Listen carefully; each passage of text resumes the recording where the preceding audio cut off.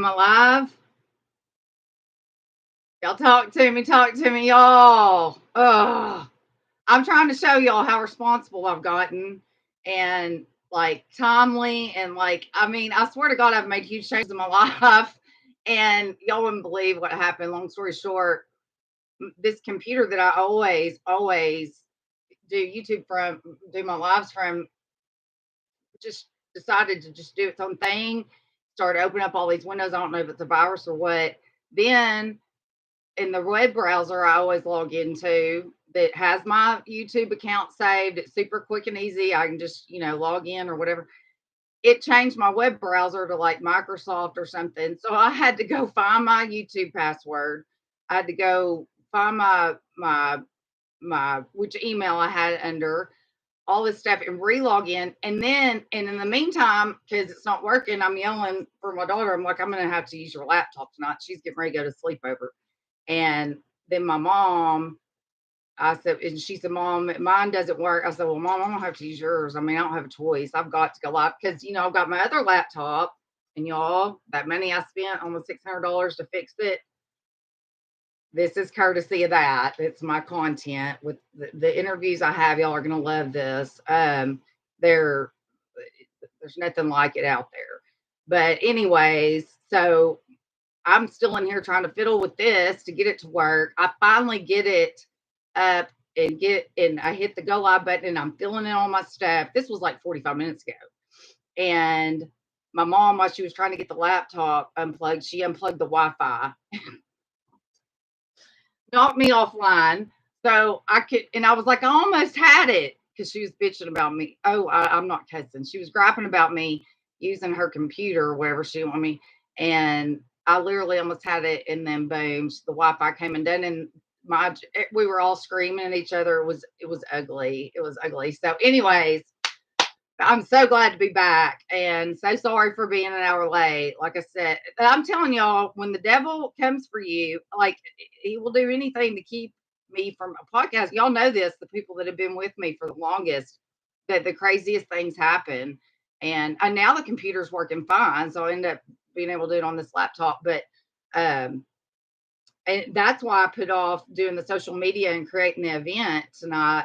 I put it off all day because I just never know. Like I wanted to be on time, so I wasn't sure all day exactly what time, and then I had it timed out perfect for 9:30, and then we see what happened. I mean, you can't make this stuff up. But and then last Saturday, long story short, I got showered, dressed, and all pretty for y'all, prepared, had prepped for like 3 hours that day.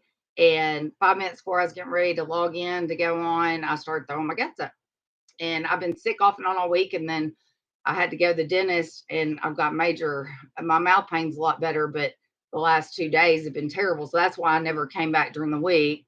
And then because I think it's been like 2 weeks or 3 weeks since I podcasted we had like a family crisis that kept me from being able to concentrate on the stuff. And then last Saturday, I believe it was, my Joe got surprised with a car, my daughter. We're gonna get to everything in just a second. I'm just telling y'all real quick. She turned 16 in January. But anyway, and Mama, can we drive around and do? And so of course I did that instead of podcasting that Saturday evening. But anyways, because I told y'all, I'm gonna start podcasting more than once a week and all, and here I go like 2 or 3 weeks since I said that in the last podcast when I did the update. But this is the official new start of the JoJo's for Justice.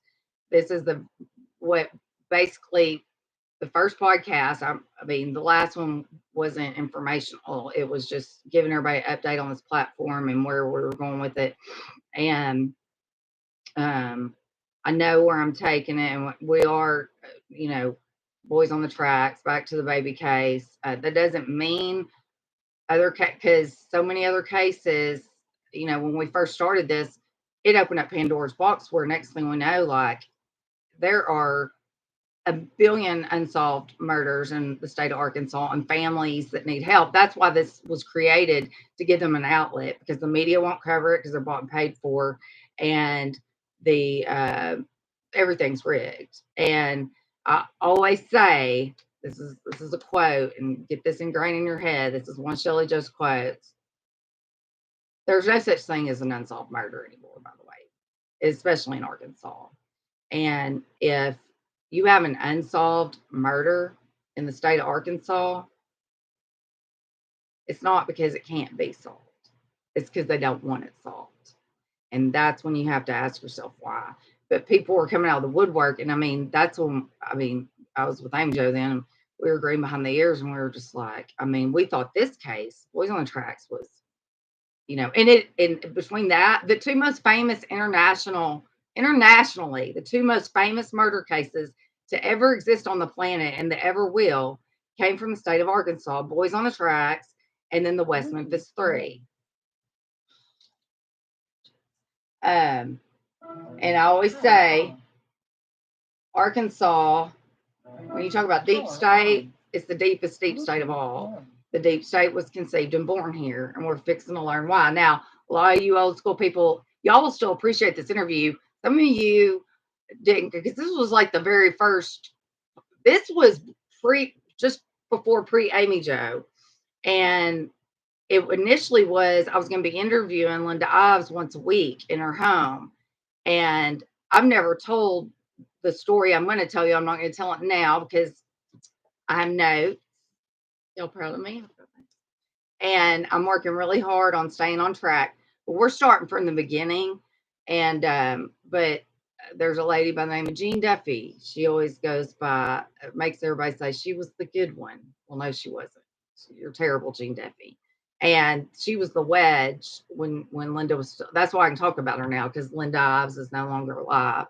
But Jean Duffy knows, I know, that she was in on the cover up of these boys' murders. And Linda, that's something she would never even entertain. So I could never go there with her, but she knew how I felt. But Jean Duffy came between, because you're going to hear when I play it that I'm with the United States Patriot Commission. And I'll tell that story later about how I became the host. It was a God thing. And, we'll talk about the people, because we have a lot of new people, Bob Govar, that was my father-in-law. Well, he was the U.S. attorney over this case back then. I was 13, way before I ever married his son. And he was in on the cover up. In fact, I've got him being there the night the boys were murdered. Okay. But I couldn't tell Linda Ives so many things I knew until after he died, because when me and his son, my husband, split, Bob did everything to try to take my daughter away from me when I had done nothing wrong. And I lived through the weight and political, every word you can describe, machine, Clinton machine. I was a victim of that, and I know how it feels. I got driven into the nut house, literally, in Rivendell. And I've talked, back when me and Amy were together, I talked about all this stuff, but we're starting over. And that way, like the next podcast, because I've got 3 interviews with Linda Ives total. Okay. And they're priceless. You'll never hear anything like it. Like Doc Washburn interviewed her. He's full of crap. He's not who he says he is. In fact, he interviewed her before I did, because they didn't have a host yet. But the way I came about getting tapped for the U.S. Patriot Commission, and then it turned into Judges for Justice, there's a whole story behind that. And I want to tell it. I don't know if it will get told tonight, because I want to stay on track, and I don't want to be on here, for 4 or 5 hours. I'm going to give it 3 hours tonight, because this interview we're going to listen to is about an hour and a half, hour and 45 minutes. And I'm talking some before, and then we'll talk after. And I've decided that unless it's just something I have to say, I'm not going to pause the interview at all. I'm going to let it play out. And I've already made notes, because last Saturday when I was going to podcast, I re-listened to it. It's been so long. And because I couldn't remember what we discussed in that interview, what we didn't. It's unedited. There's no commercial breaks like even with Doc Washburn, KRN. I mean, you only get so much time. This platform, people get all the time in the world, and I ask the questions you would ask, and then some. But these interviews they're priceless. And as far as the case goes, I will take the Medal of Honor.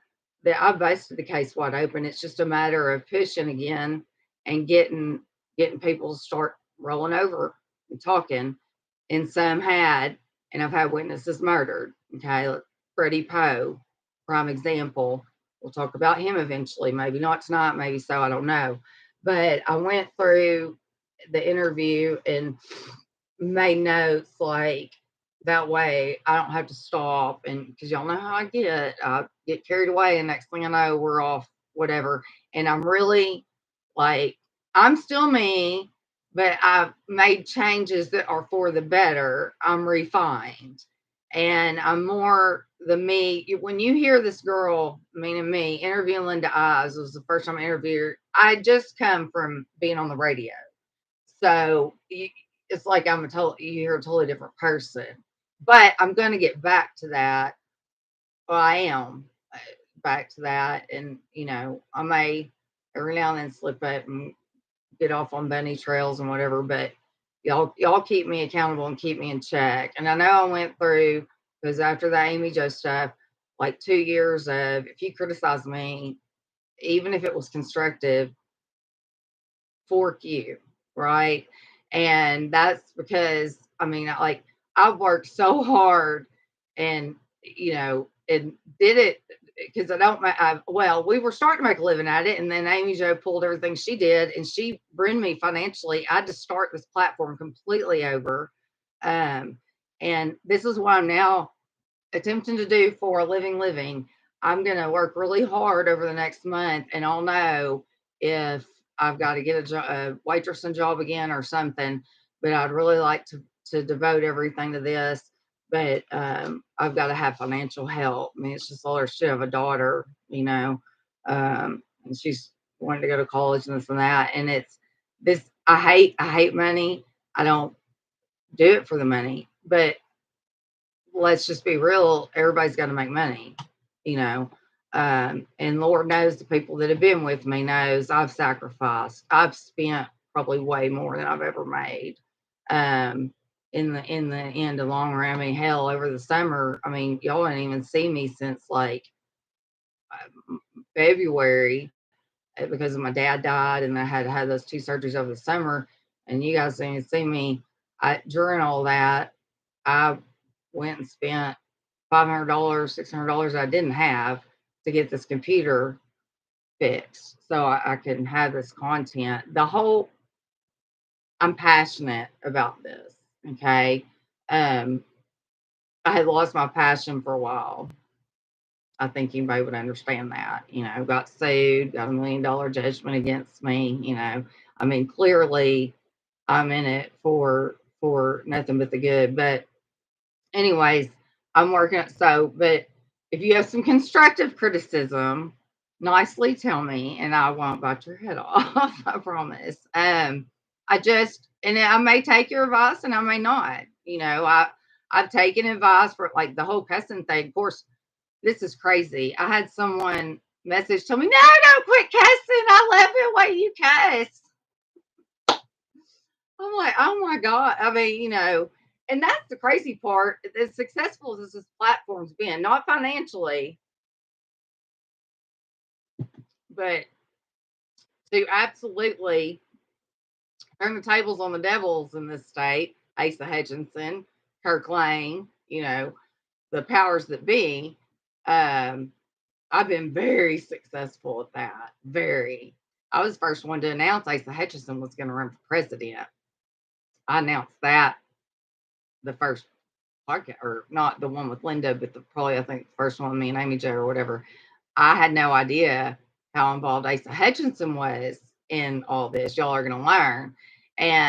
But like I said, I'm going to keep it to 3 hours. Y'all have been thinking, trying to, and I'm thinking 2.5 hours per podcast or whatever. 2 to 2.5, because I could talk from now till the cows come home and still never get all the information out on this case. And a lot of you know this stuff.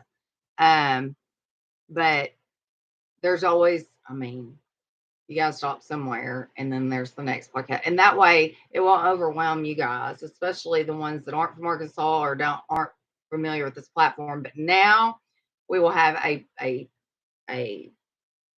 this is ground zero, this podcast. So the next podcast, if people start at, I can say like I used to, go back to podcast 1, this is officially podcast 1. I haven't labeled it that, but I may go back. I was in such a tizzy to get, and oh my God, it was like a cat fight in this house. Oh my God. If it was enough to make me want to say, fork this, I'm fixing to binge watch something and go to bed, but I didn't. I was a trooper. I'm going to read some comments, and then I have an article now, and I hate even reading this article. It's the generic one that's always been out there with the original. The boys they smoked too much pot and fell asleep and got run over by a train. Okay. But I'm doing that for really everybody, to remind the people that do know, it's all lies. And people of this day, like Marla Leverett, that rode Boys on the Tracks, and she made a ton of money off me. She had made a post, like, probably when we got into podcast 6 or 7. All of a sudden, there's this big interest in my book. Y'all go buy it, blah, blah, blah. She made a ton of money because it was our platform that did it. I'm proud of this platform. Okay. My platform. And anyways, it's the generic article, but everybody needs to know where this thing tried to go in the beginning, okay, and all the way to where it ended up. And I'll tell you what really happened. I know what happened. And I know she won't mind me saying it. I've got Jay Campbell's cousin, one of the 2 murderers of Kevin Ives and Don Henry. I've got her on record telling about the wagon wheel, that was the missing piece. And some of y'all won't understand that yet, but you will, because we'll get to it all. We're going to do it in an orderly fashion. Let me read some comments, and then I'm going to read, and I'm not reading the whole article. I'm going to read enough to where, because I'm trying to pretend like I'm y'all and what I would need to know, and you know what I mean, like in an orderly fashion, to understand this, because this case is insane. Insane doesn't even describe, like, these are those cheater glasses. My glasses I got at the eye doctor don't work. They're like magnified. I don't know. I can't use them. So I just got these on, but it's still kind of hard to see. Okay. Well, there's me. Sorry guys, major computer problem. Let's see. Amy W. Hey, Amy W. Oh, lovely Tennessee. We love lovely Tennessee on this platform. She says, oh gosh, I lost my place. So glad to see you back. I said, okay, awesome. Happy to see y'all. Oh, we don't have that many comments. Okay. HS73 girl. Hey, Shelly Joe. Hey, HHS73 girl. Bill Hill, you are very pretty, by the way. Well, Bill, thank you. I really appreciate that. I've been really down on myself. We all are our own worst enemy, but that can be more true for me. And I have not felt attractive lately, and that's bothered me. So thank you. That actually makes my night. I really appreciate that. Especially when I'm going to be 50 in 6 months. Let's see. Red Scout. Hello. Well, hello. Don't be down. Christ is with you. You're so correct. Here's the thing. If you don't believe in God, you will by the time we get into about the second or third podcast, because nobody lives through what I've been doing this 5 years. I should have been dead a long time. I still get messages all the time. How are you still alive? Like, no, because when Kevin and Dawn got murdered, And there were so many witnesses, and we're going to talk about how I figured that out, that there wasn't just 3 or 4 people. There was more like 30. Okay. And Bill Clinton was involved in all this. Bill Clinton was, his brother Roger Clinton. I've even got the actor Billy Bob Thornton involved in this because he was a big drug dealer in Malvern back then. And I won't go on record say as a fact, but this ever got out to him and he sued me, I don't care. Sue me. I ain't got anything to get, right? So I mean, and I've met the devil before. I am scared of nothing. Absolutely nothing. Other than my daughter's driving. That scares me. I mean, she's doing really much better though. I hope she's not watching. Um, let's see. He said, "Don't be downcast with you." He is actually, yeah, he is. And I mean, because anybody can tell you in Arkansas, nobody survives. Like you don't. Like I mean, Linda Ives. I'll say this, and then I'll start reading the article. I'll never forget after I interviewed her, got back home, and all hell had broke loose because the person that started the United States Patriot Commission to help Linda Eyes, and he was in it to make money too. And I was only getting paid $40 a podcast. Well, that didn't even cover my gas hardly from Mountain View to Benton every week. But again, I didn't do it for the money. Never have. Um, but he, oh gosh, y'all know how I do. I just lost my train of thought. What was I just saying? Oh, yeah. Gene Duffy, and I didn't know this at the time, but there was a big blow up constantly, and she was coming between Linda and Sambo, the guy that created the U.S. Patriot Commission. In fact, this interview you're going to hear, I was already halfway to Benton when I got a call from Linda saying, or no, I got a call from Sambo saying, "Turn around, Gene Duffy," and he couldn't stand Gene. Gene couldn't stand him. Well, we know why now, because Gene wasn't on the cover up the whole time. She was at the wagon wheel that night too when those boys walked in just to score some pot in the back room, and all the drugs were being taken out of the backpacks from the drug drop. And Bill Clinton said, and I quote, "Kill those boys." And that's when Kirk Lane, who works for DH, he was Asa Hutchinson appointed him as the Arkansas drug director. And then when Sarah, and right before Sarah Huckabee Sanders took place as governor, he got promoted. Now he's over billions of dollars in opioid money. Kirk Lane, you're a murderer. You're a murderer. Everyone knows this. And Jay Campbell. But then they were ordered everybody because there was like 30 or 40 people back there. That was the night they partied, man, all the drugs coming in. So Bill Clinton had to order everybody down to the tracks to participate in disposing of the bodies and this and that, so nobody would talk. And I mean, you go to the Clinton body count, it started just before Kevin Ives and Don Henry, but they're pretty much number 1 and 2.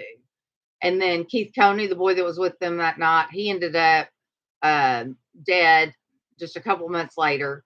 And he was on his motorcycle in a high-speed chase. Someone was chasing him, Kirk Lane, Jay Campbell, and his throat had been he died. He hit a back of 18-wheeler and died, but his throat had been slashed. So basically they got him and were trying to kill him, and he got away. And we've seen this before. I interviewed Joanna Gaskins Riddle and her husband. He's on the Clinton body count, ex-husband Arlen Nugent. I still have those interviews, so we're going to go back and listen. And then I have the an interview from the alderman Brad Moore, who served under, as he called it, Kirk Lane's regime when Kirk Lane became Benton chief of police. Oh, my dog did.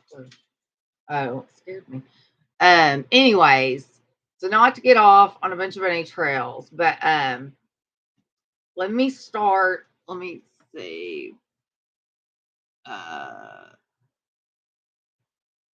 Red Scout. People think he's a hippy dippy Jesus Christ, soft as grease, yes, but also the Lord who judges righteously. Yeah. People have painted him hippy dippy. Looks more like a lion, actually.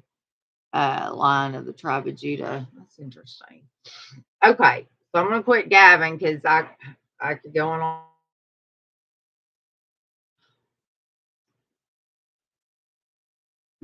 My mouth's been so dry. Oh shoot, y'all give me just a second. I need to share this to Facebook. And while I'm doing that, just a reminder, if you can afford to help me financially, I don't even care if it's $1. Whatever can be done, whatever you can do is so appreciated. Because I've got to start making a living at this somewhat again, or I'm gonna have. I'm not. I mean, I'll still do it, but it's gonna be. I'm not gonna be able to do it like I like to. Let me share this link to Facebook. Uh,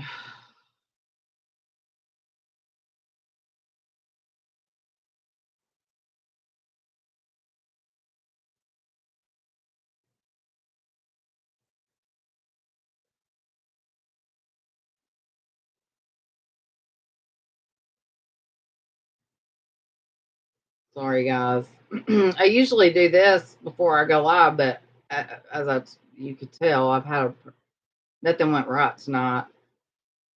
Interview with. Y'all just give me like 2 minutes.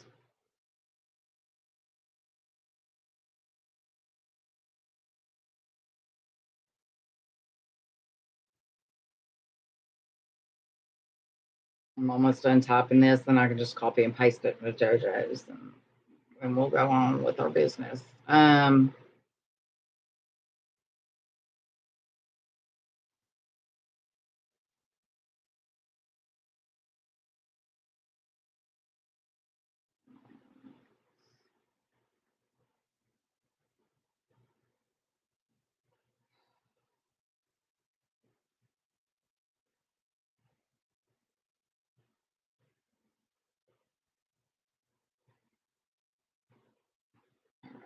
me copy.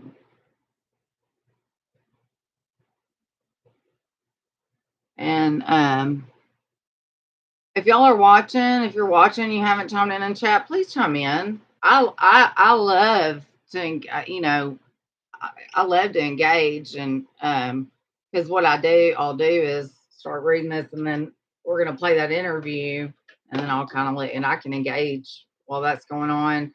If you have any questions during the interview, like we can, I can be taught because I think it's like an hour and 40 minutes, around 45 minutes. All right, let me go to JoJo's, but yeah, please engage and please like this video. If you don't like it, then just don't do anything. Please like it. I would really appreciate that. That helps with the algorithms. All right, let's see. I'm gonna share it one more spot. I'm gonna share it in the Saline County group. I haven't done that before. Lane's gonna love that. Let's see here.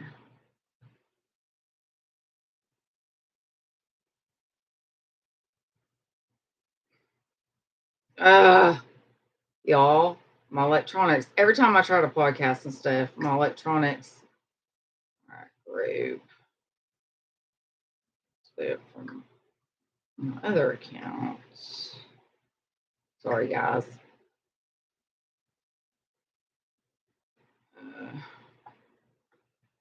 Lane, I think is what it is. And that there's even more information I'm not that I've gotten on the case, and I'm not. But the big one about okay,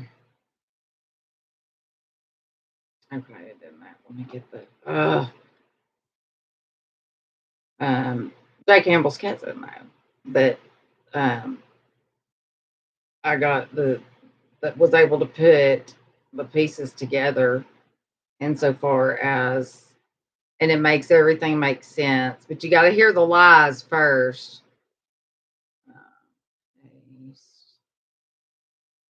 See, post.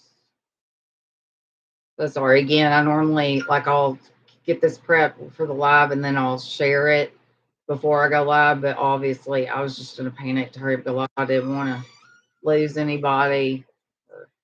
He doesn't. I don't think he wants to go outside right now.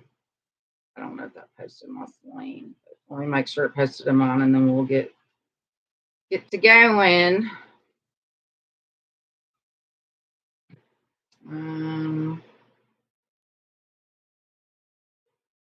share my stories, and then we'll be done.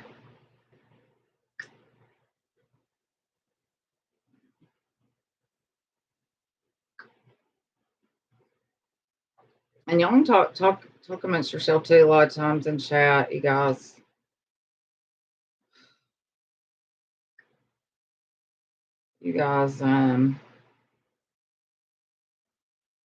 Know each other. A lot of y'all know each other from chat. Let me share. Okay.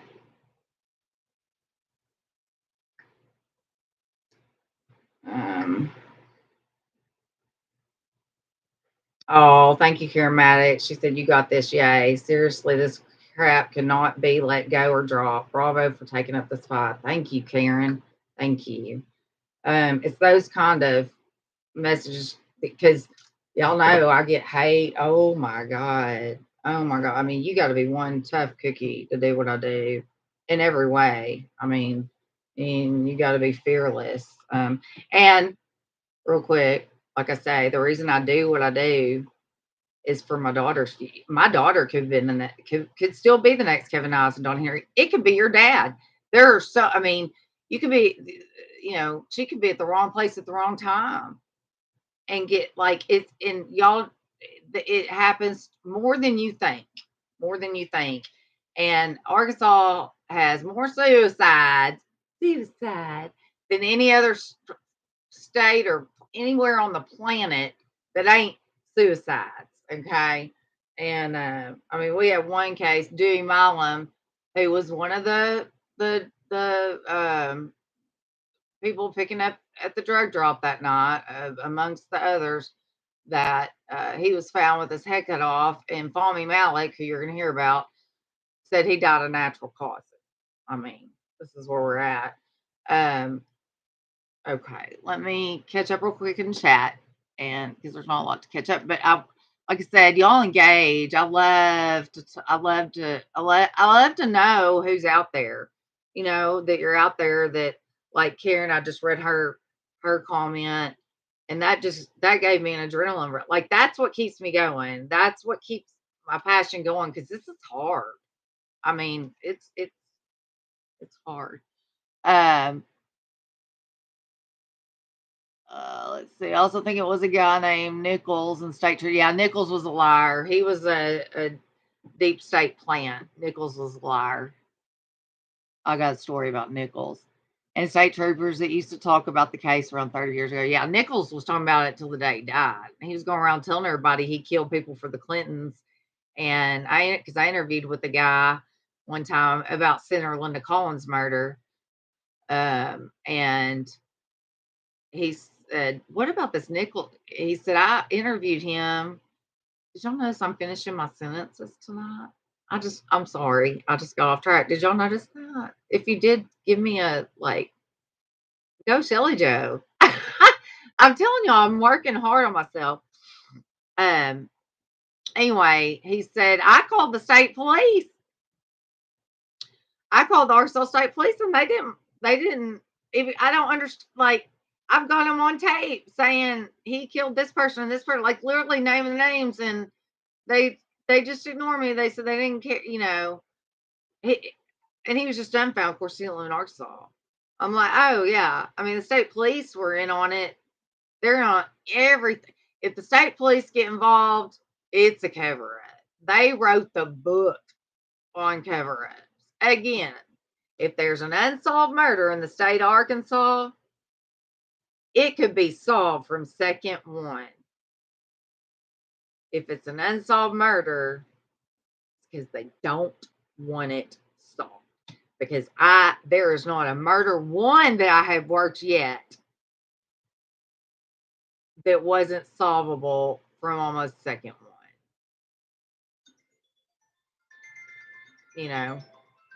And y'all, those of you who've been following me on, y'all know this. This is why I'm hated by the powers that be. And I mean, all the way down to, because you got county judges, you got sheriffs, you've got even deputies involved. I mean, it's called organized crime. And then you got your state senators or I mean, I'm hated by the bad guy, and it's a badge of honor it's a badge of honor. I love it, you know. Um, let's see. Great to see you on here. Finally got it working. I did, Karen, and I don't know if you heard. Actually saw your comment and read it a minute ago. I really appreciate that. Um, relax your shoulders. I can't. I've had rods put in my neck and back. I can't do that. There's the rest of Jesus Christ. You're all pinned up. No, I'm fine. I'm not even hurting right now. Okay, let me. Oh, okay. Lynn McDonald, my bestie. She just got Winnie Joe, I call her. Uh, she just got my text. So I was wondering where you were, Lynn. When you get on here, let me know and chime in and chat because I'm like, where are you? Jason Lamble, same here, just got the chat to work. Okay, well, good. Well, and thanks for being here, Jason. All right, I'm going to read this generic, not all, like I said, not the whole of the article. It takes an hour to read the whole article, but enough to where we're going to start with all the lies. This is all like the initial stuff. And then over time, we're going to get to the real truth. Let me find it real quick. I have it saved on my phone.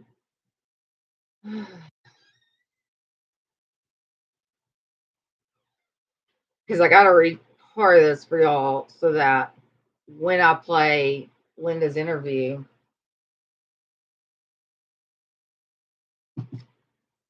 this first interview with Linda, we've got 3 total, but so that you'll understand what she's talking about.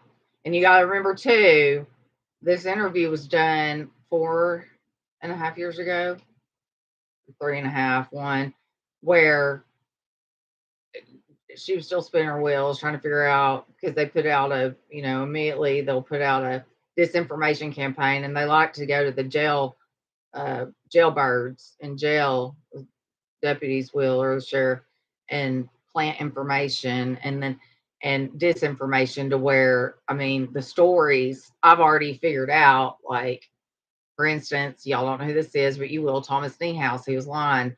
I got a text. I knew he was lying. I'd figured it out, where he said he saw Dan Harmon, Charlene Will, where they make it just focused on like 3 or 4 people and had this whole entire time. And as it turns out, they were just patsies. They were patsies. And but that's what they do, to where you can never solve it. Well, I've solved it, and you'll see. You'll see how factually I have solved this eventually. Now it's just a matter of raising hell, telling it all, and raising complete and total hell until, which was my plan in the beginning when we started this. Um,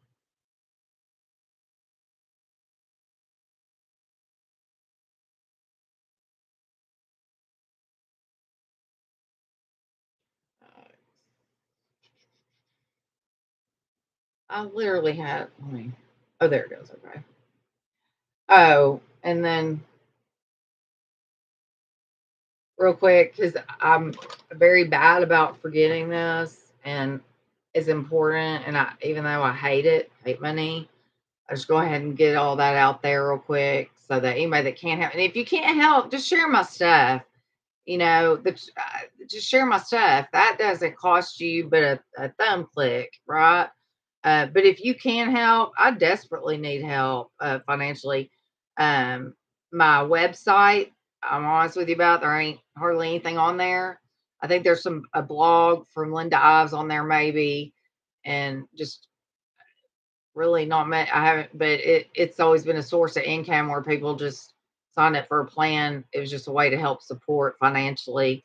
There's a yearly plan for like 200, I think, and then there's a monthly plan for either $20 a month or $10 a month, whichever. And basically, what you're getting out of it is my work here. Eventually, I'll get the website figure out something to do with it. But right now, I mean, I just can't. But it's jojosforjustice.org, JOJOS for justice.org.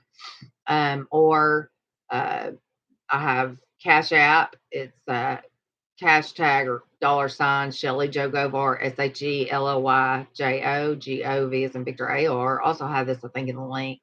PayPal's just at ShellyGovar. And I think that's it. And thank you to the lady who sent me $25 after the last podcast. I really, really appreciate it. I was trying to figure out how to message you on there and I couldn't figure it out. I don't know if you're watching, but I really appreciate it. And I appreciate anything anybody can do to help me. But sharing my stuff is very important. Okay.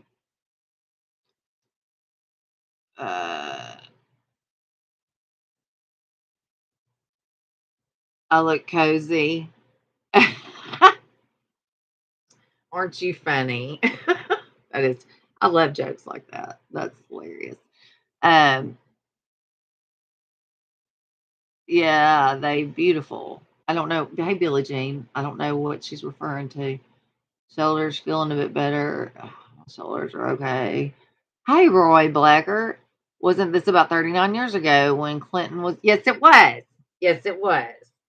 And to tell you real quick, like I said, my father-in-law, I found out, I figured a lot of stuff out while I was married to his son about all this, but he was involved as a U.S. attorney in the Western District of Arkansas in the cover up, while Asa Hutchinson was the U.S. attorney. I'm sorry, Bob was Eastern District out of Little Rock. Asa Hutchinson back then was the Western District U.S. attorney. And he's got the most blood on his hands besides Bill Clinton and Bob Govar and everybody else, and Kirkland, Jay Campbell, and everyone else. Um, because he's the one that got Barry Seals.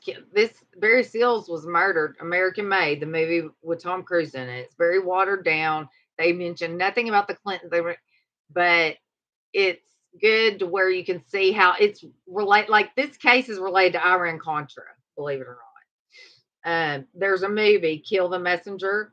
Gary Webb is the one, and he ended up. He decided he was the one that ended up busting wide open the story on Iran Contra.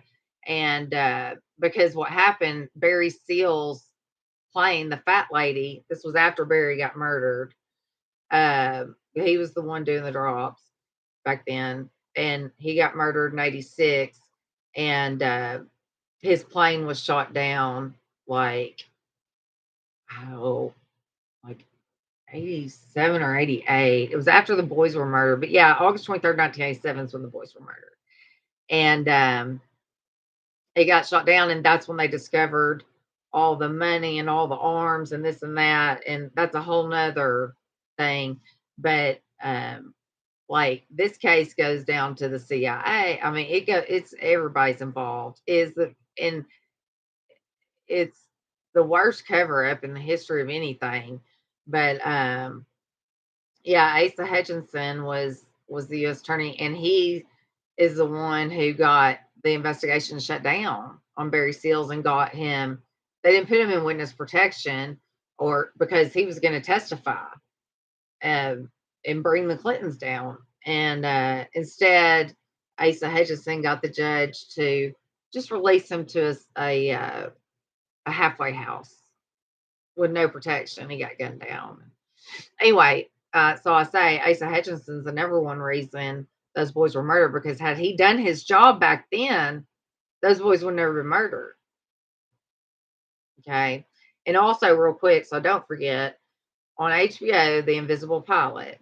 Okay. I have a podcast where I figured out who was flying the plane the night the boys were murdered. It was Gary Irby. And I have that video. I don't know if that one's, I had to hide some of the videos that had that case in it. I got sued for it, but I think that one may still be up. I don't know, but we'll go over it all again eventually.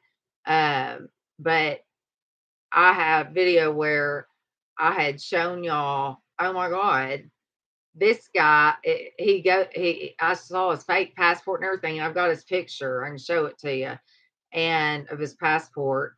as a doctor or something, and it's Gary Irby. And I had shown that, and that was like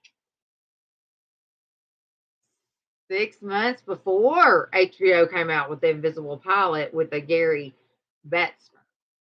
Okay. Well, he goes by Gary Irby.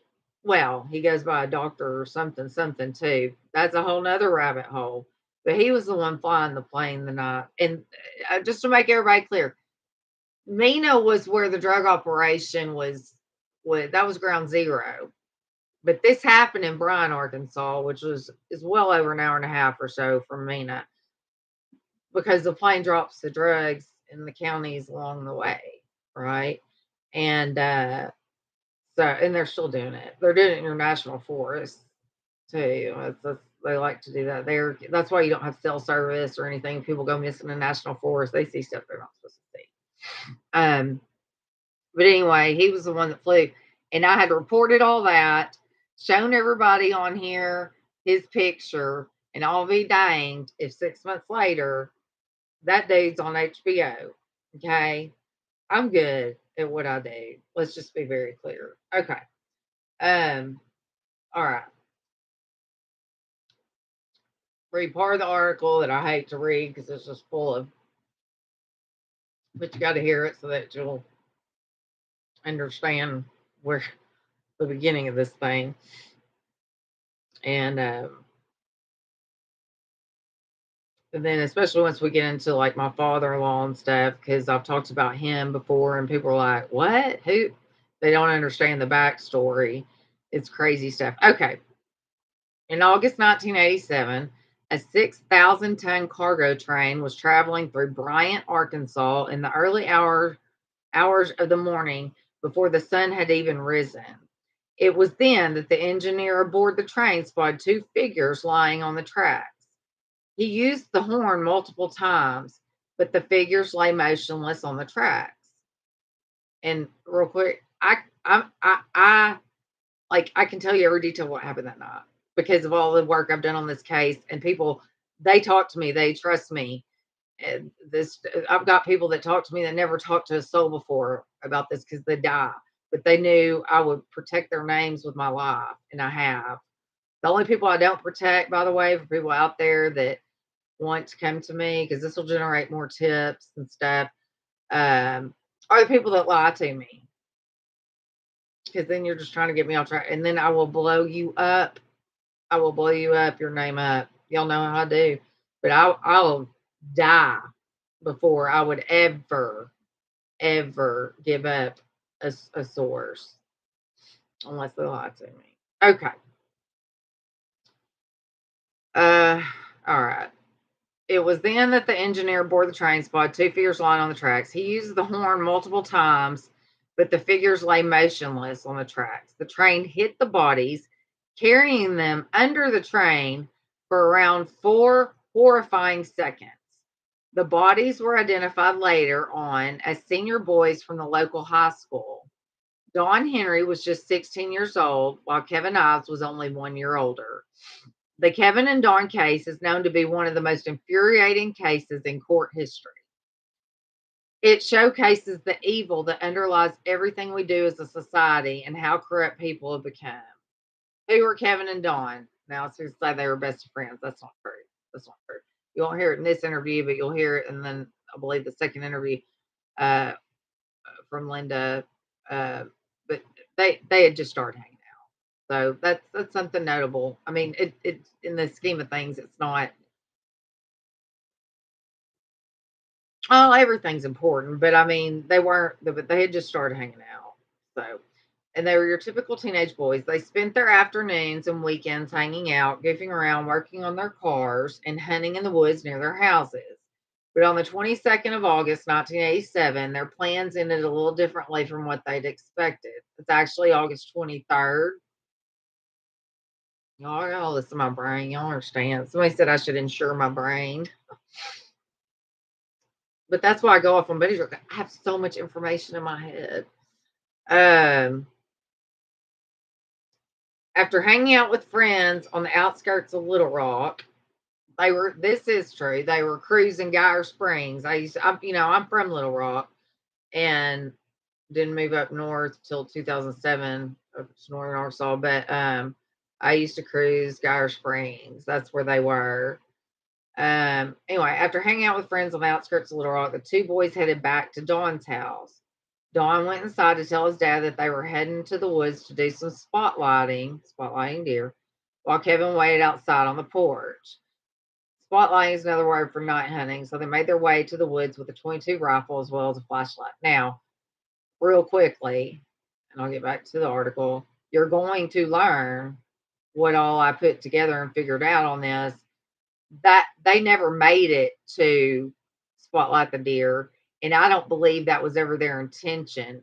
That was the only way Dawn was allowed to leave past curfew, to leave the house. And so to make it look real, he went and asked for his to borrow his dad's flashlight, and Kevin brought shotgun. Now their whole thing was they were going to go score some pot. Now they may, I believe there's a good chance once they got their pot, that's where what got them killed when they shot, because Don Henry's older brother was best friends with Keith McCaskill, who was murdered after all this and was stabbed 113 times.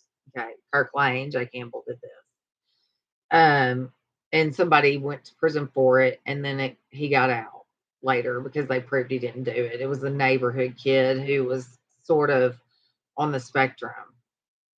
And Keith McCaskill was a huge guy. But anyway, Dawn's older brother. So Keith McCaskill was like an older brother, and Dawn would go to the wagon wheel and come through the back to score pot when he wanted pot from Keith McCaskill.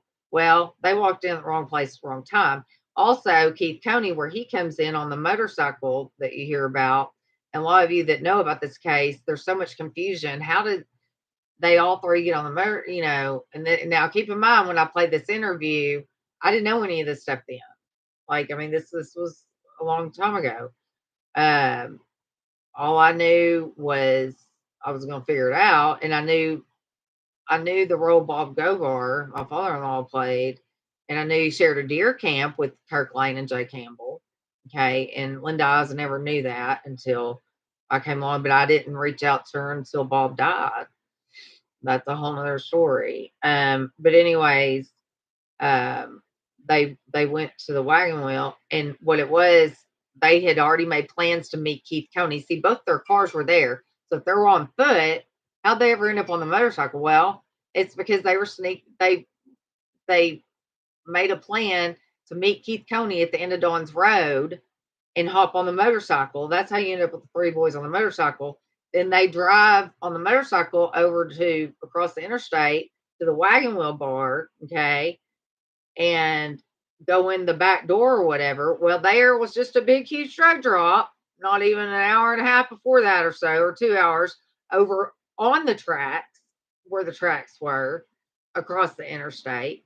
And it takes about 30 people, because I've got a witness to a Mina drug drop, and that's when the light bulbs went off. It takes about 30 people to get all those drugs. They've got military grade style backpacks, and the people, the drug mules, or whatever you want to call them, they're the users.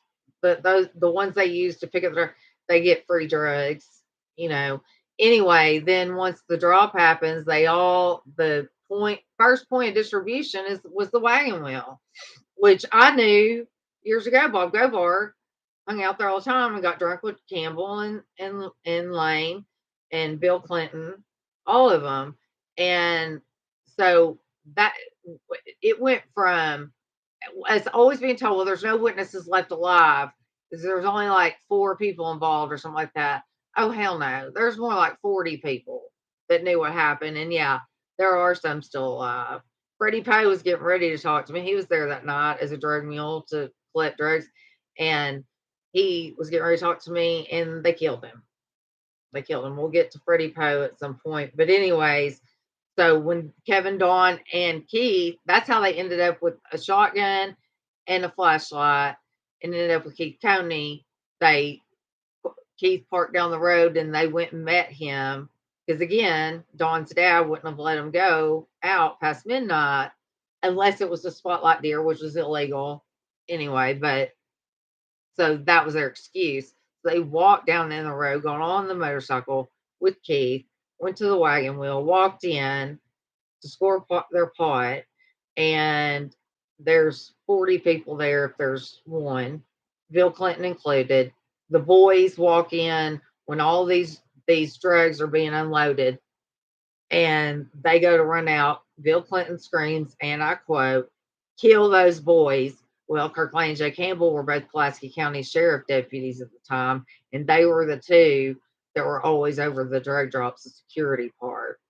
So that's how they gave chase to the boys on the motorcycle, and they ended up at the payphone trying to call 911. And then we have Sketchy Jerry and Ronnie Godwin, who both witnessed, and we'll get into all of that, uh, certain things at the payphone, and two cops beating the shit out of two boys. Oh, beating the poop out of two boys. It's so good on my cousin. But where's she? Um,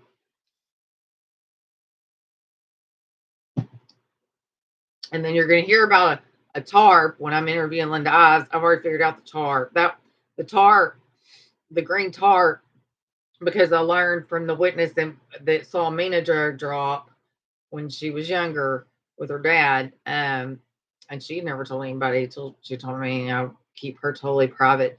There's at least 34 people, and they get dropped on pallet, or probably not, I don't know, pallet there, but it's a green military style tarp that kind of parachutes it.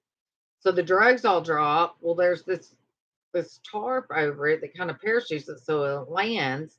Then any drug drops, whoever's in charge, which is Kirkland J. Campbell, they would take the tarp, put it in their trunk, and they would always be in their unmarked police car.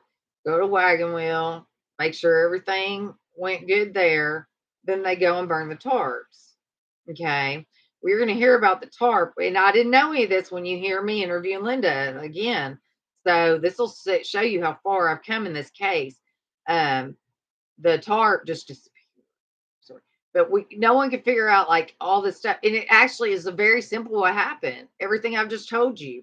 And when they get to the payphone to call 911, that's when, per the two witnesses, Keith Coney, he was the only one on his motorcycle still. Kevin and Dawn had jumped off. And again, Kevin had a shotgun. Dawn had a flashlight. Keith, the Lane and Campbell pulling their unmarked car like hell out of like crazy because they're chasing them. Well, Keith, they jump out of the car towards the boys. Keith got away. He takes off on his motorcycle. He got away, but he only lived for like 2 more months. That's a whole nother story. But and he knew it was Campbell and Lane. He knew they were. And one of the witnesses, who happened to be, it's crazy, his wife, he thought he had been cheating on him. So he was parked there with his lights off, parked across from the Ranchette grocery store which is what it was at the time, trying to catch his wife cheating. And instead he sees these cops beating the crap. And then Sketchy Jerry, who didn't know that Ronnie Gone was there and vice versa, he had 2 DWIs and he had just left the bar and he saw the cops. So he just parked and turned everything off. And then when he goes, he sees what's going on, and then the cops turn down what was a dead end road. I have photographs of all the scenes that I'm gonna figure out how to get on and show you guys soon. But he knew that it was a dead end, they'd have to turn around, so he decided to wait. Well, then that's when Campbell Lane do come back, but the bodies were wrapped up in the tarp. That's how the tarp, because the tarp was from the drug draw. That's how the tarp came into play. That was one of the biggest mysteries of all. Where did this green tarp come from? And of course, as you'll hear, Linda, that it just no, it didn't exist. It was an optical illusion. They said there was no tarp. Okay, but Kirk and Jay took on Kevin and Dawn, and Kevin got beat with the the handle of the phone in the head until he was unconscious. Then Lane had Kevin, and had grabbed his shotgun from him and beat him over the head. Anyway, or I mean, yeah. And then Dawn was beat. One of them was beat with the the phone handle. Anyway, they got him enough unconscious or semi-unconscious enough. They threw him in the back of the police car, and they end up at the dead end road. They go towards to a dead end road, and we know this because Sketchy Jerry and Ronnie Goldman, and this is all documented, said they went to the dead end road, and they both saw him come back out, and the windows were open in the back, and there was flapping like a garbage bag. Well, that was the tarp from the drug draw. Now, you tell me how little old me, nobody, single mama, the most broke single mama you've ever seen, who's living with her mama, can figure all this out with just a computer and a telephone. But the best in the FBI and the best at the US, they couldn't figure. Stop it. That's how aggressive I am about this case. And anyway, there was a gunshot heard that night prior. Well, Lane and Campbell couldn't. Yeah, they had their guns on them, but they couldn't kill them with their state issued gun from the sheriff's department, obviously. So they had to use what they had. I mean, that's why everything got so messy. This was a very unexpected, and that's why so many people were murdered after, or killed in a one car accident, or you name it, suicide. They love to suicide them. But they went to the dead road. Kevin was shot with his own shotgun in the head, and Dawn was stabbed to death by, I believe Kirk Lane's the one that killed Dawn, and Jay Campbell's the one that killed Kevin. Is one or the other. That part doesn't really matter. I know what happened. I'm telling you what happened, and that's factual. That Dawn was found stabbed. In the blood, the main blow that killed him was he was stabbed in the back where his kidney was. Anyway, so they kill him. They're dead. They take the tarp they just happen to have from the drug drop in the trunk that they would normally go burn after the drug, make sure everything's good. They took that and wrapped them up in it, and that's where the tarp came from. And they put them in the back seat. They went back to the wagon wheel, and Bill Clinton ordered every single person down to the railroad tracks. So yeah, like 30, 40 people. Bob Govar was one of them. U.S. Attorney Bob Govar, my father-in-law, was one of them. And they all had to participate. And because back then the video cameras weren't, they're almost unheard of, but when you're governor, you can have a video camera. And Bill Clinton, in order to keep everybody quiet, made sure everyone was videoed, like helping carry them or like doing something on video to where everyone's implicated and they won't say anything. And so that's when I learned I learned a lot. But with the Mina drug drop person, that's when the light came on where it's like, oh my God, yeah, like it takes, like she said, there was at least 30 people at that drug drop. So there's going to be that means that's what it's going to be at any drug drop, right? And the big dealers, the ones that Terry Wayne Miller, I've talked about you before. You need to come clean. You were the biggest drug dealer in Grant County back then, and you were living in Jean Duffy's house that she rented to you. And Terry Wayne Miller, your wife at the time, was Dan Harmon's paralegal, who Dan Harmon was the fake county prosecutor on the case that befriended Linda Ives in order to take her in the wrong direction. This story is crazy and sick, and it's true. But anyways, they got him down the tracks. That's when they let him get run over, and that's what happened.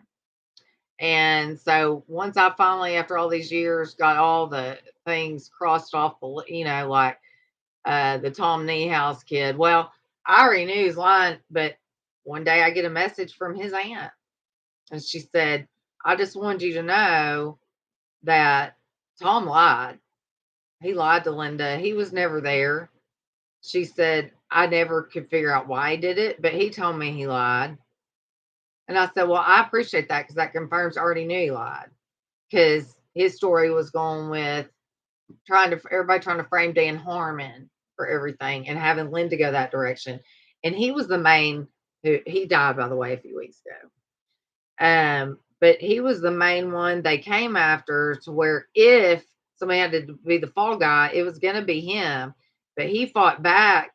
You know, they were doing this all off the radar, and he managed to keep himself out of jail or whatever. But I mean, Linda Oz was convinced he was the ringleader. He wasn't that smart. No, no, no. He was a drug addict and an alcoholic. He didn't deal drug. I mean, he might have just for a few friends or something, but he was no drug dealer. You did that. The cartel, that no, they do not let users be their big drug dealer, right? They'll snort up all. I mean, they'll end up having to kill them because they're irresponsible, and so. But anyways, I just gave y'all a really good background on that. Let me see if there's any questions on. Uh, did Terry Reid have anything to do with this? Uh, Terry Reid. Okay, Roy, I need you to. I'm gonna continue reading, but I need you to refresh my memory on him. I know that name. Or are you talking about Terry Nichols? Um, I know that name, Terry Reid. Well, I just told you about Terry Wayne Miller that did. Okay, let me get back to this, and then Roy, if you would get in the description, in the comments, kind of let me know a little bit more about who that person was, and I can probably answer questions. So, and I'll look at it after I finish reading. All right. So we left off at Dawn went inside, tells Dad that they were heading to the woods to do some spotlighting, while Kevin waited outside on the porch. Spotlighting is another word for night hunting. They made their way to the woods with a 22 rifle as well as a flashlight. They never made it to the woods. They made it to the woods on the tracks after they were dead. Spotlighting in the woods of Arkansas. Spotlighting or night hunting is technically illegal in the state of Arkansas, but they were young boys. As you'll soon find out, there was plenty of worse illegal activity taking place in the woods that night.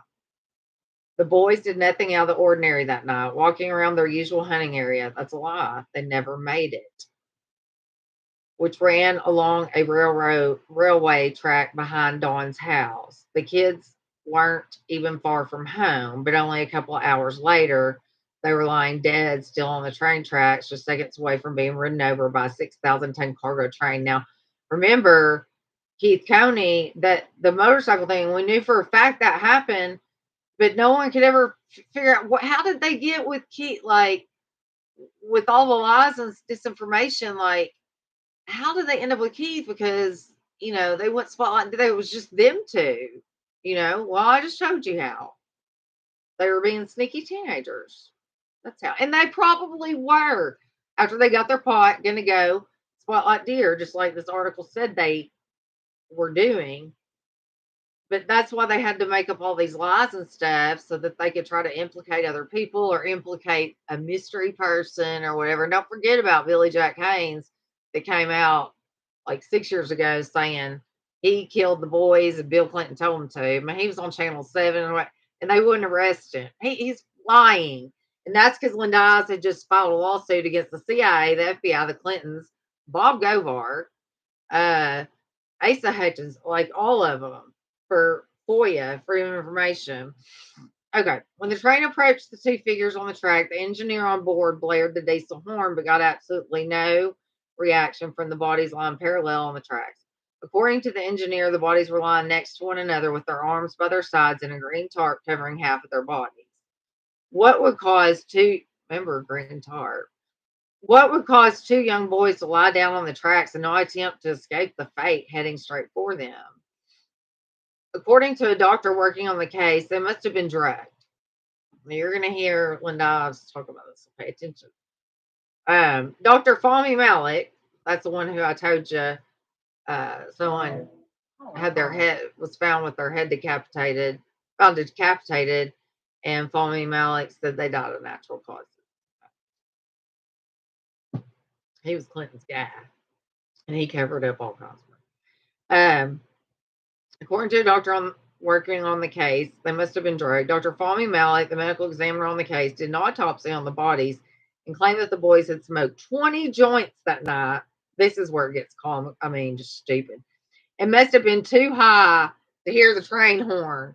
Now, I remember when I was 13 and this happened, I didn't know anything about pot or drink, but even I knew, even my dad, who had never smoked a joint, knew that was big. Everyone in Arkansas knew that that was impossible. But that's what they tried to push. And had it not been for Linda Ives, they'd have gotten away with that original. I mean, she fought for all till the day she died. They said they smoked 20 joints that night and must have been too high to hear the train horn. He wanted to rule the entire incident as a mistake.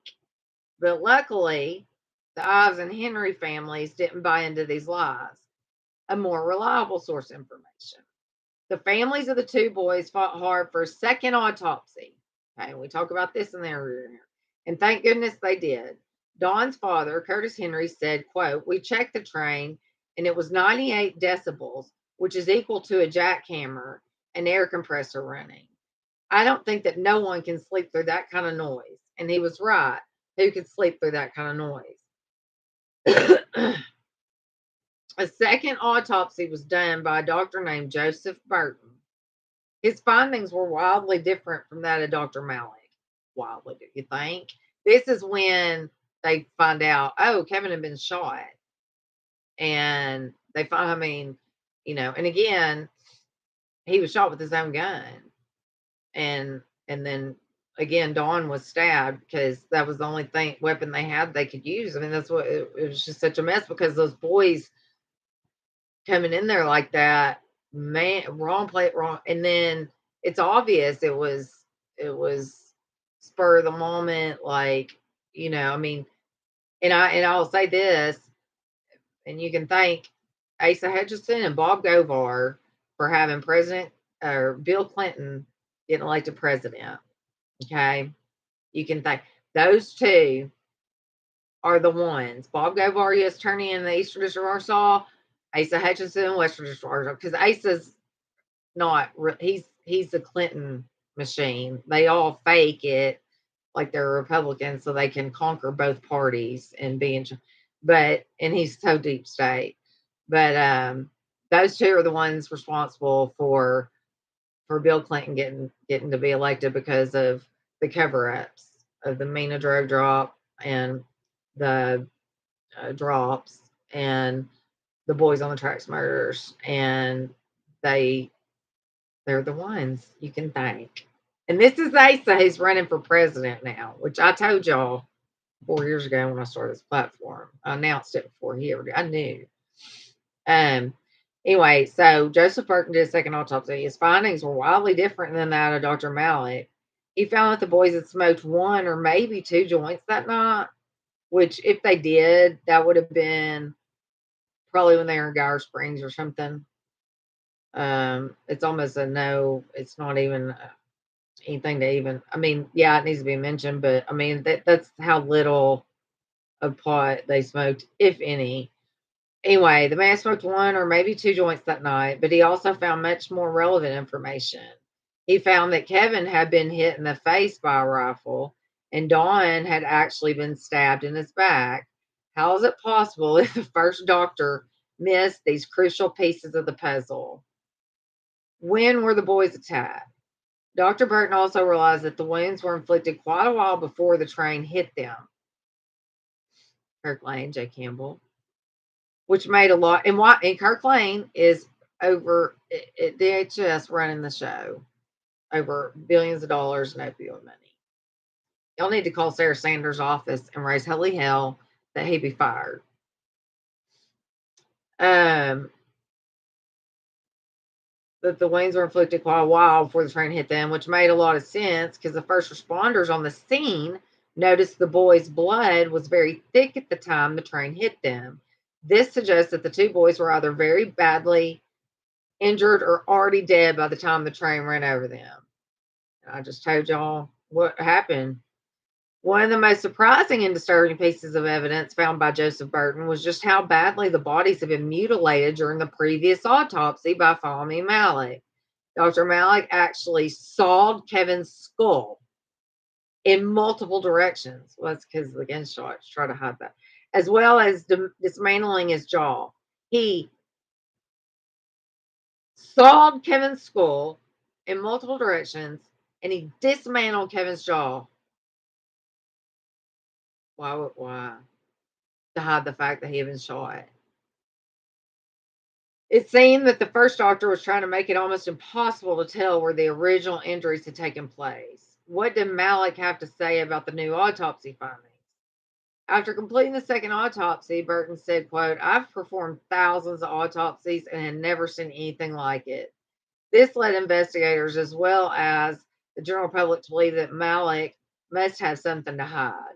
When asked about his findings, Malak said, "Was there a stab?" The answer is no. Were they dead beforehand? Absolutely not. They were alive. That was the story, and he stuck to it.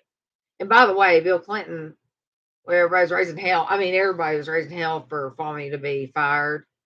And instead, Bill Clinton went, and you can find it on YouTube, went on, I believe it was Channel 7, 4, 7-Eleven, and said not only did he have confidence in Fahmy Malak, but he was doing an outstanding job at the medical examiner's office, and he was getting a raise. That's on record. You can look it up on YouTube. True story. Gave him a raise. Because of the two doctors' conflicting opinions, many more forensic investigators and pathologists were brought onto the case. They collectively decided that this case was no longer about accidental deaths, but rather murder. It's safe to say that Malak's reputation had been destroyed, and 20 more cases that he'd investigated were reopened. And by the way, one or two of those were cases where Bill Clinton's mom, because she was a nurse anesthetist or anesthesiologist, she killed like 3 or 4 people at the hospital in Hot Springs. Don't think that was an accident. Okay. That was on purpose. In surgery, she literally is responsible for like 3 or 4 people's deaths. So, and guess who was in charge? Fahmy Malak. It was covered up. But I want to throw that in there because they said that all the doctors collectively decided that this case was no longer about accidental deaths but murder. It's safe to say that Malak's reputation had been destroyed, and 20 more cases that he had investigated were reopened. These cases consisted of a quote suicide end quote ruling when a man had been shot 5 times in the chest, as well as an ulcer for a man whose head had been decapitated. That's Dewey Mile. And I got that movie. It was an ulcer. He was decapitated, but I said natural cause. Fahmy ruled it an ulcer. He died of an ulcer. But he was decapitated. And he blamed it, when that all came out, he blamed it on the dog, that the dog ate his owner. So what happened to Dr. Malak? You'd think with all the false ruling that he came up with, the man would have been fired. The general public was outraged and called for justice and Malak to be relieved of his duties. But that's not what happened. Bill Clinton, governor of Arkansas at the time, decided not only keep Malak, but give him a $14,000 raise. I think I just told y'all about that. According to Clinton, if Malak missed a few details, it was because the man was overworked, underpaid, and just tired. Y'all, like I said, you can find that on YouTube. But it wasn't only Malak that acted strangely during this case. Federal officials and local officers both acted suspiciously. The engineer on the train told the police about the green tarp over the bodies, but later they denied ever being told about it. They even questioned its existence. That to me would be like questioning the existence of the boys on the tracks, because what's real is real and what's not is not. And it was there as well as the boys, end quote.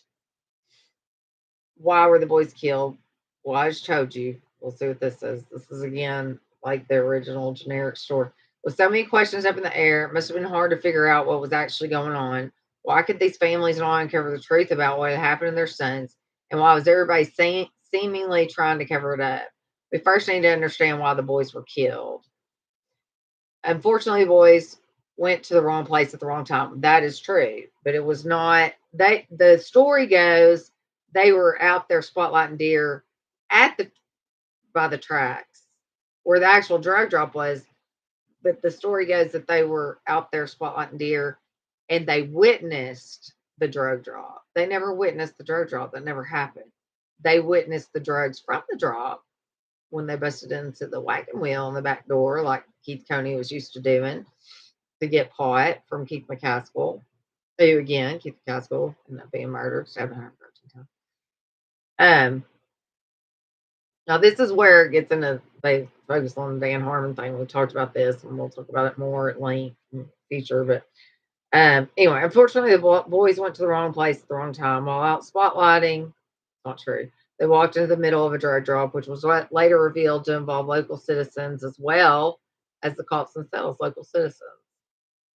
One of them, this is gonna blow your mind. One of the uh, people participating in the drug drop and always did was none other than Don Henry's sister, Gayla Henry. She was there at the wagon wheel unloading her. The wagon wheel's a bar, by the way. Unloading her big backpack that she had collected because they were all like bricks and bricks. I mean, a backpack can only hold so much. You think about it, I mean, it makes sense. I mean, they're dropping crap ton of drugs. Well, how you get them out in the middle of the woods? That takes a lot of people. No technology is going to do that for you, even in this day and age. But that that's something we'll talk about later on. But Gayla Henry, I've got her there. I've got John Henry's sister there, um, along with Freddie Poe, who was her boyfriend at the time. They lived together, and Freddie Poe, who, like I was talking about earlier, years and years later, decided he was going to talk to me. And the day before we were supposed to talk, he was found dead. His Rottweiler was poisoned, and he was on his knees in his bed, and his necklace was in his mouth. He had a habit of, when he was in pain, chewing on his cross necklace and an inhaler in one hand. And can I tell you what he died of? Natural causes. Although Foamy Malik, of course, isn't there anymore. We've got Frank Peretti and others, and Peretti is the one who basically he did the West Memphis Three and just and totally. I mean, he was another Foamy Malik. He still is. He's still there. Um.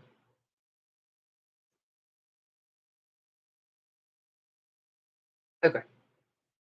Which was later revealed. Okay, let me say this part again. While out spotlighting, they walked in the middle of a drug drop, which we just talked about that. They didn't.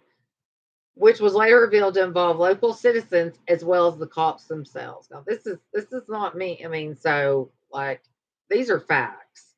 This explains the reasons for the cover up a little better. You think? A long trail of corruption. Now, see, this is where they focus on Dan Harmon, and that's where Linda Ives.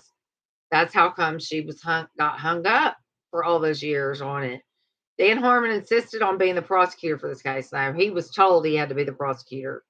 Getting close to the families and supporting them through this difficult time, or so it seemed. Harmon had multiple charges of domestic violence against him from his ex-wife, but the man remained protected by the law for some unknown reason. It later turned out that Harmon was involved in the drug drop. He was, but he was there as a pack mule, as a drug mule, collecting drugs and then going back and snorting coke and partying. He wasn't there as a big drug dealer. Terry Wayne Miller was. He had Grant. He was the biggest drug dealer in Grant and Saline County, meaning They drop all these drugs. You've got at the wagon wheel your big shots from whatever counties you're serving with all those drugs. They're there. Then they go get home and they distribute it on down till it ends up because you ask yourself, I mean, how do the cocaine or how does it all end up on your neighbor's coffee table?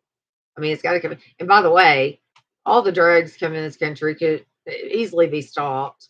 I mean, we're the ones doing it. Um. Anyway, so see, he's a mess. He's domestic violence against him from his ex-wife, but the man remained protected by the law for some unknown reason. It later turned out that Harmon was involved in the drug drop, but acting as the prosecutor on the case meant he could manipulate it in his favor. Let me repeat that. This is how insane. This doesn't even shock me anymore, but I'm sure it's shocking to some. It later turned out that Harmon was involved in the drug drop, and he was involved in the drug drop, along with like 40 other people. But acting as not only was involved in the drug drop, but acting as a prosecutor on the case. So he's prosecuting the case that he was one of the perpetrators in, and befriended Linda Ives. I mean, Linda Ives thought he hung the moon for so long.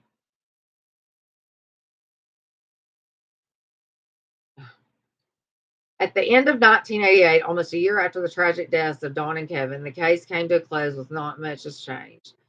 Suspicious behavior and a dodgy investigation littered the case from start to finish. With so many questions left unanswered, the frustration of both families must have been an all-time high. In steps Jean Duffy, head of Arkansas Terry Task Force. Now, again, I told you earlier, she's the one who destroyed the U.S. Patriot Commission before I even got down there. And that's a whole story, but bottom line was I got that first interview with Linda and then all hell breaks loose. So I believe in this so much. I tell Linda, I think I'm going to get a co-host and we're just going to run with this. And that's how that's how it got started. And because Amy Jo was the one I got when I was doing radio in Little Rock uh, with Dave Ellswig on the Dave Ellswig show on the women's power pound, the right view. It's conservative. It was conservative. Anyway, I had met Amy Jo through doing that because she was always in the comments and was like the biggest fan. And she was so smart and all this. That's how I got Dave to give her a try to be on the show with us. So that's how me and Amy Jo met and became close. And then we had started talking about before I got hired with the Patriot Commission to do a podcast and start a podcast. And then I ended up this happened, and then it's like, hey, do you want to be, and then it just took off from there. It's pretty wild.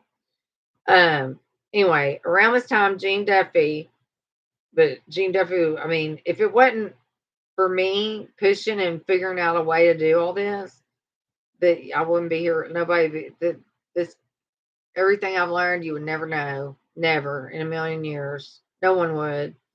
And it was Jean Duffy's fault for destroying the Patriot Commission. She was on purpose because she, again, Terry Wayne Miller, that was the big drug dealer back then, he rented a house from Jean Duffy. And she's a prosecutor too in Saline County. You're going to tell me she didn't know who the biggest drug dealer was in her county? And Terry Wayne Miller's wife worked for, who did I tell you, Dan Harmon. Around this time, Jean Duffy was appointed as a new prosecutor to look into the drug and corruption problems in the Saline County region. She was warned not to look too deeply into anything that involved government officials. At the time, she didn't pay too much attention to this instruction as she didn't know about any police involved in suspicious activity. After spending not too long on the job, she hired undercover agents to find out about illegal activity in the district. She found that there was a smuggling ring that based itself at Mena Airport and dropped packages in the same spot that Kevin and Dawn had been murdered. No, she is not the one that discovered that. I mean, she knew because she was in on it. Jean Duffy, you're in on all this. That's why in every video out there, the boys on tracks, and you've got Ron Dane wrapped around your finger, and he always says, Energy Duffy, she was the only good one. No, you were one of the worst ones, Jane. And I can say that now because Linda's dead. And I don't have to worry about you coming between me and her anymore. Uh, anyway, they're saying she found the drug smuggling bull uh, that had gotten Kevin Dahmer. She found that two people highly involved in the smuggling were Dan Harmon and Richard Garrett, both of who were working on the Dawn and Kevin case. Richard Garrett was a detective back then in Saline County, and Richard Garrett uh, was very much involved too. He was there. The sheriff, the actual sheriff of Pulaski County and Saline County was there that night at the wagon wheel. Like, y'all, it was all like big wigs. And that's how come everything's but when those boys walked in, I mean, they see like 40, like, and Bill Clinton killed those boys, like they had to go because, like, and now Bill Clinton's got the problem of there's like 40 witnesses that I just said that.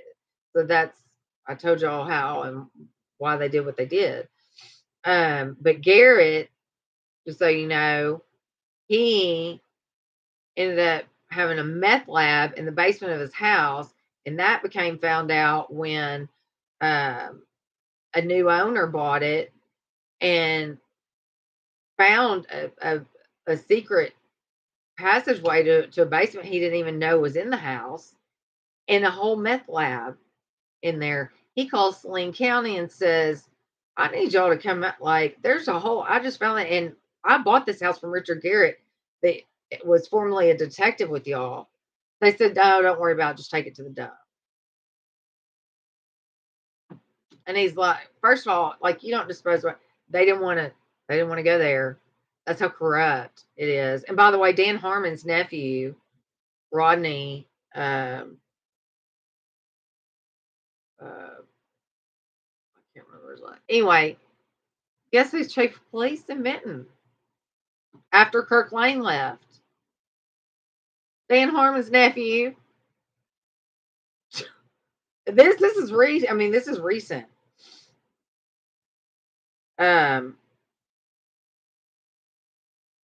It wasn't sniffing around the wrong places. Like, that's Gene. Okay. It wasn't long before Dan Harmon realized that Gene Duffy was onto him.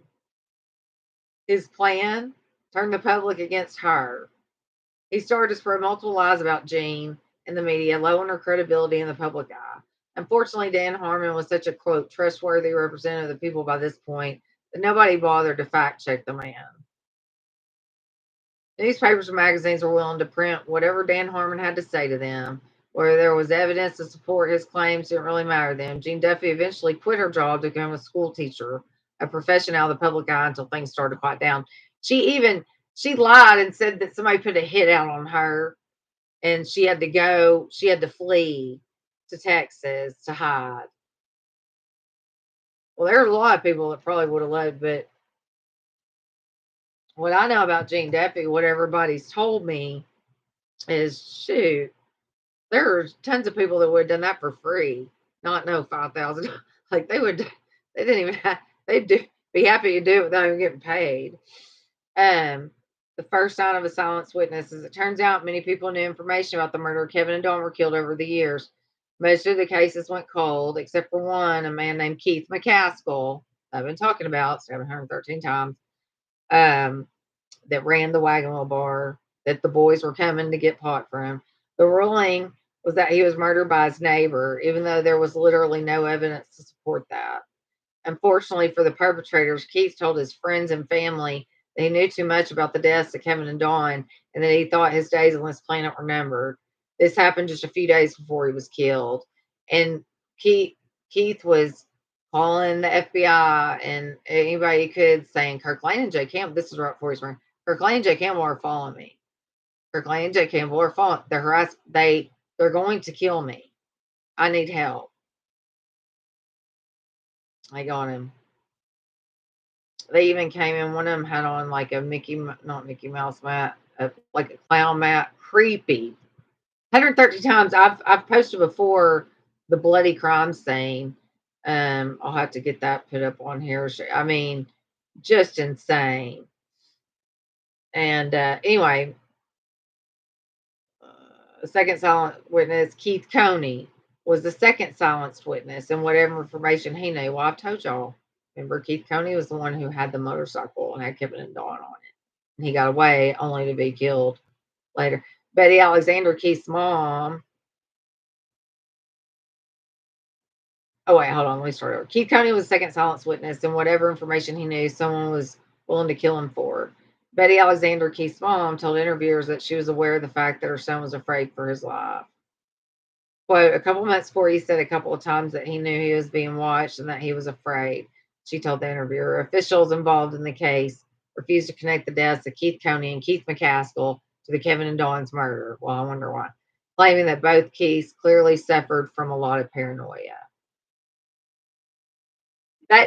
Richard Garrett, the one we just talked about, that I said had the meth lab and the what, um,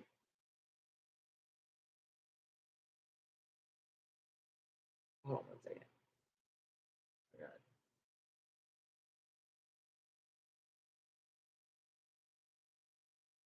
Richard Garrett's on record, and that's on YouTube, being interviewed and saying this had absolutely nothing to do with Keith McCaskill's murder. This had absolutely nothing to do with the boys on the tracks, Kevin Oswald Henry murder, and Keith McCaskill was a very paranoid person. He was sad, he was dead when Richard Garrett said this stuff. Obviously, he had reason to be paranoid. Wasn't paranoia. See, he was in on the cover up. His daughter tried to chime in one time when I was doing a live on Facebook about him. You leave my daddy's name out of your mouth. Oh no, I love it when people do that because that means I'm getting people's attention and I'm getting the good guys' attention. Let's see.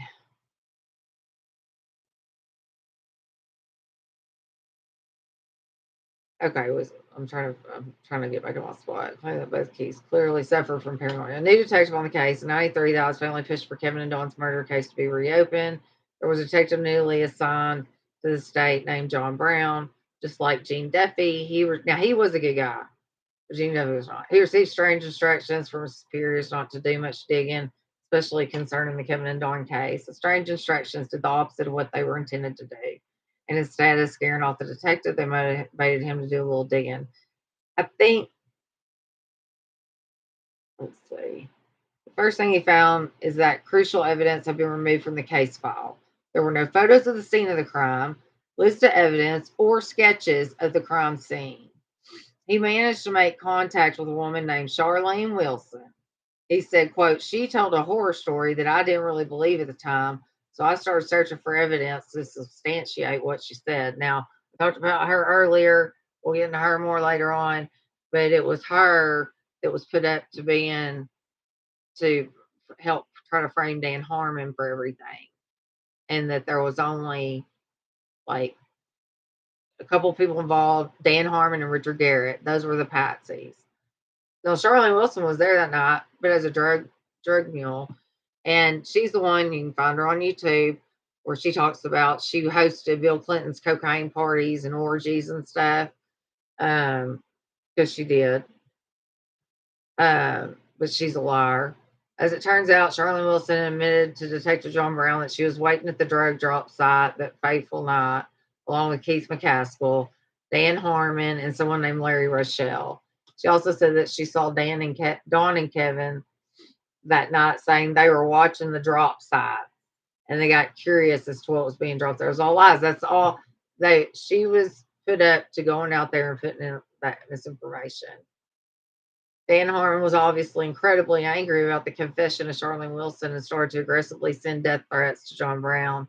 But the detective stuck to his guns on this case, speaking to more people, including pilots at the Mena airport, asking them if they knew about any suspicious cargo on flights. Then John Brown was forced into early retirement. I'm going to stop it there so we can start this interview. And then what we'll do, like the next, I'm going to play the interview. We'll talk a little and I'll be done for the night. And then the next podcast, I'm going to pick up where the article is now, because now it's kind of getting ahead of where we're going to be. Let me. I need to make a little note in my notes. It's good time. I gotta get me another Diet Coke too. Maybe a snack. Y'all might see me walk out of the room. Oh shoot! While the thing's going, but I'll be back. I may be gone for a few minutes just to grab something to eat or get another Diet Coke. Oh shoot! Hold on. Now, um,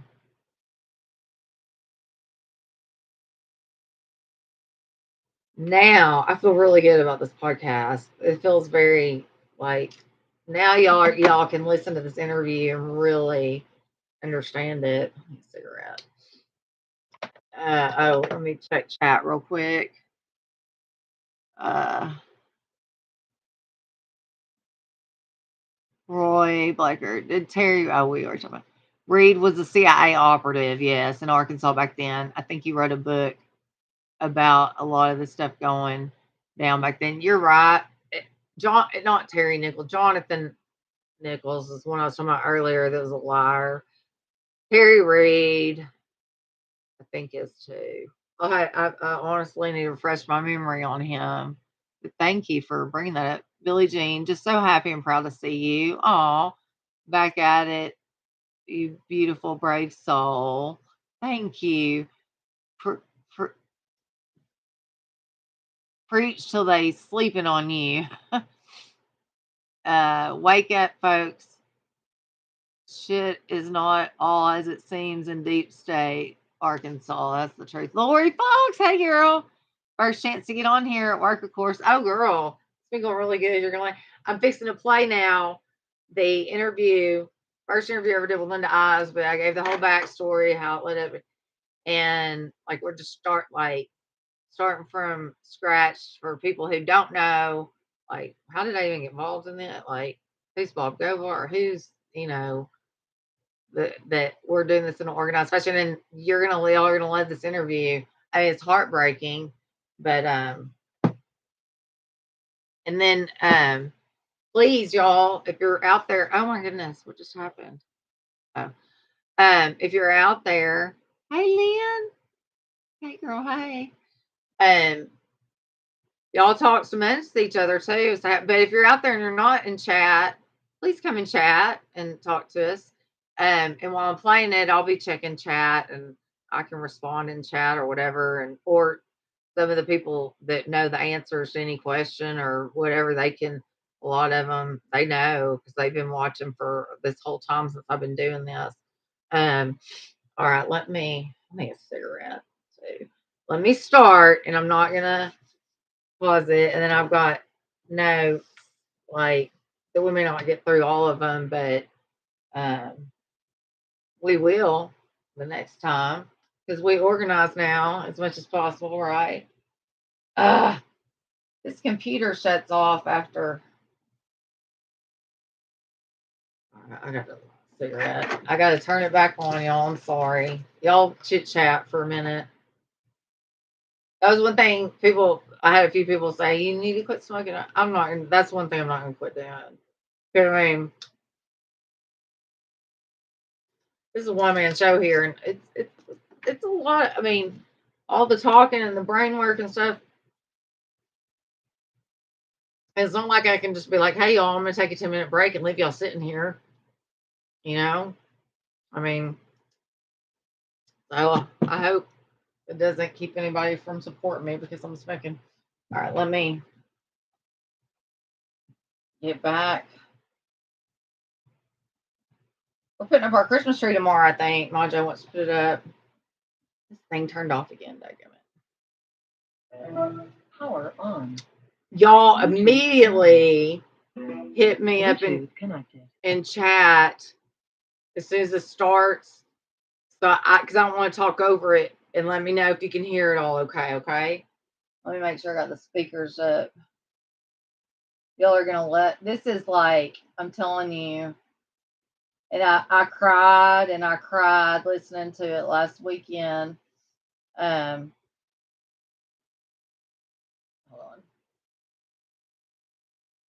because Linda's gone, and I promised her I'd do everything I could to to to get justice for her before she died, and it didn't happen. But I'll tell you, I will get justice. I don't know how long it'll take, but I will get justice for them and a lot of other people. And unless they kill me, I'm not scared. I'm not scared. Uh, and Lord knows I've had people follow me. I've had dead rats put on my porch. I've had drugs planted in my car. I've had a dog poison. I've been ran off the road many a time. I mean, lots of crazy stuff. But okay, I'm gonna hit play. And somebody, Lenny Joe, or Lori Joe, everybody's a Joe, Karen Joe. By the way, I meant to say earlier, um, after Amy Jo and I split, I kept the name JoJo's for Justice because my daughter's Maya Joe, and she's the reason I fought. And that's why we're the JoJo's for Justice. But I meant to throw that out there earlier for anybody that's not familiar, because I always said in all the podcasts with Angel, like, she's the reason I fight for her future, for your kids' future. I mean, if we're not here to make this planet or this world a better place for our kids, then what is our purpose? I say there is none. And the one more thing I was going to say earlier, I'll never forget the day before I was going to air this and go live with it. Linda Ives was so worried, and she said, "Shelly Jo, I know you're determined not," but she said, "If you want to back out of this, I don't blame you, because so many people everybody gets killed." And she's like, "You've got your daughter to think about. Just remember, you've got my Joe to think about." I said, "You know what, Linda? I do. I do have my daughter to think about, and that's the reason I'm going to do it. Okay, not the reason I won't. It's the reason I am going to do it, because I do have a daughter, and I'm thinking about her future." And she almost started crying and said that, well, I will be thrilled for it. But she was such a good woman. I mean, she was very worried for my safety, always. Okay, we're hitting play. I'm gonna shut up. My voice needs a little rest. Okay. Let me know if y'all can hear it. Because I never did get to talk to somebody on the phone, or I mean. So I'm like, I'm just gonna wing it. Well, you can hear what I do. Yeah, so we'll just wing it. Can y'all hear okay? We'll get it. Well, thank you. Give it my best. Okay, my name is ShellyJoGovar, and I'm here with Linda Ives, the mother of Kevin Ives, one of the boys on the tracks case. On the mother of Kevin Ives and his friend Don Henry were the ones that they were both killed back in 1987, and are known as the Boys on the Tracks case. Excuse me, I kind of jumbled my words there.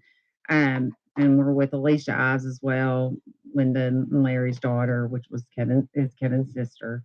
This is the third installment of the 2019 Boys on the Tracks interview podcast.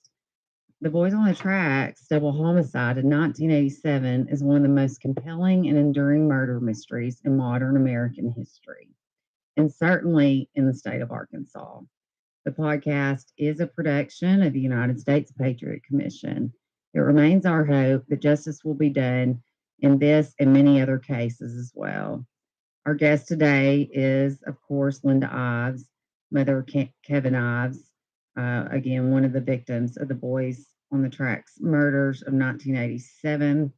Real quick to everybody listening out there in the commission land, my name is ShellyJoGovar, and I've been hired by the United States Patriot Commission to be the podcast host for Operation Lamplighter, which will be a very continuous weekly for a very long while event where I'll sit down with Linda Ives, and she tells the story of her son's murder from her perspective, not only as a mother, but as well with the facts of the case, where everyone can get insight onto things in this case that you've not heard of yet, as well as, like I said, her perspective from where was coming from when all this happened, and how she felt and the things that she went through. And it's a very hard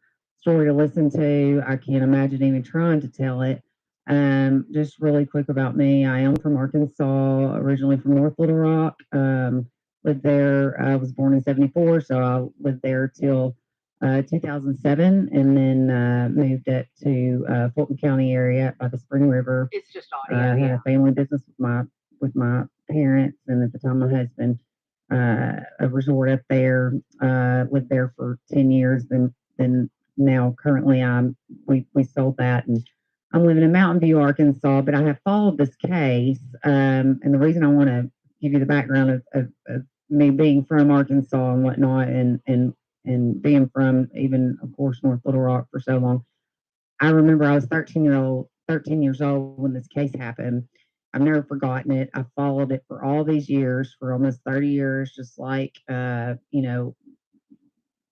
not like Linda has, but insofar as I've never stopped following it, and being not just intrigued by it, but of course disgusted by it, wanting justice so badly for this family and so many others. And we do feel like and believe that if we can bust open and solve uh, who we pretty much know to be the main players in the deaths of Kevin Oz and Don Henry, that this will solve many other murders as well, aka the Clinton body count, and then some. So that's a little about me.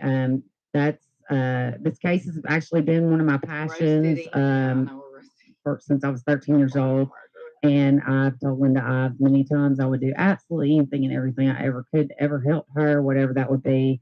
And right now, I couldn't be more honored, humbled, and beyond excited to be able to do this. By the way, I do have the super chats on if anybody wants to send a super chat. In order to let Linda tell her story and hopefully gain more and more support momentum from you guys out there every week, so that we can finally, take down the people that have done all these horrible things, and especially to her son and to Don Henry. So with that, Linda, we left off last week. You left off with Sambo.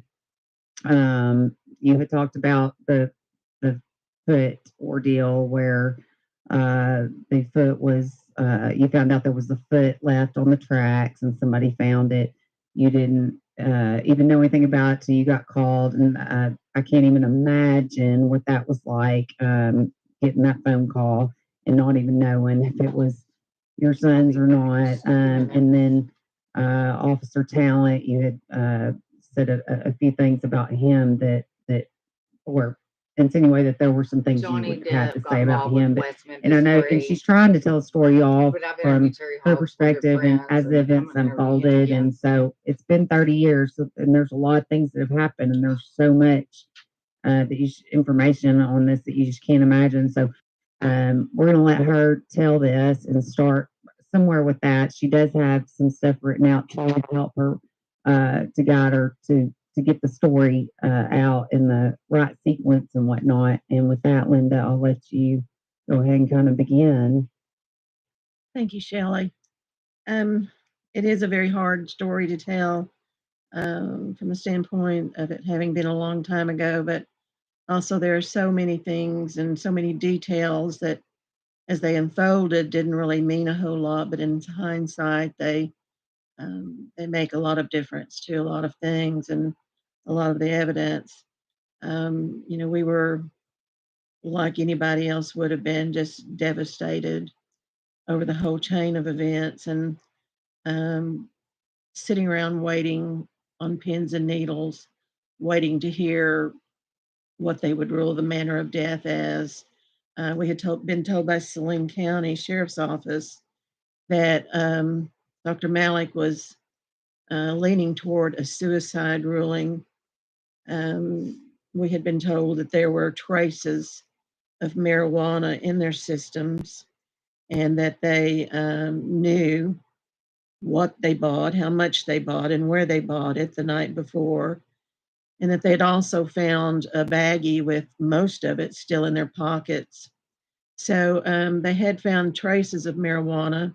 They had run a toxicology screen to see if there were any heavy drugs in their system. And the detectives indicated that if there was nothing but marijuana, then they were going to rule suicide. But if there were heavy drugs in their system, he would most likely rule accidental. And all of us, almost in chorus, told Saline County Sheriff's Office that we would never accept a suicide ruling, never, no matter what. And so we were just in waiting mode at that point to get the results of that test back and wait for him to make his ruling. During that time frame, we were hearing lots of rumors. It was, rumors is all it was. They were going around town like wildfire. We heard many things. We heard things that the paramedics had said. We heard things that the train crew had said. What had the paramedics said? The paramedics had made comments such as there was no blood on the scene. Also, that what little bit of blood was there was very dark and tar-like, leading them to wonder how long they had been down. We heard that the train crew, and you have to keep in mind that Larry knew the train crew. In fact, that had been his old job for many years. He was a locomotive engineer for Missouri Pacific at that time, Union Pacific now. And he had traveled that very road for many, many years. He knew this crew. He knew them personally. He knew their reputation and their just everything about them, and knew that if they said something happened, you could depend that it had happened. Sure.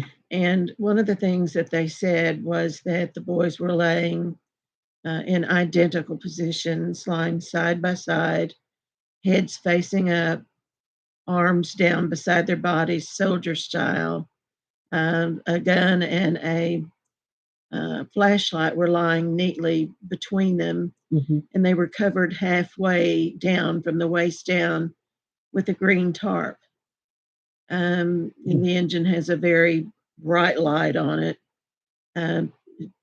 If you've never seen one, it's like daylight in front of it. And just real quick, just for everybody listening, Linda, it should be noted that the story was initially with was it Rami Malik? Is that how you say it? Was the medical exam that the boys smoked a bunch of dope, marijuana, and lay down on the tracks and fell asleep, and that the train ran over, and that's how they died. That's absurd, obviously. But anyway, go ahead. I just wanted to point that out. Right. That's important to note that was the initial. It obviously changed a lot, and obviously everybody in Arkansas knew that that was just an absurd thing, which is why they ended up, we're getting ahead. I'm getting ahead of it a little bit, but with the other medical examiner they called in that proved otherwise. So, but anyway, go ahead where you were at. I'm sorry. I just wanted to make it clear. Thank you for keeping me in line there.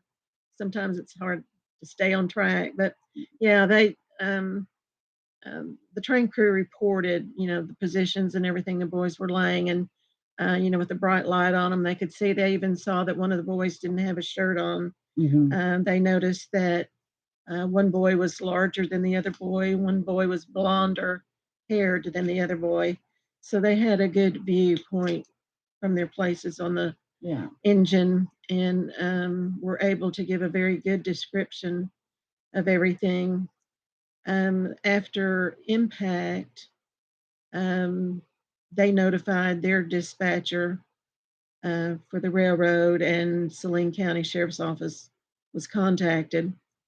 And when they responded, Chuck Talent was one of the officers that responded. He was just a deputy at the time. Yes, he was a deputy and a detective at the time, and for a while was in charge of the scene. And one of the things that he kept saying was the alleged gun, and the alleged this or that, and the alleged tarp. And Oh, he kept using the word alleged. yeah, alleged. Okay. And it really infuriated the train crew because they knew what they'd seen. Sure.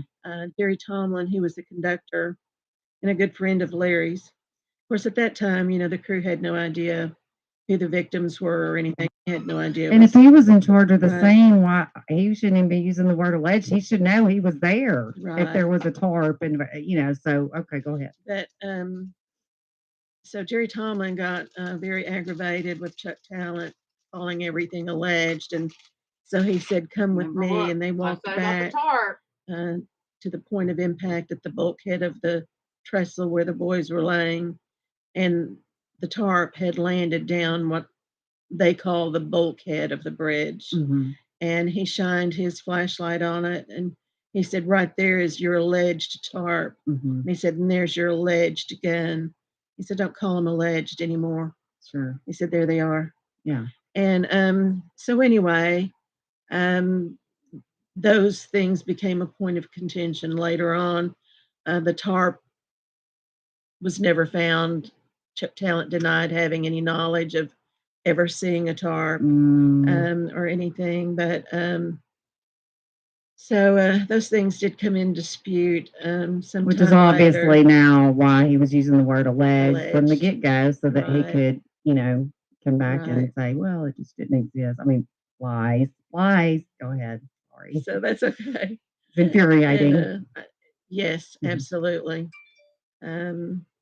So basically what they did, and we also learned later on that there was another train that came through the area, was stopped initially, and then let through the scene. They drove right through the scene of everything, destroying anything in its path. But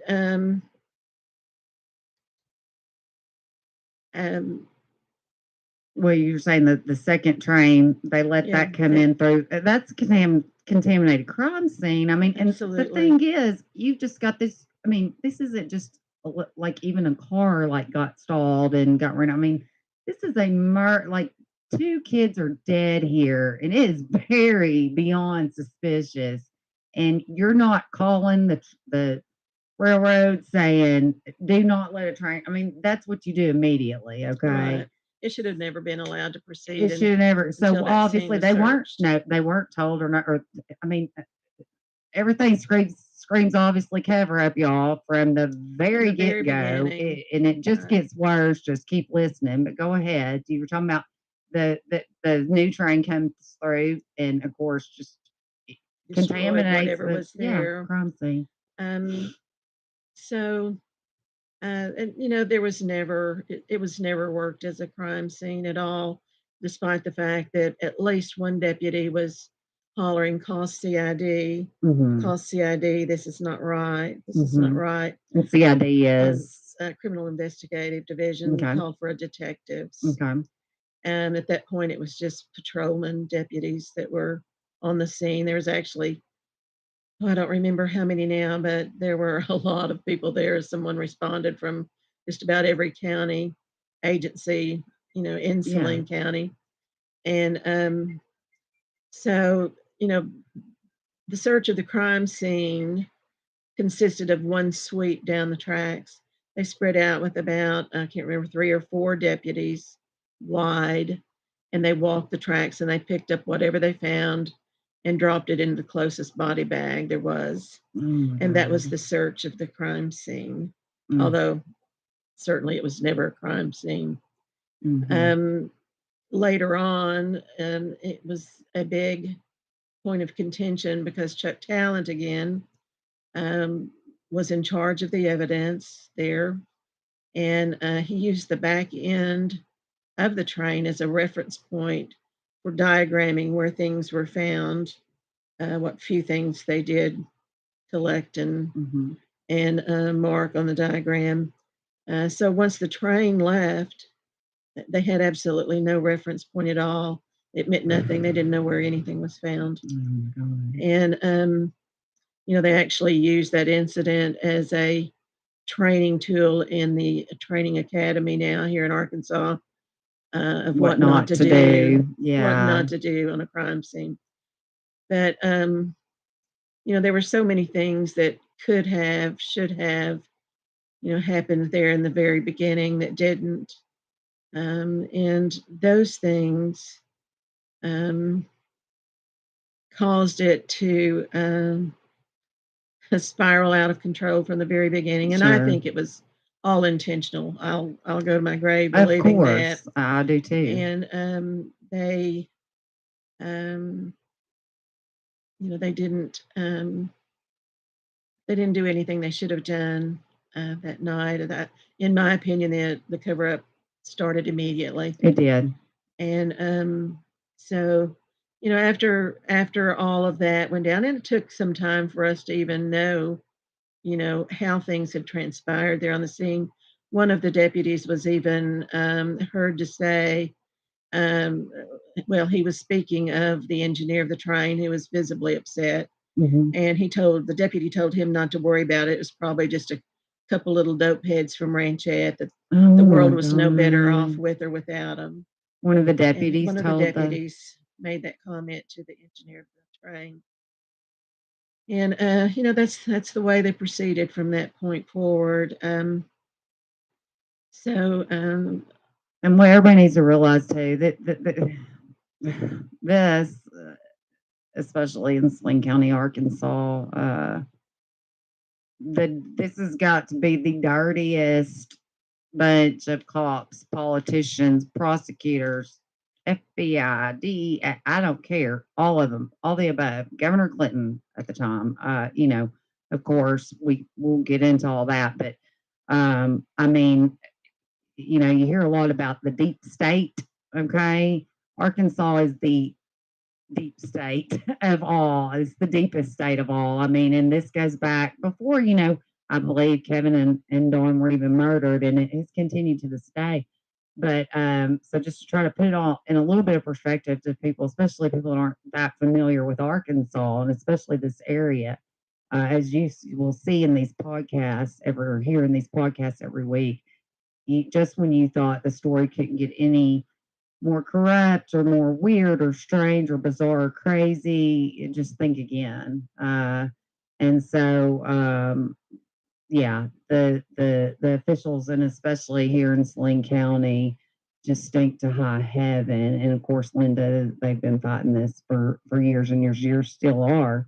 So we get to the point in the story where rumors are flying, paramedics are talking, the train guys are talking, and everybody is raising an eyebrow at these deputies, basically, or these people that are all of a sudden taking charge of the situation in order to cover it up and whatnot. And of course, you're trying to process that your son's gone, much less has been murdered. And just, I mean, I can't even imagine what all you were going through. So then, and then in the last podcast, you got into the part of the story where Larry, I don't believe he had gotten home yet. I think you had talked to him on the phone, told him about it. You felt obviously like you had just ripped his heart out and broke his heart, and you felt so helpless. And then there was the deal about the foot that you talked about in the last podcast, where they even, I mean, my God, y'all, they left a whole foot at that crime scene that somebody found, and they went and got it back. So Linda Ives didn't even know if that was her son's foot or his friend's foot, and they didn't act like they even cared until you pushed it that you wanted to know. That, I mean, my God, it's just insane. It's disgusting and it's sickening. But anyways, you were at the point where you were still at home. Larry was just about to come home, and then of course the preparations for the funeral and whatnot. So I'll let you kind of take it from there on that part of the story. Well, we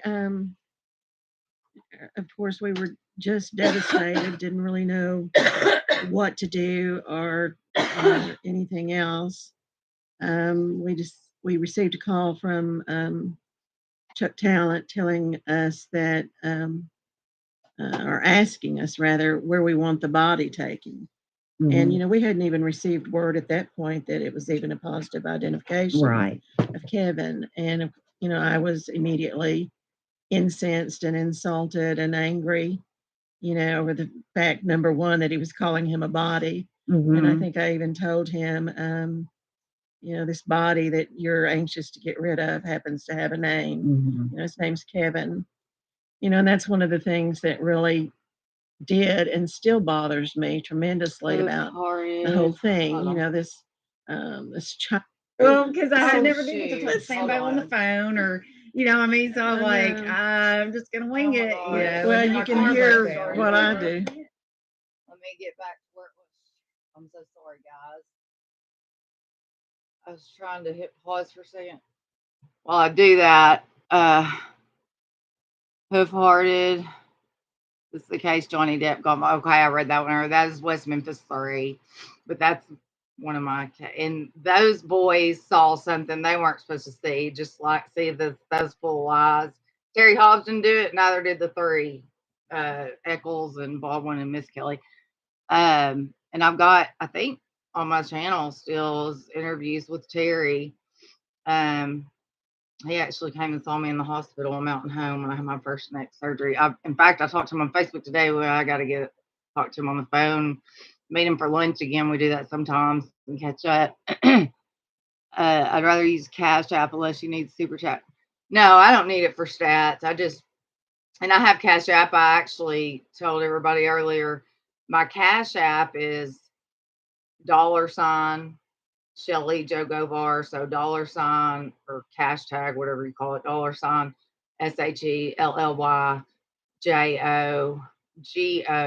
as in Victor AR. That's my Cash App. So yeah, no, I completely. In fact, Cash App. I hate PayPal, but I have it because some people use it. But no, Cash App's perfectly fine. And or I have a website. You can sign up for a plan for $20 a month or $10 a month. It's jojosforjustice.org, JOJOS for justice.org.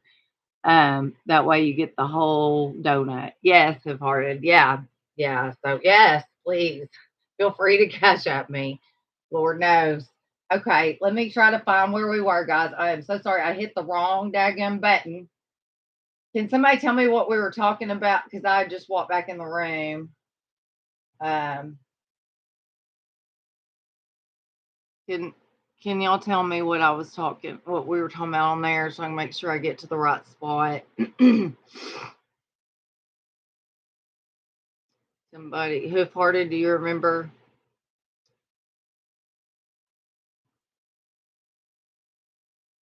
Hello? Anybody up? Somebody chime in and tell me where we were on this. Let's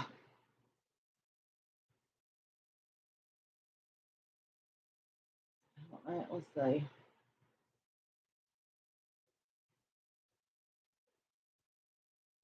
Evan Ives and his friend Don Henry were the ones that they were both killed Okay, hold on. back in 1987, and are known as the Boys on the Tracks case. Excuse me, I kind of jumbled my words there. And we're with Alicia Ives as well, Linda and Larry's daughter, which was Kevin's sister. This is the third.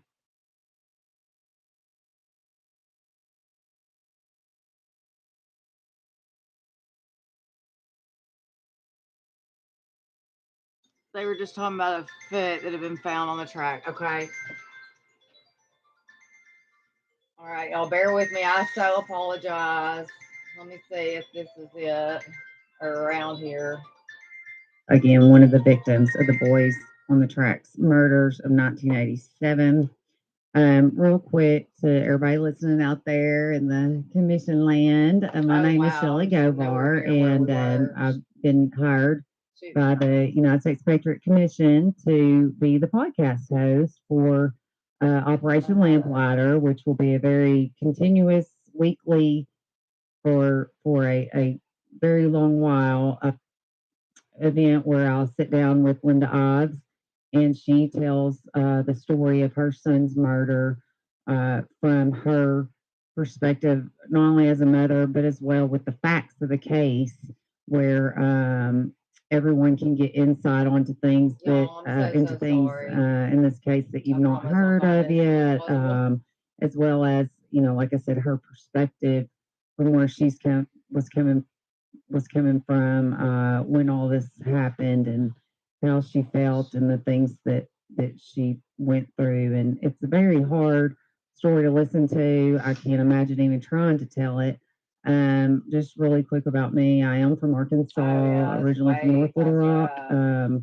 Lived there. I was born in '74, so I lived there till 2007, and then to Fulton County area by the Spring Oh my God, River. why is it not I pressing had a forward family yet? business with my parents, and at the time, my husband, a resort up there. Lived there for 10 years. Then now, currently, we sold that, and I'm living in Mountain View, Arkansas. But I Y'all, have followed this I'm so sorry. case, Please forgive me. and the reason I want to I give feel you the terrible background about this. of me being from Arkansas and whatnot, and being from even, of course, North Little Rock for so long. I remember I was 13 years old when this case happened. I've never forgotten it. I followed it for all these years, for almost 30 years, just like,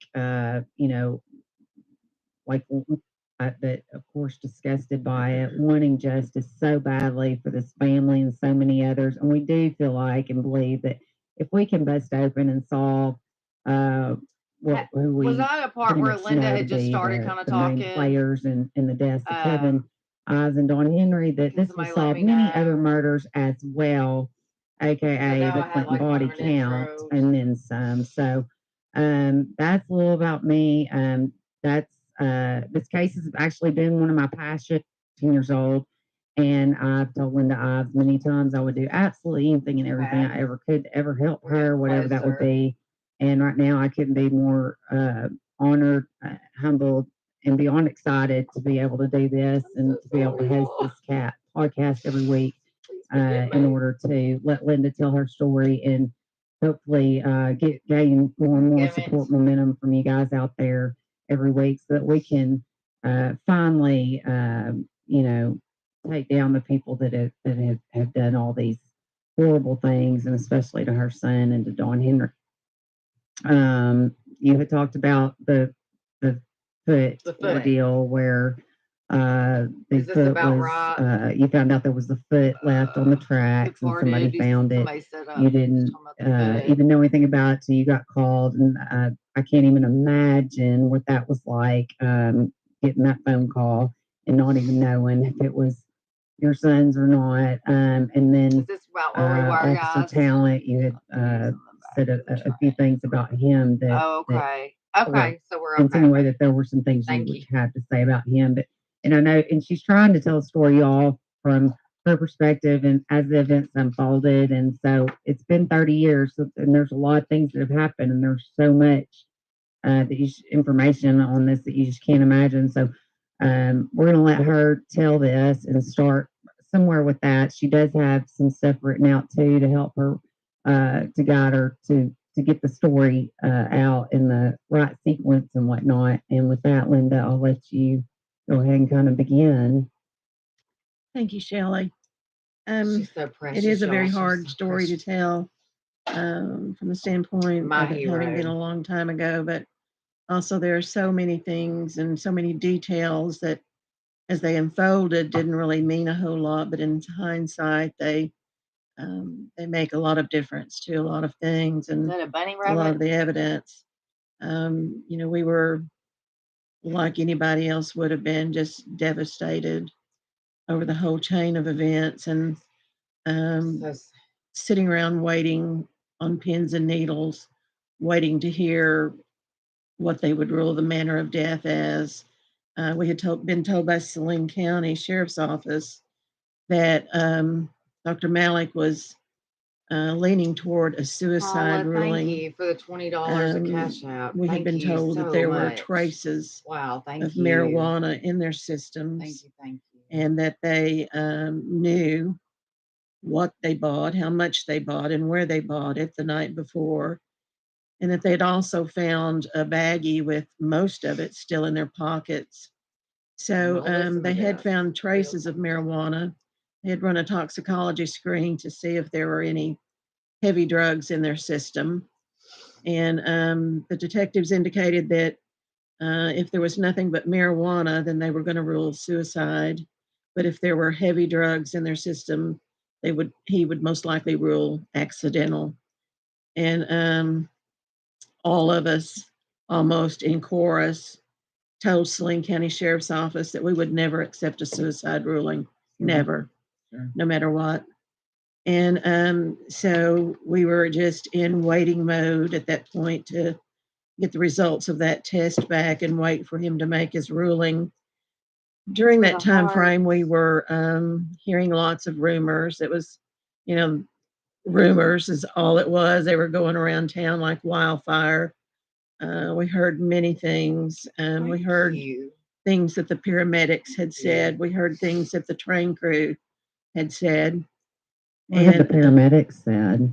The paramedics had made comments such as there was no blood on the scene. I gotta pause it real quick because I do want to give a shout out to Half Hearted. Sent me $20 on CASHAPP, but and a comment that just made my night.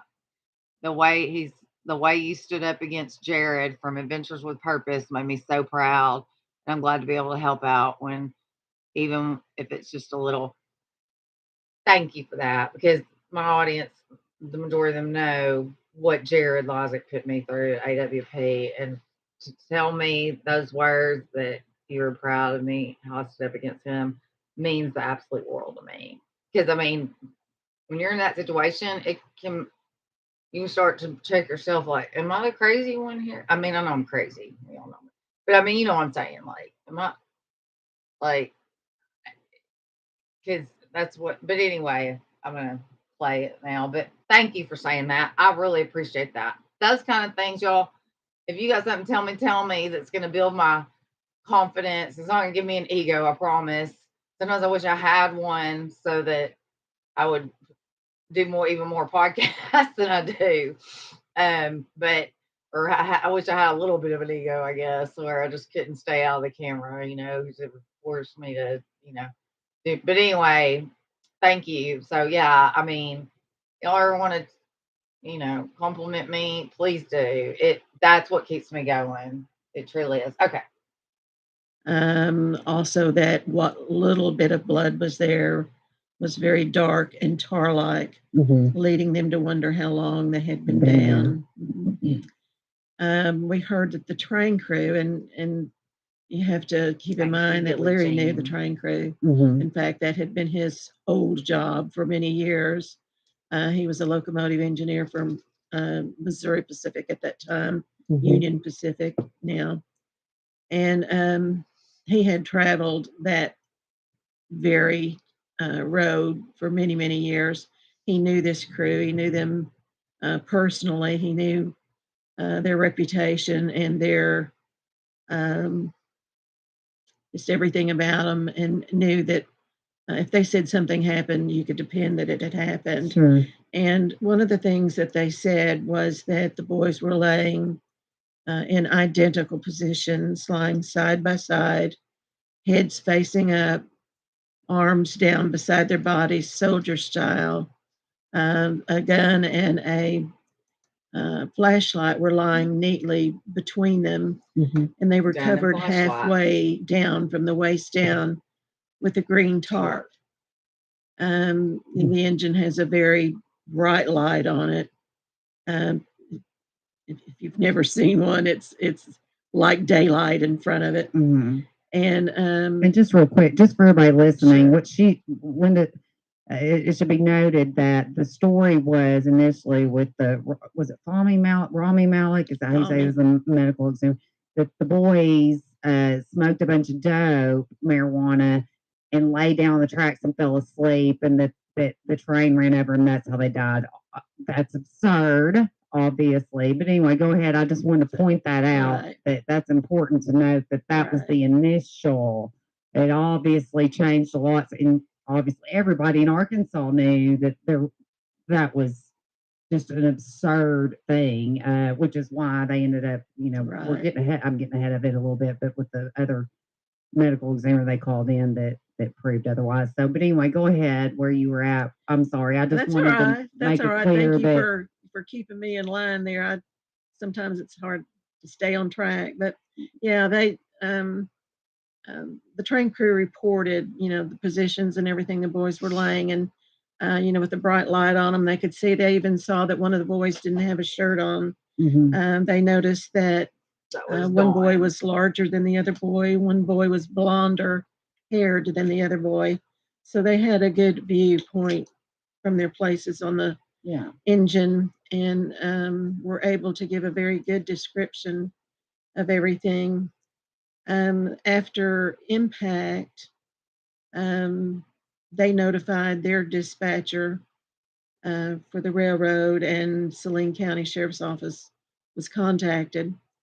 And when they responded, Chuck Talent was one of the officers that responded. he was just a deputy at the time. Yes, he was a deputy and a detective at the time, and for a while was in charge of the scene. And one of the things that he kept saying was the alleged gun, and the alleged this or that, and the alleged tarp. And he kept using the word alleged. Yeah, alleged. Okay. It really infuriated the train crew because they knew what they'd seen. Sure. Jerry Tomlin, he was the conductor and a good friend of Larry's. Of course, at that time, the crew had no idea who the victims were or anything. They had no idea. And if he was in charge of the scene, why he shouldn't even be using the word alleged? He should know he was there if there was a tarp, and So okay, go ahead. But so Jerry Tomlin got very aggravated with Chuck Talent calling everything alleged, and so he said, "Come with me," and they walked back to the point of impact at the bulkhead of the trestle where the boys were laying, and the tarp had landed down what they call the bulkhead of the bridge. And he shined his flashlight on it, and he said, "Right there is your alleged tarp." And he said, "And there's your alleged gun." He said, "Don't call them alleged anymore." Sure. He said, "There they are." Yeah. And so anyway, those things became a point of contention later on. The tarp was never found. Chuck Talent denied having any knowledge of ever seeing a tarp or anything, but so those things did come in dispute sometime which is obviously later. now why he was using the word alleged from the get-go, so that he could, come back and say, well, it just didn't exist. I mean, lies. Go ahead. Sorry. So that's okay. It's infuriating. Yes, absolutely. So basically what they did, and we also learned later on that there was another train that came through the area, was stopped initially, and then let through the scene. They drove right through the scene of everything, destroying anything in its path. But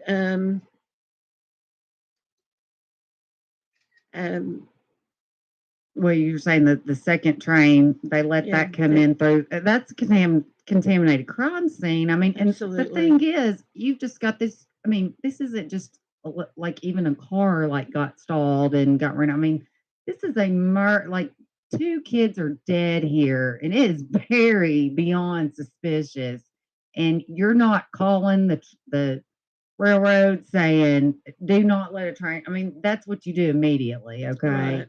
It should have never been allowed to proceed. It should have never. So obviously they weren't. No, they weren't told or not. Or I mean, everything screams obviously cover up, y'all, from the very get go, and it just gets worse. Just keep listening. But go ahead. You were talking about the new train comes through, and of course, just contaminates whatever was there. Crime scene.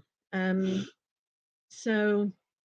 And there was never, it was never worked as a crime scene at all, despite the fact that at least one deputy was hollering, "Call CID, call CID, this is not right, this is not right." And CID is Criminal Investigative Division, called for a detective. Okay.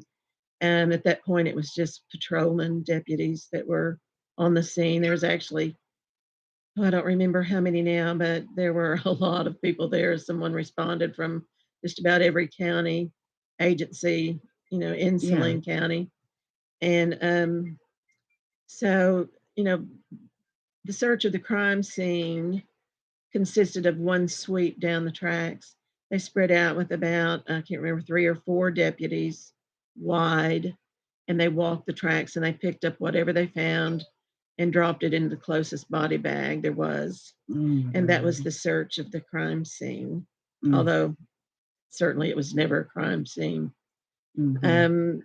Later on, it was a big point of contention because Chuck Talent again was in charge of the evidence there, and he used the back end of the train as a reference point for diagramming where things were found, what few things they did collect and mark on the diagram.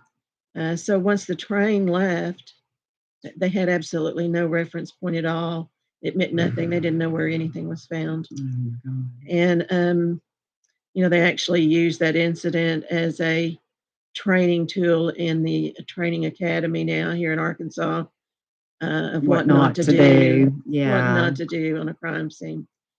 But there were so many things that could have, should have, happened there in the very beginning that didn't. And those things caused it to spiral out of control from the very beginning. And I think it was all intentional. I'll go to my grave believing that. Of course, I do too. And they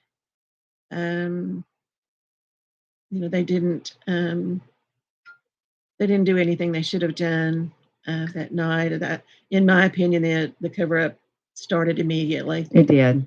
And so, after all of that went down, and it took some time for us to even know, how things had transpired there on the scene. One of the deputies was even heard to say, well, he was speaking of the engineer of the train who was visibly upset. And the deputy told him not to worry about it. It was probably just a couple little dope heads from Ranchette, that the world was no better off with or without him. One of the deputies made that comment to the engineer of the train. And that's the way they proceeded from that point forward. And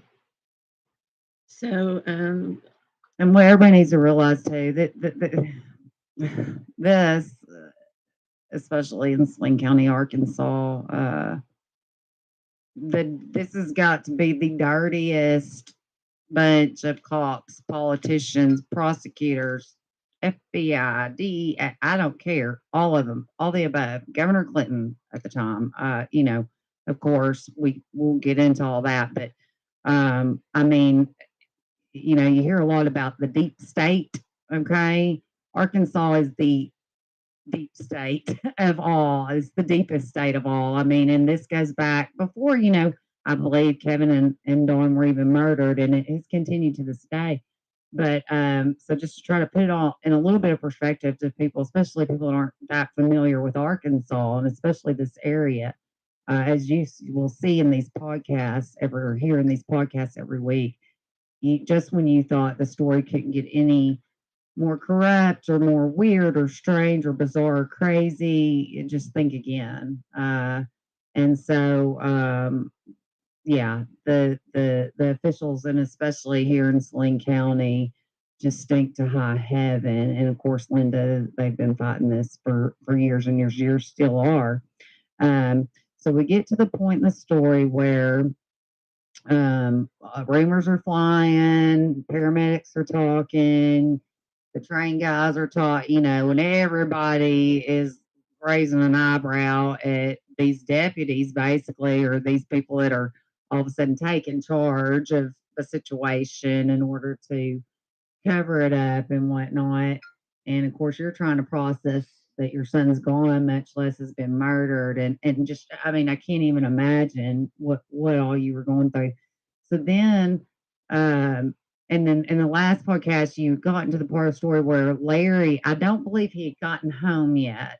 I think you had talked to him on the phone, told him about it. You felt obviously like you had just ripped his heart out and broke his heart, and you felt so helpless. And then there was the deal about the foot that you talked about in the last podcast, where they even, I mean, my God, y'all, they left a whole foot at that crime scene that somebody found, and they went and got it back. So Linda Ives didn't even know if that was her son's foot or his friend's foot, and they didn't act like they even cared until you pushed it that you wanted to know that. I mean, my God, it's just insane. It's disgusting and it's sickening. But anyways, you were at the point where uh you were still at home. Larry was just about to come home, and then of course the preparations for the funeral and whatnot. So I'll let you kind of take it from there on that part of the story. Well, we of course we were just devastated, didn't really know what to do or anything else. We received a call from Chuck Talent telling us that or asking us rather where we want the body taken. And we hadn't even received word at that point that it was even a positive identification Right. of Kevin. And I was immediately incensed and insulted and angry, over the fact, number one, that he was calling him a body. And I think I even told him, this body that you're anxious to get rid of happens to have a name. His name's Kevin. And that's one of the things that really did and still bothers me tremendously about the whole thing. This child of ours who was our son, his name was Kevin. The next thing I know, they're calling him a body. Yeah. And words mean things. We talked about this before we started the podcast. Lynn and I had a long, good discussion. And words mean things. And the fact that, the guy's using the word body, I mean, that's not even just being flippant or insensitive. That's a part of the cover up as well, that we're going to, I mean, just that's how much they don't care that Kevin and Dawn were expendable because they were a threat to the drug operation, the whole where they had seen the drugs being dropped and all that from the airplane that night. But anyways, that word body, that bothers me a lot as well. I mean, that's your baby. That's your son. It absolutely did bother me. And he's been given so many names since the beginning of this, from son to Kevin to body. And once he went to the medical examiner's office, he got a number. That number was MEA 387, medical examiner's autopsy number 300 of 1987. And that's the way he was known for a good long while there. Right. When they referred to him, they referred to his number. To get justice and, overall scheme of things, that's doesn't seem that egregious to most people. But, it was just like he suddenly, in the blink of an eye, became nobody. Just nobody to anybody but us. Yeah, like he wasn't even a human being that existed. Right. He's just a number or statistic or Exactly. kind of like a clinical type, It's a non-person. Very, yes. It's a non-person. So we began, at that point, we had to wait on the ruling of the medical examiner to rule on the manner of death. We heard rumors from all different directions, from the train crew as far as their positions and everything, and from the paramedics as far as the lack of blood and the appearance of the blood. So we had a lot of questions that we wanted to ask. And time dragged by. Every day and every minute, was an eternity to us. And so we called the medical examiner's office, Larry and I did, and made an appointment to go talk with him, to ask him some of the questions that we had, and made the appointment. And when we told Saline County Sheriff's Office about having the appointment, They said, oh, no, we've already made an appointment, for all of us to go. We're going to all go at the same time. Together. It'll be much better, if we all go together, which, was fine with us. I just had a lot of questions. Sure. And so the day that we went up there for the meeting, we had no idea that a ruling had been made. We were never told that. We just thought it was an Wow. informational meeting. And so we went in, and we were ushered into an conference room where we all sat down, big long table. And there was the Henrys, Curtis and Marvell, and Larry and I, Rick Elmendorf with Saline County, Chuck Talent with Saline County, and Frank Mitchell, who was a state trooper assigned to Saline County, whom we had never heard of and had not met until that day. Yeah, I was getting, because Yeah. earlier I was struck when you said, it was just deputies. As I'm thinking, okay, why wouldn't the Arkansas State Police contacted immediately? Like, where is, the CSIs and that's insane to me. And now you're saying all of a sudden the state police guy is inserted into it, and he wasn't even had not had anything to do with it to that point. Is that No, what you're we saying? had never even heard of him until that meeting that day. What was his name? Frank Mitchell. Okay. And now there was a state trooper that did respond to the scene, Gerald Lanehart, and he was just kind of an assisting and representing there. He really wasn't involved in the investigation, according to Saline County. He just happened to be nearby. In fact, he had responded to shots fired in the area and saw the commotion. Very important for me to pause there. Remember earlier I told y'all that, Bobby Malik he destroyed Kevin's skull and dismantled his jaw and all that. And then the new autopsy doctor that is the one who discovered all this, and that Kevin had been shot. And she's saying there was one state police involved that night, but he was responding to a shots fired. That was the gunshot that killed Kevin with his own gun by Kirk Lane and Jay Campbell. Kirk Lane is making 6 figures on your dime, Arkansas. You're paying that man. He didn't just murder 2 people. He helped murder Keith McCaskill, Keith Coney. I mean, the list goes on and on. Call Governor Sanders' office and demand this man be fired. We went through this with Asa Hutchinson, and people called in droves. Well, Asa is the one who appointed him. And by the way, which Asa won't win presidency, but if he were to, you can bet your ASS he's taking Kirk Lane with him. This is a problem. Kirk Lane has got to go. He should be fired and this case be reopened. But again, they have all their men in place. Dan Harmon's nephews, the chief of police in Benton, but y'all seen the work. I think it's the new people who are just now learning everything. Like, you're already learning, like, whoa, like, I've done a good job. I mean, that's not me. Well, I am bragging, I guess. I mean, I think I have a right to do that, but like, yeah, no one's ever called me about the official capacity of law enforcement or anything like that. They never do.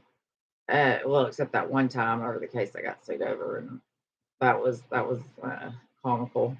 But no, this is a big problem. It's a huge problem. Huge problem. Okay. Oh, real quick, let me see chat real quick. Karen, we must chat. ShellyJoGovar, we must chat in private. Got some interesting stuff for you. Yes, ma'am. Just reach out to me tomorrow sometime in Messenger. Or my phone number. I give my phone number out. I don't hide from anybody, by the way.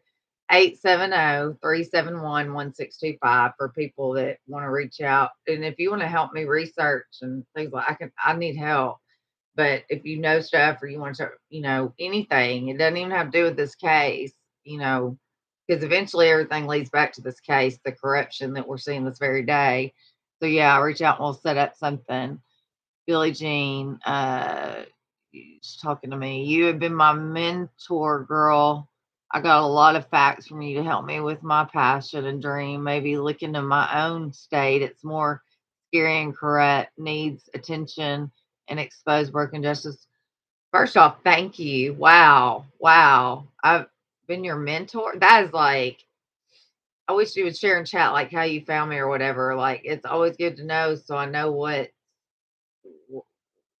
works and what doesn't to reach people. But thank you. I mean, wow. I'm honored for you to see me that way. And also, what state do you live in? And yes, I would love to talk to you. I would love to talk. You can message me on Messenger or uh, text me, text my cell. Let's see. Lane definitely needs off government. Yeah, and he needs to be in prison, not just off government payroll. But yeah, that would be a good start, huh? Okay, here we go. Good stuff. Good interview, right? And I've got 2 more with her, and then I have the grand jury witness that she talks about the tarp and was in Bob Govar's office, my father-in-law's office, and with Kirk Lane. Kirk Lane and Kirk Lane, Joe Campbell tried to kill her. Chased her all the way to Heber Springs, my grand jury witness. Epic stuff. Okay. And going on with the trains and then went to the scene. While we were there at the crime lab, we were all seated at the table, and Malik came in. This is crazy. Immediately got in all of our To faces with a intimidate, camera rattle. and took our pictures individually. And of course, we were a little bit Took their perplexed by pictures. that. Call me And Malik. The medical examiner. the medical He examiner actually just- did it himself. Took he did it pictures of you. himself. That's He weird. got right in our faces with the camera and took pictures. When we questioned him why, he said he had to have proof that he had met with us. And so we were rather taken aback, to say the least. Of course, we were all That's a CIA there and, tactic he used, by the way. emotional All these people are and CIA. somewhat But intimidated. looking I think. back, it's Yeah. like, okay, I that was know. weird. It was very weird Aggressive even and make them then, but uncomfortable we with just their like reason. so many things. I mean, because it Accepted wasn't like it. you didn't have other officials Right. from the Well, state and the county and, there, that could vouch that, well, he I mean, why did he have to prove prove we were that there? anyways? Yeah. Exactly. Yeah. So then we all sat down, and he had a large manila envelope in front of him, which he opened and started spreading photos out on the conference table, which were clearly autopsy photos Sure. of Kevin and Don, which we did not want to see, needless to say. And we told him in great disgust that we did not want to see any photos. Mhm. And he said we had to see his proof. And of course, we all were visibly upset Oh at my the God. idea of it. And Rick Elmendorf, who was Saline County deputy at the time, got up, put the pictures back in the manila envelope, and put it out of Malik's reach, and told him they've said they don't want to look at these. Yeah. And so anyway, that caused a bit of a stir and commotion in the room for a moment. And we were, by that time, and I think, the goal was to upset us, intimidate us, whatever you want to call it. Mhm. Later on, that seemed to be his Rattle you to where, yes, where we didn't question him Mhm. about things. And it became quite clear very early on he didn't want to be questioned and didn't intend to be questioned. Sure. Which is why he his came on so word. strong and Yes. aggressively and very Exactly. intimidating and very like in your face, and I'll show them they won't want to come back here type. Yeah. Exactly. So then he pulled out a piece of paper and read from it, and it was his official ruling in the case, which we didn't know he had even made up his mind. We thought, it was a discussion and informational meeting, Mhm. but he had made his ruling, and he had ruled it accidental. And it stated that this official ruling that he pulled out and read, that they were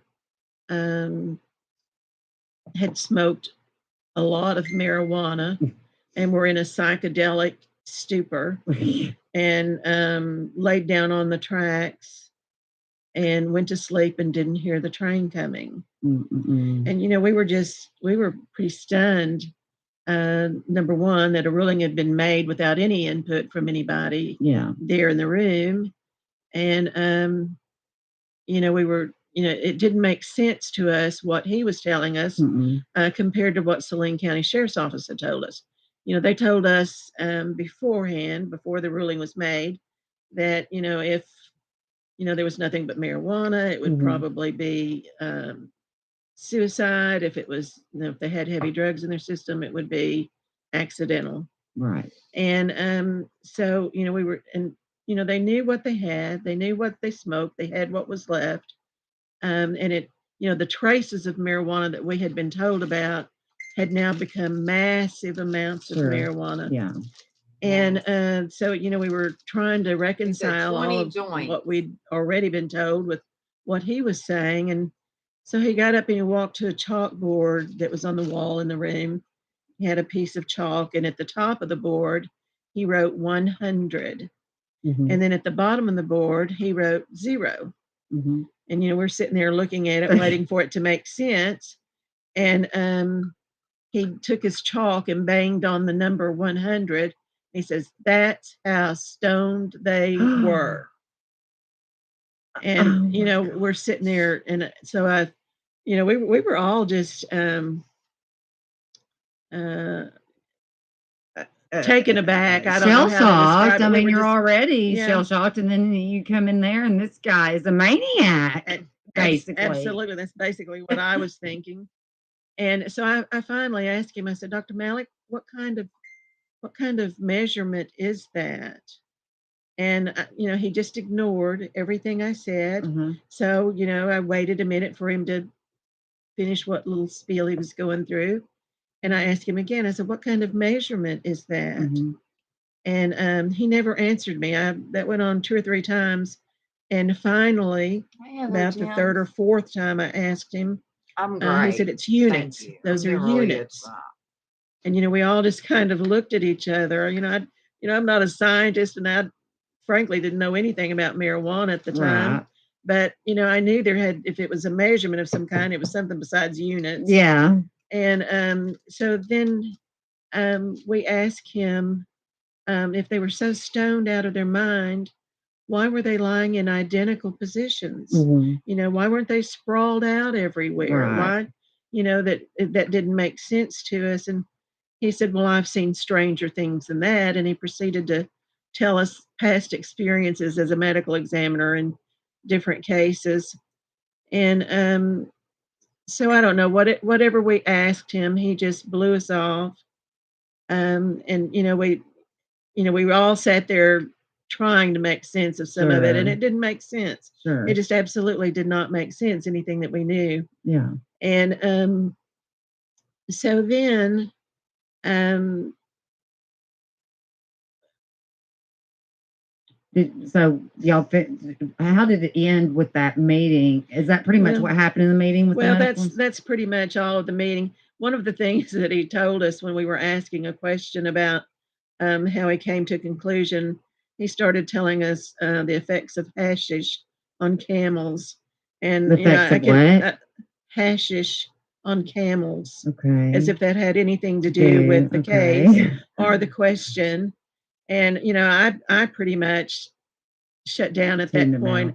out. I decided that he was a complete moron, to tell you the truth. Right. And so we were asked to sign his ruling, the paper with his official ruling on Mhm. it, so that he could prove that he gave it to us before he gave it to the media.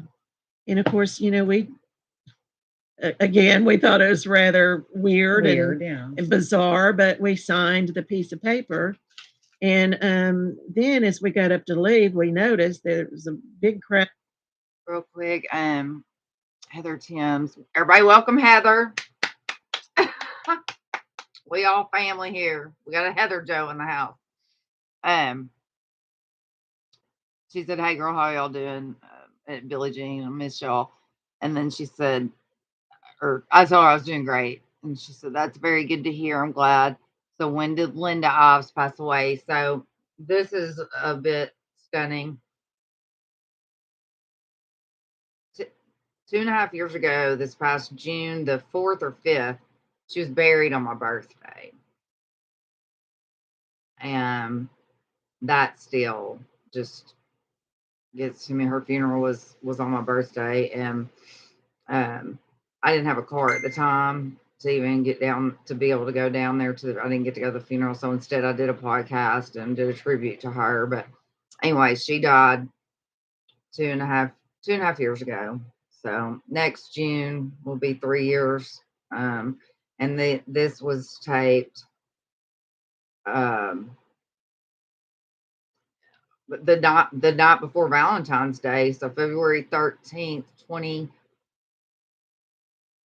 I think I'm on my 5th year doing that. It's 2018 or 2019. I don't know why I can't remember. I've been doing this for so long now.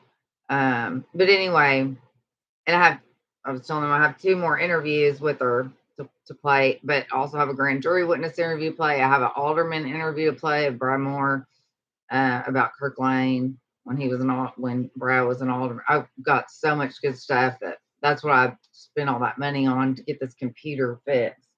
But anyway, but yeah, and then Alicia, though, the daughter passed away like less than a year after Linda over a routine surgery. She died from the anesthesia, apparently.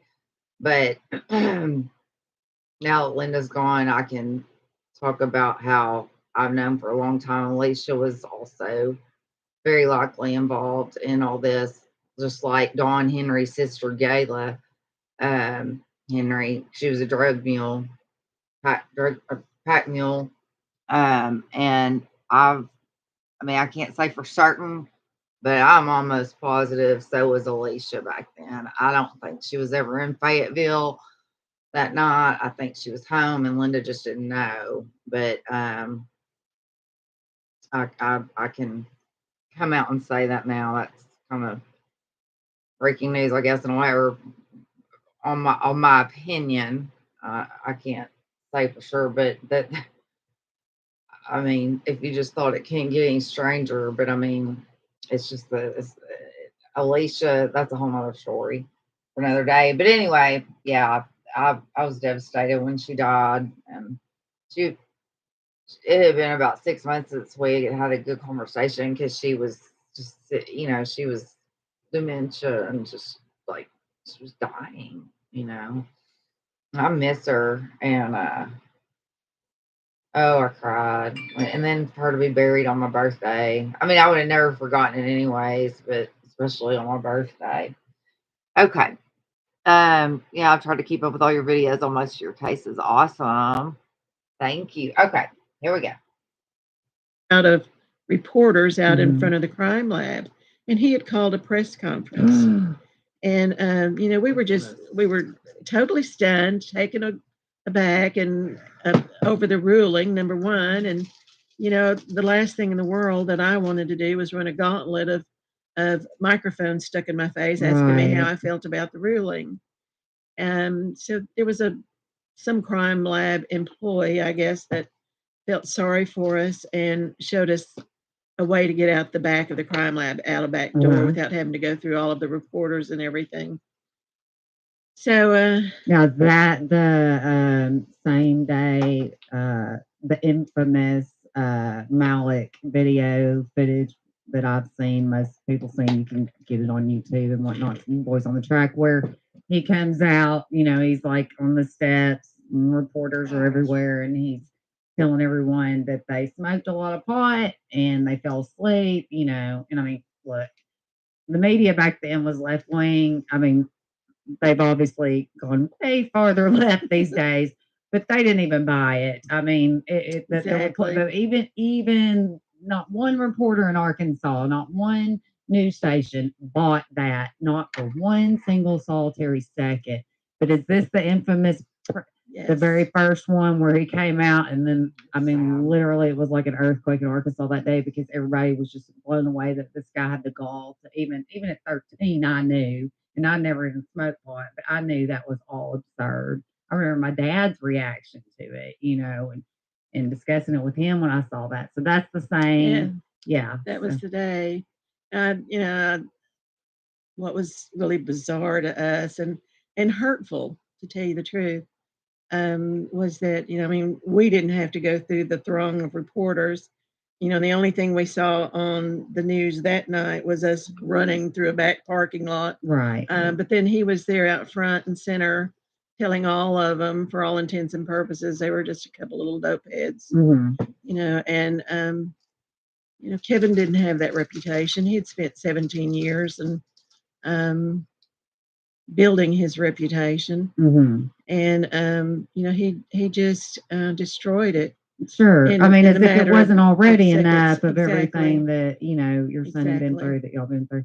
And then on top of that, they're gonna, and there's a lot more, by the way, for y'all listening on this Malik guy on into the story that we'll get to in the coming weeks. I just know it because that's when, soon in the next few weeks, you'll hear the words Bill Clinton a lot, the name Bill Clinton a lot. And he, was a big supporter of Malik, and there were calls for Malik's head for so long, and Clinton even gave him a raise. But we'll get into all that later because I don't want to get ahead of everything. I just want to let y'all know that's to come in the coming weeks, Thank you, Linda, when she Billy. gets to that part of the Billy story. But I Joe. mean, this is how disgusting You're that a the Joe, story and you're a does Joe, indeed and you're a get. Joe. So y'all escaped the press conference. I'm assuming you come home and you're trying to digest and whatnot, Exactly. and try to start planning the funeral. Did you just go into funeral planning mode at that point to get him buried and all that, and then it was after that that you finally started digging your heels in on the case, or were you trying to do both at the same time, still questioning? Because of course, I mean, you're questioning your life in general at that point because it's just been turned upside down. I mean, to rip a baby from its mommy, you don't do that, y'all. I mean, Linda Eyes is a mama bear. I love it. So am I. And I'm telling y'all, this is, I mean, this is an incredible woman here. So don't ever underestimate her. She's a force, and she's never given up. And I love that about her. And I'll never give up as long as I live Thank to God help for that her. woman. So, but were you able to juggle those two things at the same time, or did you have to get the funeral and all that stuff done first and then start questioning, or did you do a combination? Tell people, contact people back to during that time, to, so they can kind of understand what was going on at that point. Well, of course, by that time, that was 3 weeks after the death Okay. that we got the ruling. It took Oh, 3 that's weeks to true. rule it. Yeah. Okay. I So wouldn't we had already been done through that. funeral Gotcha. mode and everything, which of course was devastating. I don't guess I had ever been a part of planning a funeral until that time. My dad had died, but I really wasn't part of the planning of that service.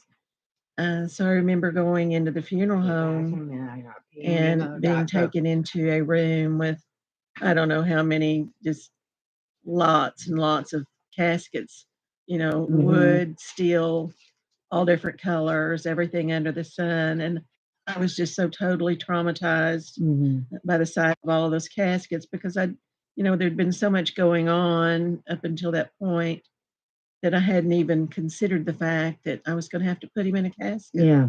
Yeah. And, so it dawned on me really hard. I stood in the doorway and I couldn't breathe. I couldn't move. I just stood there looking at all of those caskets. And finally, one of the funeral directors, told me to come on in and look at some of them a little closer. And I was just frozen. I can't even describe. It was almost like I just thought I couldn't go in that room. And so finally, Larry took me by the hand and we started just kind of walking through. And they asked us if we liked the steel or the wood and that kind of thing. And they just were prompting us a little bit. I'm sure we were taking up a lot of their time and not making very much progress at that point. Sure. And kept asking us, was there one that we liked? And finally, I just turned around and hit his head off and said, "I don't like any Any of of them. I them. don't like any of them." Yeah. And I just can't imagine. so we, Larry finally decided that he liked the wooden ones better.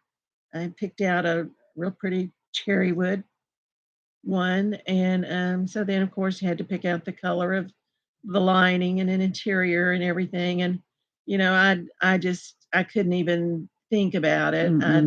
I was just I don't know. It was like I was outside my body, Sure. trying to ignore the whole situation. But we finally picked out a one with a light blue, kind of velour type, with silk interior. And I remember the discussion that Larry and I had about the blue.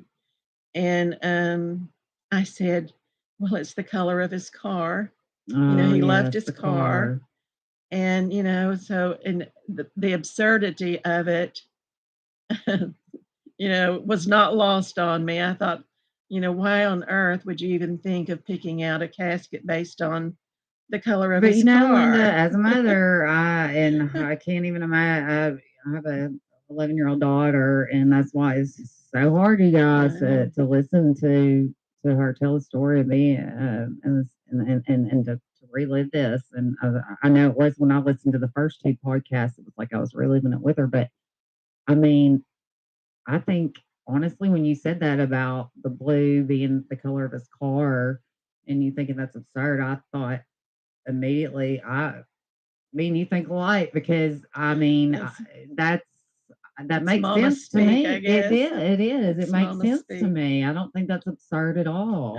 So, because he loved that car. That car was, yeah. And we know from the other podcast how attached he was to it, which made you more attached to after his passing. That was the thing. That was you. That was still your the physical presence of your baby. That's all you had left, other than I'm sure its clothes and whatnot, of course. But the car was his passion and his love. So it became your passion and love. So that's of course why you. Well, there wasn't anything else I could think of that would, help make a decision. I mean, yeah, or anything. So, that's what went through my mind. And so that's the way we chose the casket. There were so many details that, I couldn't breathe. I thought I was going to throw up in one of those caskets before I got out of there. I was just, I can't even describe the trauma of something like that. And so anyway, we got everything laid out and planned as best we could. I never knew there were so many details. One of the funny things about the funeral that for some reason puts a smile on my face every time I think about it, when there was very few things to smile about. One of Kevin's friends had asked me about the music for the service. Did we have music picked out? And I told him yes, and he said that he had a song that he would like to play, that it was Kevin's favorite song, and that anytime you saw Kevin in his car, he had that music playing. And the name of the song was Stairway to Heaven. Oh, yeah. And I thought, well, that sounds appropriate. I said, sure, if you want to play it, we'll play it. So, of course, I didn't know what it was. I hadn't even paid any attention or heard it. I probably had heard it, but didn't know what it was. Yeah. And so while we were in the service, and the music came on. And, of course, if anybody's familiar with that song, it's by Led Zeppelin. Yes. And it's not a song that you ordinarily hear at a funeral. Right. And so Larry and I were just kind of sitting there all I don't know how to describe it. And all of a sudden that song like came being on, at a rock concert. and we looked at each other, and I thought they had the wrong song on. Yeah. And it actually kind of mortified me at first, but all of the kids just Went wild. went wild with it. They were just Oh, so love it. enthralled and happy that we had played that song. So I got over the mortified. It's kind of like you're sitting there with your eyebrow up, and then once everybody starts like being like okay with it, you're like, okay, well I did good. This is all right. I didn't So, screw up after all. You know, right, you're looking around for assurances and exactly. Yeah. We were just like, oh my gosh, Right. this can't be good. But it turned out well, and the kids appreciated it, and so we were happy that we had done that, made that choice. I don't remember much about the words of the preacher that day, but I remember um, feeling really, really good about his message to the kids because I felt like he had really preached to them on their level. Sure. And so I was very satisfied with By that. the way, did they do y'all didn't do Kevin and Dawn's funerals together? No, I'm assuming. Kevin's was first, and then Dawn's was the following day. Okay. So that had to have been a rough time around here. it was terrible. I mean, that's the understatement of the year. But when we left the funeral home to go to the cemetery, there were I don't know how many. There were even like the boom trucks, the sound trucks, and everything from TV stations and everything parked across from the funeral home, filming when people came out of the service. And so kids, of course, were crying and clinging to each other. And they captured all of that on film for that night's TV offering and everything, which was I don't know, insulting. Early on, really resented the media and everything they did and said. And they asked the most inane questions I've ever heard. How do you feel about this? How do you feel about this? Later on, I learned to use them just as like a they weapon. used me. Exactly. Absolutely. They Very became media savvy. You got very good at it, by the way, I might add. You're very, Linda Ives has a few tricks up her I sleeve. think we've come full circle. You've come full, yeah. That's, they can be your friend or they can be your You enemy. learn from the best. And but anyway, one of the really other neat things I think that happened when we were at the cemetery. It was a beautiful August day, of course, sky blue sky rather. Didn't see any clouds because I looked, but while we were standing there and after the service of sorts, there was a big boom of thunder, that just seemed to come from nowhere. And at first I thought I must have imagined it. And then we all started talking about, did you hear that thunder? Where did that come from? And that kind of thing. And there wasn't a cloud anywhere. There wasn't a cloud anywhere. It was a little eerie. But it gave me some It comfort. meant something. It gave me some comfort for some reason.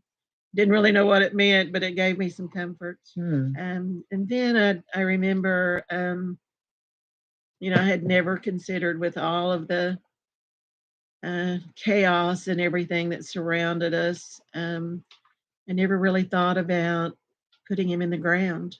Right. And the finalization. I just, of course I knew that.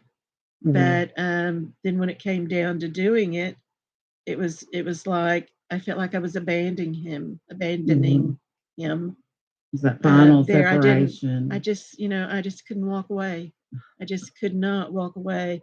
And finally, the funeral director came up there to me and he said, "Miss Ives, you're going to have to leave because none of these other people will leave until you do." It's kind of, cemetery etiquette. Right. And so we had to leave. We went back later after they'd covered the grave and everybody was gone. We went out there. A bunch of the kids were out there. But, it was, I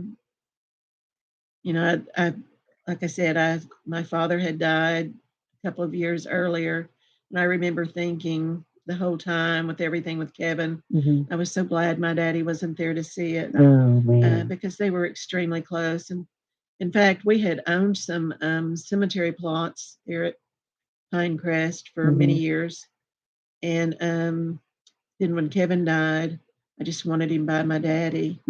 So we traded Okay. lots and bought all of those around my daddy. We bought 5 lots there by my mom, where my mom and dad is now. Okay.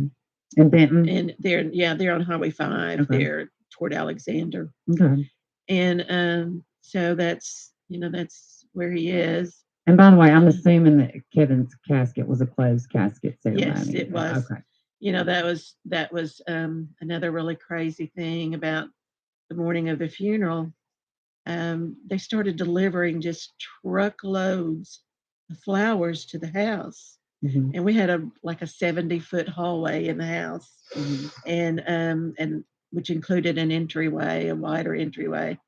And they just kept bringing flowers and bringing flowers and bringing flowers, and they filled up the whole foyer and all up and down this long hallway and spilled into a game room. Well, then I got to thinking about that, and I thought, there are not going to be any flowers at the funeral home. Right. And it worried me. I thought, why are they bringing them all here? They've made a mistake. And I was trying to recruit everybody there to load up flowers and take them to the funeral home. And Larry had been recruited to change my mind.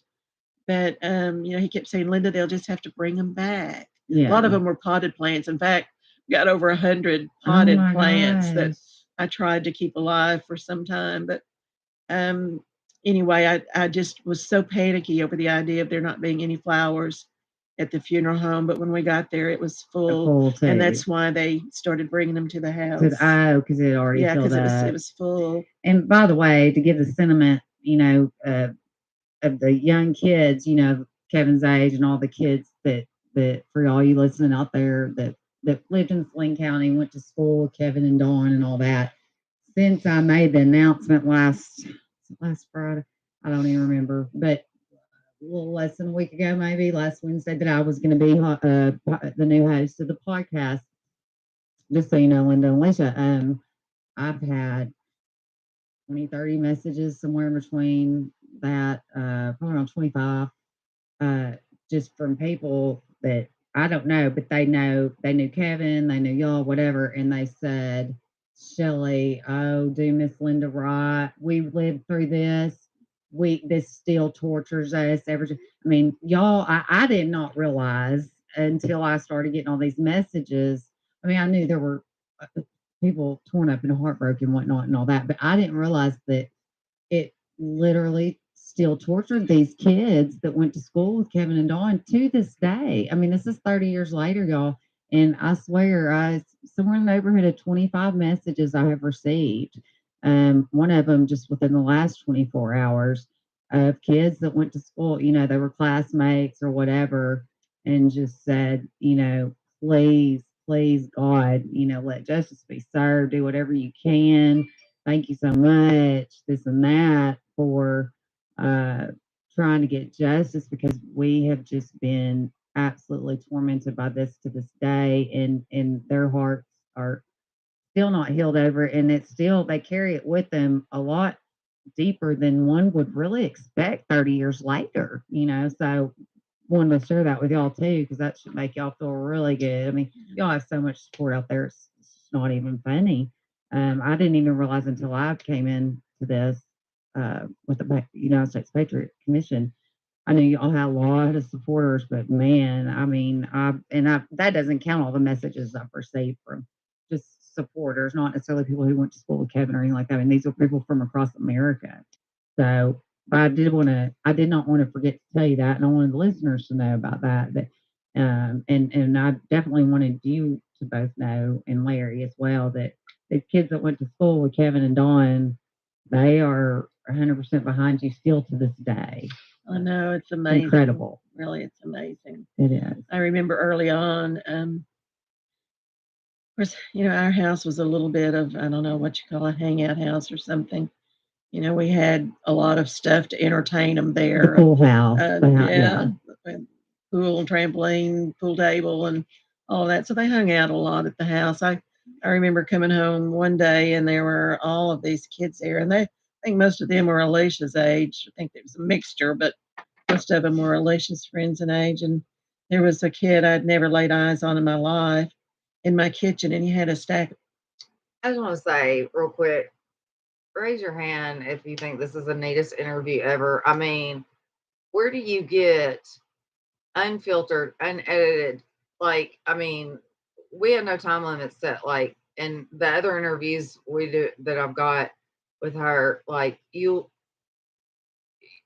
talks about things you've never heard of, and then you get the intimate side of, obviously, of what all she was going through and what all happened, and when she's picking out a casket, and I mean, this this this is why I was so adamant about crapping that money to get this computer fixed, because like you'll never hear this anywhere. I mean, anywhere else. I mean, Doc Washburn never. I mean, Doc Washburn's been in on the cover up of this thing, but Linda trusted him, so I never would say anything to her about him. I mean, I knew how to play things with Gene Duffy and Doc Washburn. It was basically like I went the whole time, all those podcasts, and yeah, we veered off on many other murders, but we still would update on Boys on the Tracks, or every now and then we'd have a full podcast on it. But I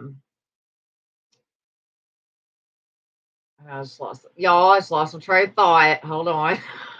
Y'all know how I do. Well, what I was talking about, maybe this will help me remember what I was fixing to say, all of that, but how authentic and just how good this work is, and invaluable, and getting to see, not just hear the story, but like from a mother's perspective, and sitting in that room with her where that infamous picture of Kevin that everybody's saying hangs. It's a painting, a portrait of a photo of him, and just being in her presence, like I can't even describe to you. I mean, it's all kinds of emotions, feeling humbled and honored to just meet her. I mean, she was a rock star, still is. And to to sit there and have to listen to a mom talk about this kind of stuff about her baby, like I don't want to be that mom. I don't want you to be that mom or that dad. Like that's why I do what I do. But anyway, I just wanted to, I guess, the word brag's not the right word, but for lack of a better word, brag a little bit on the content that this is exactly why there was no way I could not get this computer fixed. I just, and then to hear her, from the grave, basically. I mean, I've said a million times to Kirk Lane, Jay Campbell on here, that she's gonna haunt you. I'm gonna haunt. I mean, I'll never give up. But this could be any of our kids, y'all, and it has been. There's so many people that some were into mischief or drugs or whatever. I mean, even the pack. I mean, bad people, but they they never hurt anybody or anything, like, but they, well, some of them had, but I mean, it's just, it's crazy. This whole thing is just insane. I guess I'm kind of having an epiphany or a moment where I'm just like, wait a second, is this really, am I really listening? Like it's I don't know. It's just kind of straight. I love it. I was kind of a lot of mixed emotions re-listening to this, and because number one, I love this woman like nobody's business. And I still thank God for her every day, because we wouldn't know anything we know. I mean, if it weren't for her, like all the meanest, like all everything, her pushing so hard. I mean, no one would know what they know now. And it makes me grateful that God's put this purpose into my heart and soul. Like I said in the last podcast, it's innate in me. Um, and it's taken me forever to get my drive back, because it's hard work mentally, emotionally, and everything else, but it's so rewarding too. Like tonight's been a great night, and I want to thank everybody. I appreciate everyone who's given such nice compliments to me. That makes me want to like come back and podcast again tomorrow night. I can't tomorrow night. We're putting up the Christmas tree, but I mean, you know what I mean? Like it makes me not want to put anything off or do everything I can to make it work. Oh, anyway, and in chat, let's see real quick. You Arkansas girls spend the rest of my life awake and listening for my babies and the future of us all. Yeah. God is good. Without him, we have no hope. You're so right. He's the reason I'm alive. If you haven't figured that out yet, then you don't belong on this platform that everybody dies. And then we ain't even scratched the surface. Billie Jean says, yes, at the age Led Zeppelin was a good choice, we would have definitely felt that was the 80s baby. Yeah. The songs for the song, his funeral and everything. Okay, here we go. Grilled cheese sandwiches about 2 feet high. And he was making grilled cheese sandwiches for everybody. And he just asked me, he said, would you like a grilled cheese sandwich? I said, no, but thank you anyway. But, you know, we were used to having a lot of the kids in and out of the house all the time. And of course, Alicia had gone to college by that time. And so the traffic had diminished somewhat. Yeah. But, you know, I was used to the kids being in and out. And I remember, you know, that's one of the things that I missed the most after Kevin was killed.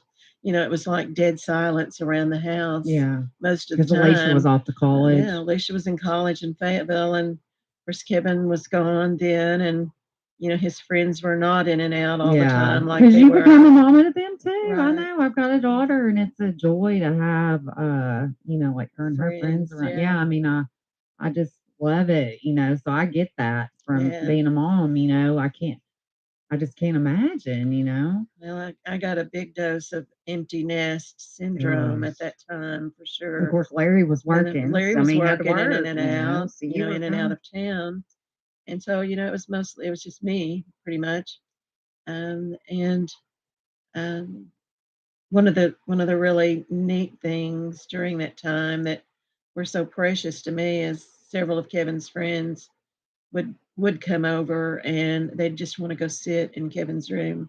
And they would go in there and sit on the bed and talk and cry and visit and everything. And they used to go to the cemetery and leave a Mountain Dew on his grave or something similar because he always had a Mountain Dew in his hand. Sure. But you know, things like that. So, you know, his friends, I loved him. You know, were really special and still are. You know, I Mhm. still see some of them every once in a while. That's Not like I awesome. used to, of course, but you know, it's so strange to see them grown with kids and even grandkids of their own. Yeah. And you know, because I still see Kevin as 17. Sure. And I mean, he'll always be 17 to me.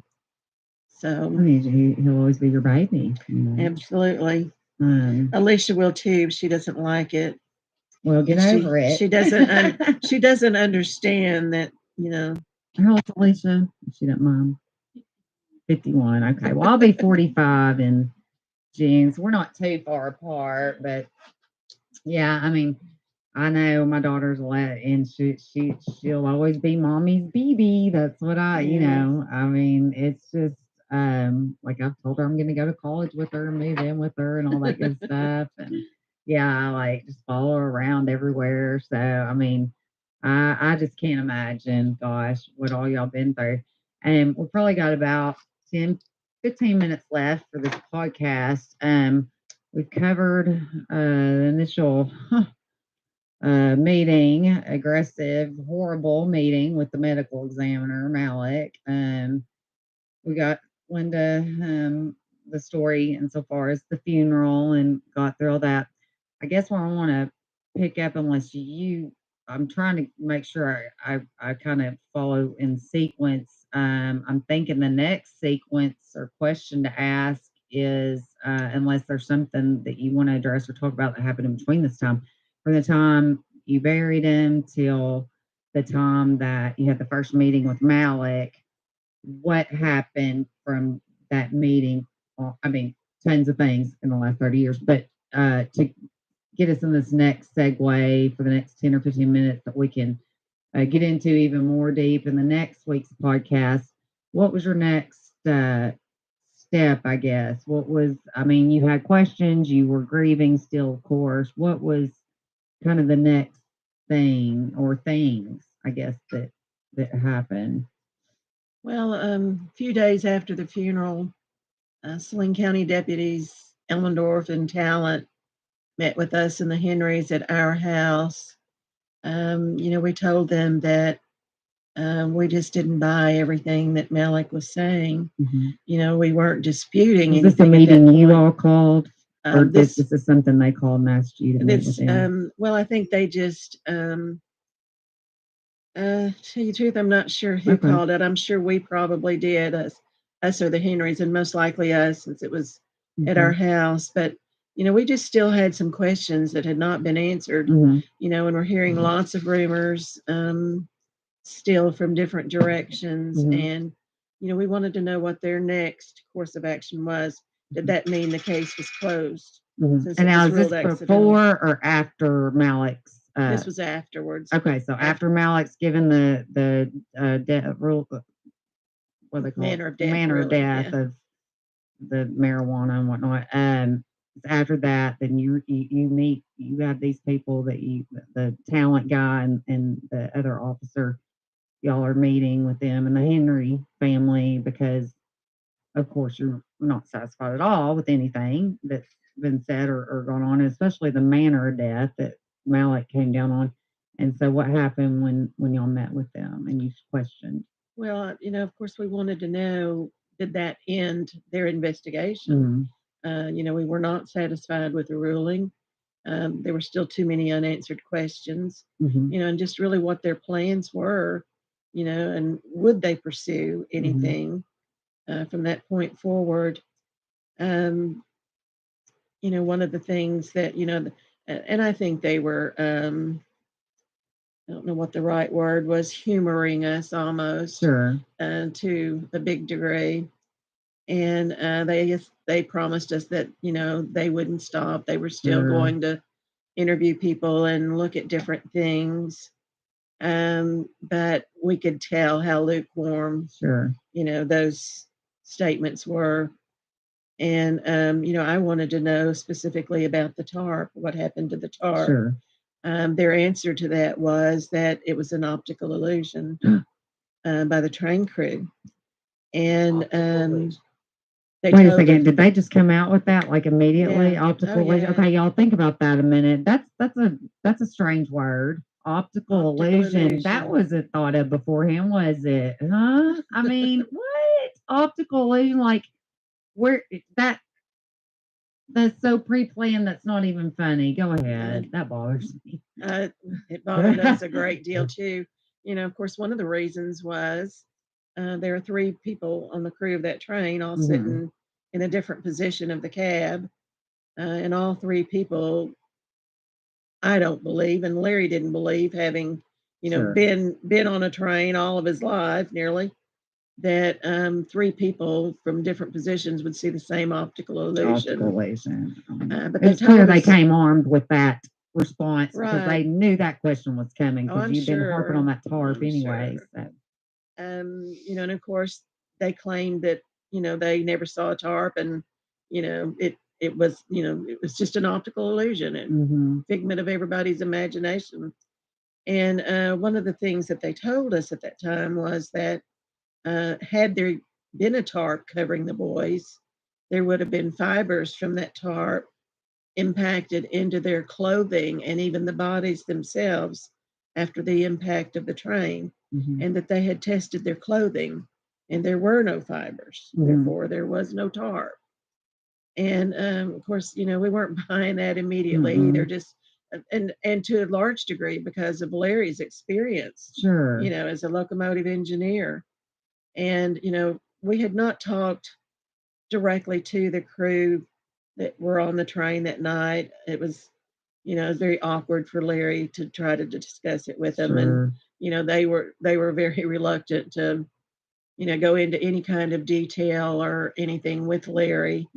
They were totally destroyed when they found out it was Larry's son. Oh, gosh. And the engineer to this day still has issues. I think he spent many years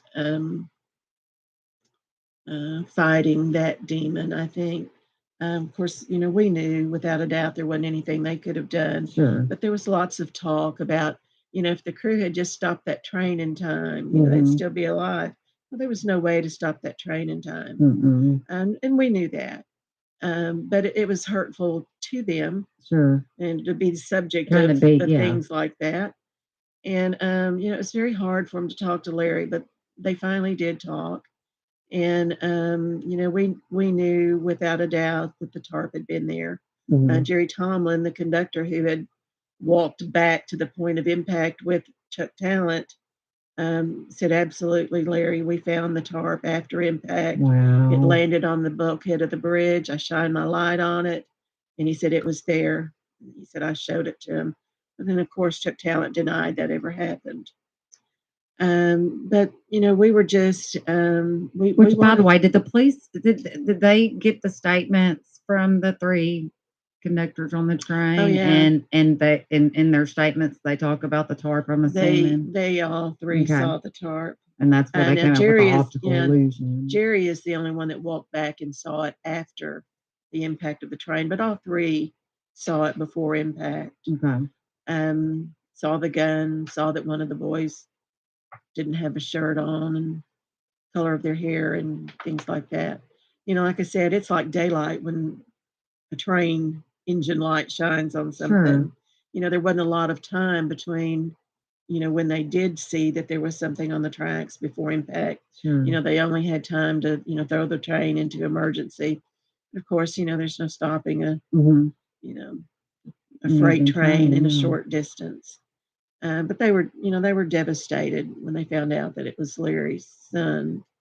And, but, we wanted to know from Saline County what they intended to do. Yeah.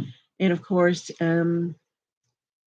like I said, they very tepidly assured us that, they were still going to conduct interviews. They were still going to, look at, things and that kind of thing. But, we think there was no passion behind them. No. It was just very, it was very lukewarm. We knew. Yeah. We knew at that point they didn't intend to do anything. Yeah.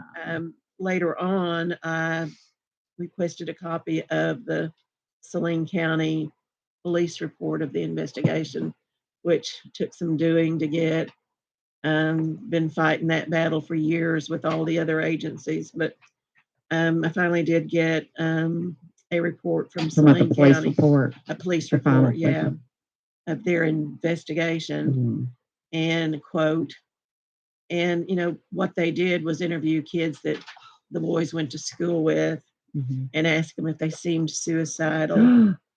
Just interview after interview after interview. What kind of mood did the boys appear to be in? Did they seem like they were unhappy? Did they have any problems? That kind of interview. But they never interviewed Mama and Daddy about that, the suicidal thing, did they? Well, I think they knew immediately the first time they raised that question about suicide. They knew how we felt about it. And that's I don't know. It was insulting. It was, there were so many things that needed to be looked at. And, they were going around. They were going to kids and using them as pawns to cover up this entire case from the beginning to build their fake case. One of the things that was so maddening to me when I saw it, among many others, but this really stands out, and it has to do with Chuck Talent again. The last time I saw Kevin that night, he had left the house and was going to meet Dawn at the Bryant commuter parking lot. And I was going into Little Rock. I left the house right after he did. So when I went around the loop of the Bryant overpass and could see the commuter parking lot, Kevin was there putting his T-tops on his car and combing his hair in his side mirror. And so I knew exactly where he had parked his car. And everything. And I went on and made the loop and went to Little Rock. And just happened to see him when you happened to see him when I passed by. So when they started asking questions about, what time they left to go here or go there and what time they did this, I told him that the last time I saw Kevin was at the Bryant commuter parking lot and what time it was. And what time was that? That was about 6:30-ish, I would say. That's just a guess. It's been so long now that I'm not positive that, but around that time, I think they were supposed to meet somewhere, 6 or 6:30 there at the Bryant commuter parking lot. And so anyway, later on, when I got a copy of the report, they had written that, the mother says that he parked at Bryant commuter parking lot, but we know he was in Geyer Springs, cruising the springs with friends at that time. So we know that that was not his car. Okay. I mean, they just totally discounted, what I had said about seeing him get out of his car and put his ski tops on. Right. It's just like anything that we said. And who was it that said that he was in Chuck Geyer Talent. Springs? Chuck That he Talent. had said that. Oh, one of the kids, one of his. Okay. They're, that's what the kids did back then. Sure, cruise I the remember I used to do it springs. too. Yeah, I was a little younger than Kevin, so I didn't start till, like I said, I was 13 when all happened. I think he was 17. He hadn't quite turned 18 Right. yet. Yeah, he was 17. 17. So yeah, but by the time I was 16, Geyer Springs, that's what we did. Yeah. So some kids reported seeing him there at that time. So it's totally Or discounted. so they say. Yeah. Some kids reported Yeah, it. they know about as much about time as sometimes I do now. Sure. But, they just totally discounted anything that didn't fit into their little version of events there. There were many instances of things like that were just so maddening, when I got it and read it. And I think one of the kids even made the statement that Kevin had a bottle of whiskey. Mhm. Well, he didn't drink any. There was no alcohol in his system. It wasn't in his car. Mhm. Nobody else saw it. But they're positive that Kevin had a bottle of whiskey. And So who was where did this it that go? was positive about Yeah, that? they were The positive. police? Yeah. That And I mean, just, things that just kind of defied reason and logic in and my facts. opinion. Yeah. Just, incident after incident after incident. It was just maddening to see the way they discounted, Yeah. It wasn't things enough that you, had just lost your son, but the Right. way you lost your son and then everything you've been put through with the medical examiner, for God's sakes. I mean, that's an insane story. That just one little story is so bizarre and insane to me. It's not even funny. And I know how crazy this case gets, y'all. And I mean, that is just the tip of the iceberg. But as if you haven't been through enough, and then now they're basically trashing your kid's name. It's exactly the way it felt. It's exactly the way it felt. And without And the medical good examiner reason. on the news Yeah, is, basically trashing your kid's name. I mean, That's the way it tarnishing. felt. That's the way it felt. And of course, that's the way society does pretty much anymore. Blame the victim, blame, anybody but the perpetrator. Sure, exactly. So they just smear him, which is infuriating even more. I cannot even imagine. I think what we'll do is, let's see, we've got just another minute or two. I think that's probably a good stopping point. We got a lot talked about today. This was good. I think everybody will enjoy listening to this, for sure. And then next week we can pick up where from the time that you guys met with, it was y'all and the the Henry family and the talent guy, police officer, and the other guy.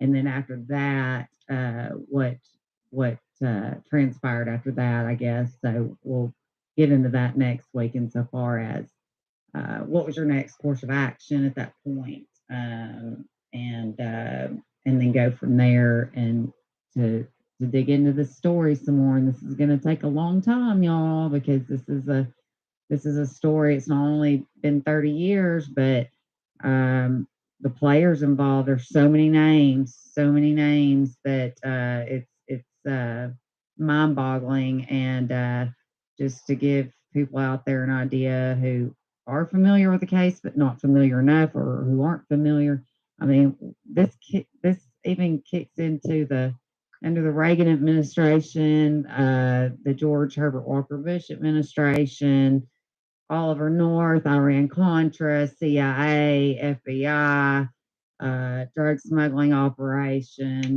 Mena, Arkansas. I mean, we haven't even gotten to the the big stuff yet. So there's a lot to come, and we hope everybody enjoyed this podcast as much as you can, listening to something like this. But we hope it gets you inspired and motivated, and also inspired and motivated to tell your friends and family and urge them to please join the United States Patriot Commission. I think this is an opportunity finally for the Ives and the Henry family to get justice. And if we can get them justice, then so many other families can get justice. They're nameless. I mean, or they're countless people out there that deserve it. And at the head of it all are none other than Bill and Hillary Clinton. And it's our goal to take down that machine. And Linda, I had posted about this on Facebook, and I just want to point this out too. This Patriot Commission, I think it's a brilliant thing that Sambo has come up with. He's from Texas. And it's a force for good where people can put their money into something which is truth and justice.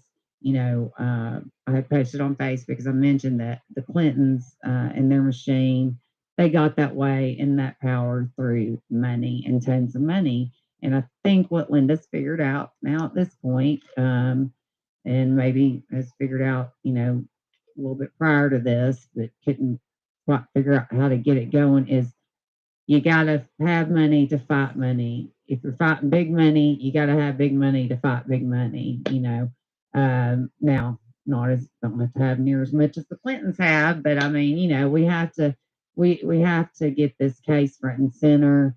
The evidence is out there, the documents are out there. I mean, Linda can attest to that. It's basically we need this case legally opened up again. We need it prosecuted, investigated, prosecuted. But in the meantime, we also definitely have to have in-house investigation through the United States Patriot Commission and other things like that. So it is so helpful to this family and the state of Arkansas and your country to do this and to join this commission and to urge your friends and family to do it because it is a force for good. And I think it's going to be a force to be reckoned with. I think there's momentum and it's going to get bigger and bigger, and I'm excited to be a part of it.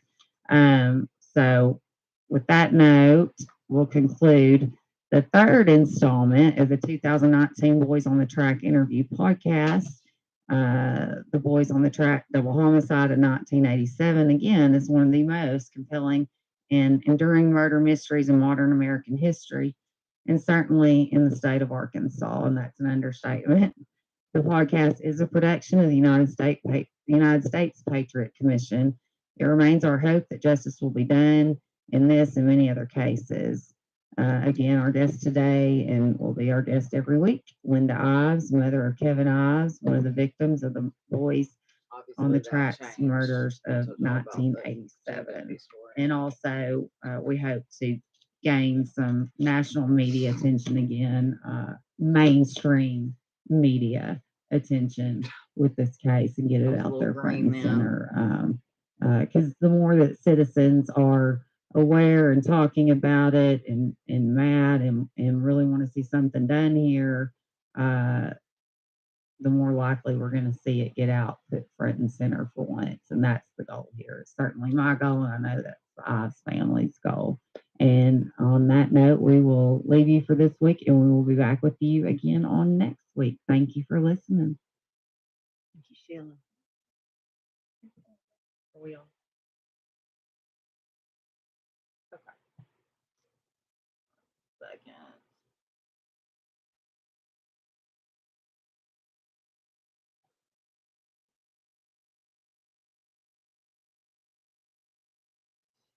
Down real quick.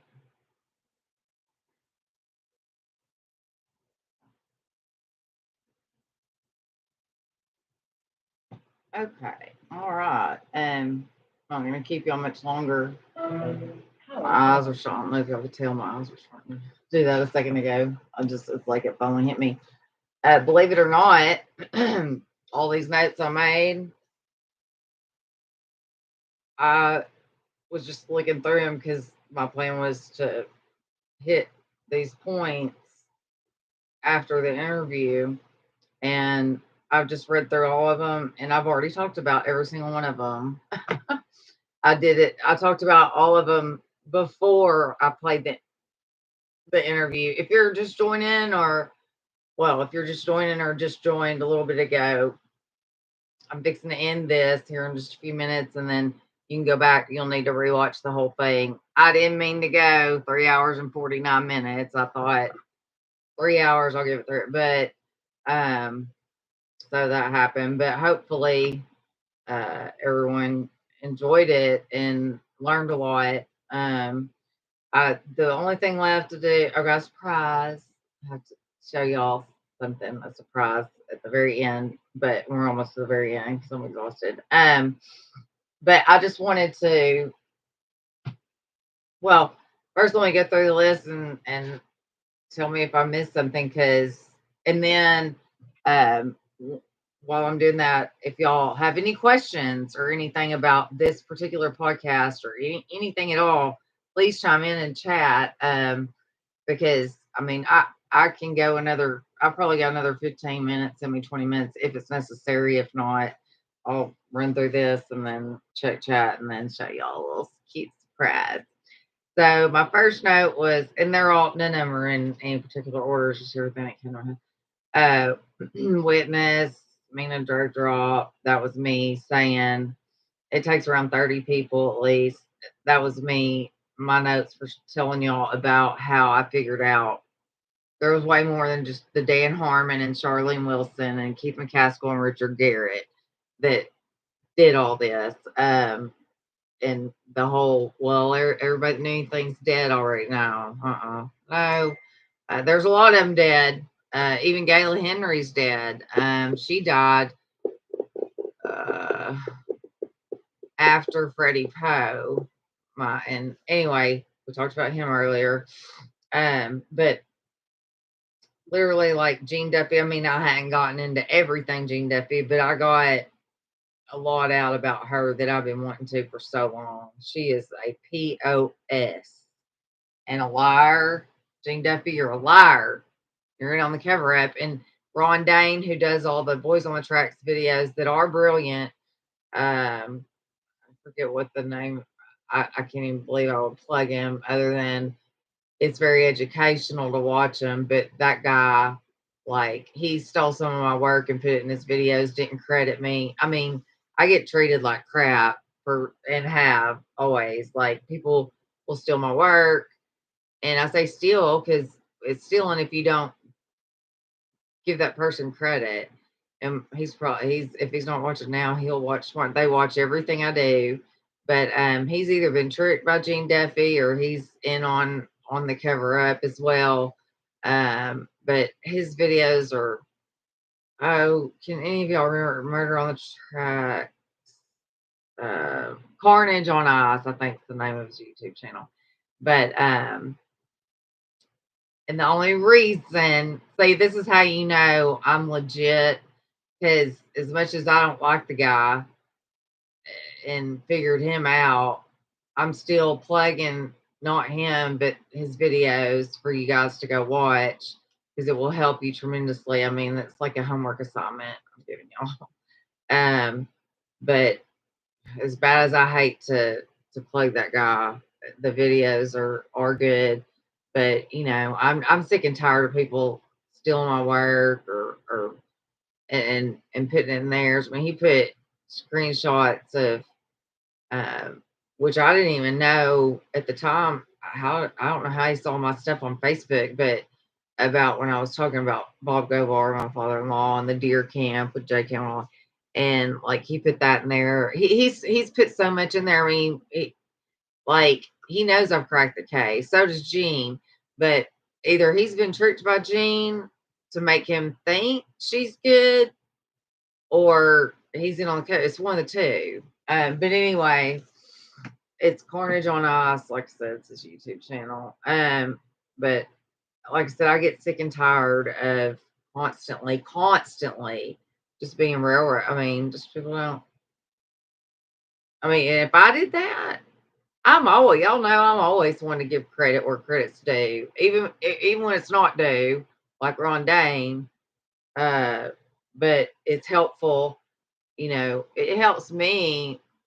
It's helpful to me when you guys can get as much information outside of me as you can, because it's so massive, so much information that I, you know, is it's impossible I could talk every second of every hour of every day for the rest of the time this planet is alive and still never get everything out. But anyway, I hate to plug him. I'm not plugging him, but I'm plugging his videos.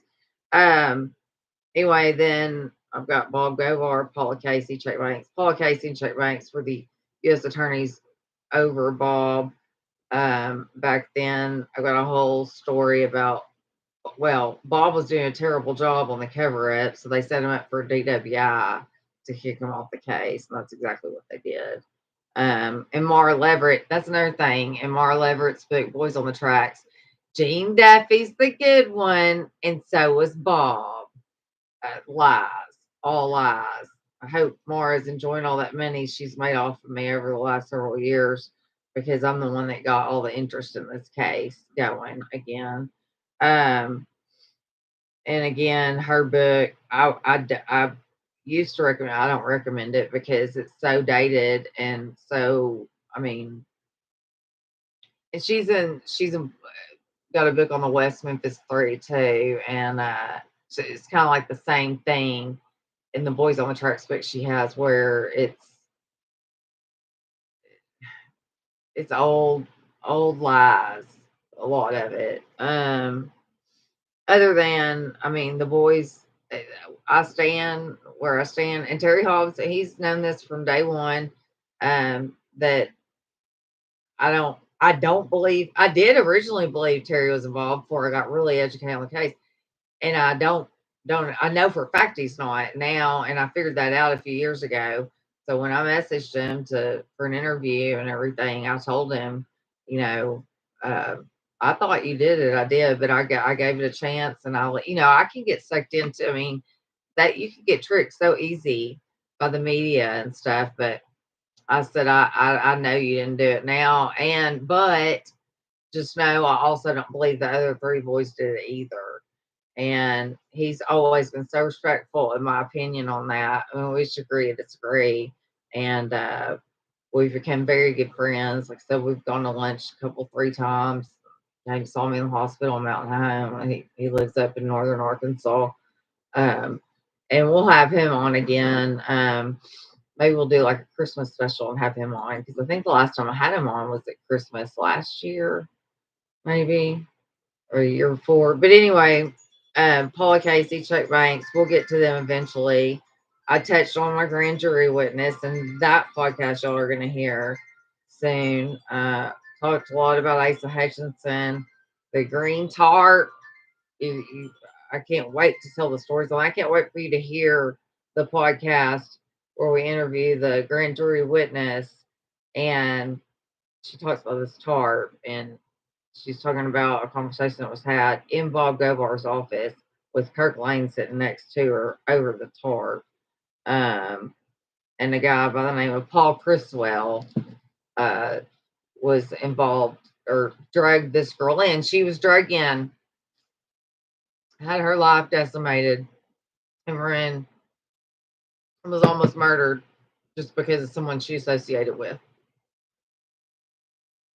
Talked about the wagon wheel, Keith McCaskill, Ronnie Godwin, Sketchy Jerry, Bobby Malik, Thomas Niehaus, Charlene Wilson, Dan Harmon, Keith Coney, talked about Bob J, Campbell and Kirk Lane, that they all owned a deer camp together. That was a huge thing with Linda, that she was just blown away when I told her about that after Bob died. I waited till I knew I was going to reach out to her once he died. And let's see. Oh, in one of the interviews with Linda, you're going to hear either this next time or the next. There's a bloody cardboard that I think Larry found it. I'm pretty sure it was Larry, Kevin's dad, Linda's husband, that went back and found it. Of course, the kids went back the next day and found Kevin Ives' foot. That's how like immaculate they were at the crime scene, right? Found his freaking foot, and y'all heard about that. I mean, that alone is an abomination. I mean, and it just gets worse from there. But Larry had gone back the next day or day after and found a big piece of cardboard that was super bloody. It was obviously a part of evidence for the murders. So they had the next day that is when they had what she was talking about, the meeting at the crime lab with Fahmy Malik. And so they just brought it with them. And that's when, remember, she said the state police just kind of inserted themselves all of a sudden, like they weren't involved, but then they show up at the crime lab that day. Anyway, so Larry thinking that, they're the police, they're going to want, he gives the state police officer the bloody cardboard, and it's never seen again. Or it was not, and it's never been in evidence. It was Larry was lying. No, we don't know anything about a piece of cardboard of blood. True story. And you'll hear all that eventually. Let's see. Almost done here. Talked about Gary Irby, who's Gary Betzner. Watch on HBO The Invisible Pilot. You'll see how what he did was very connected, especially over time. And I'll go ahead and show you. I have hold on a second. But keep in mind, I showed everyone this stuff on a podcast where we were talking about who flew the plane that night and this and that, which I knew he had flown it way before this, but I don't have them loaded. I don't know if you guys can see that well. Okay, you see that guy? Okay. Let me get to his. Okay. This is his Facebook, Gary Irby. And look in the background, his background picture. Okay. That would be one of the planes used, and that would be the pilots that were used back then for drug drops.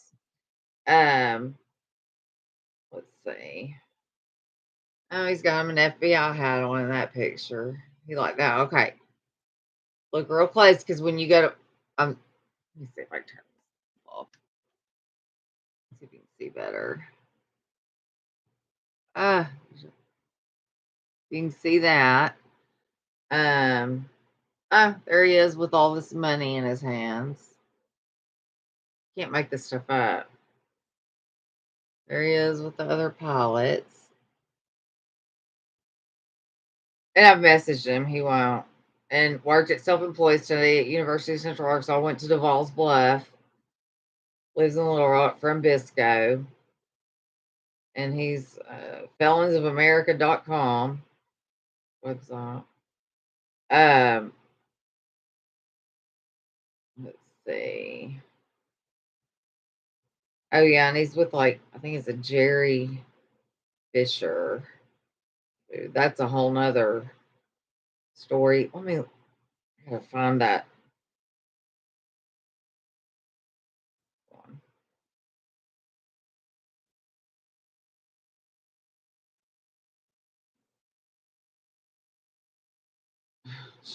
Where is it? I won't keep y'all much longer. I'm trying to find it real quick because you're gonna die when you watch that document it's a documentary. I don't know if I had him under Gary. Let me try just Gary Irby.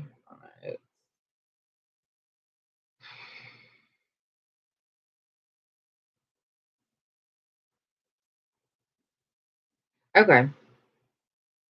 Yeah. Okay. Here we go. Okay. He goes as a Dr. As a Dr. Thomas Reisner, and I had someone that was next door to him and went in and was able to snap a photo of his freaking fake passport. But that's him as of just like maybe 2 years ago. Okay. And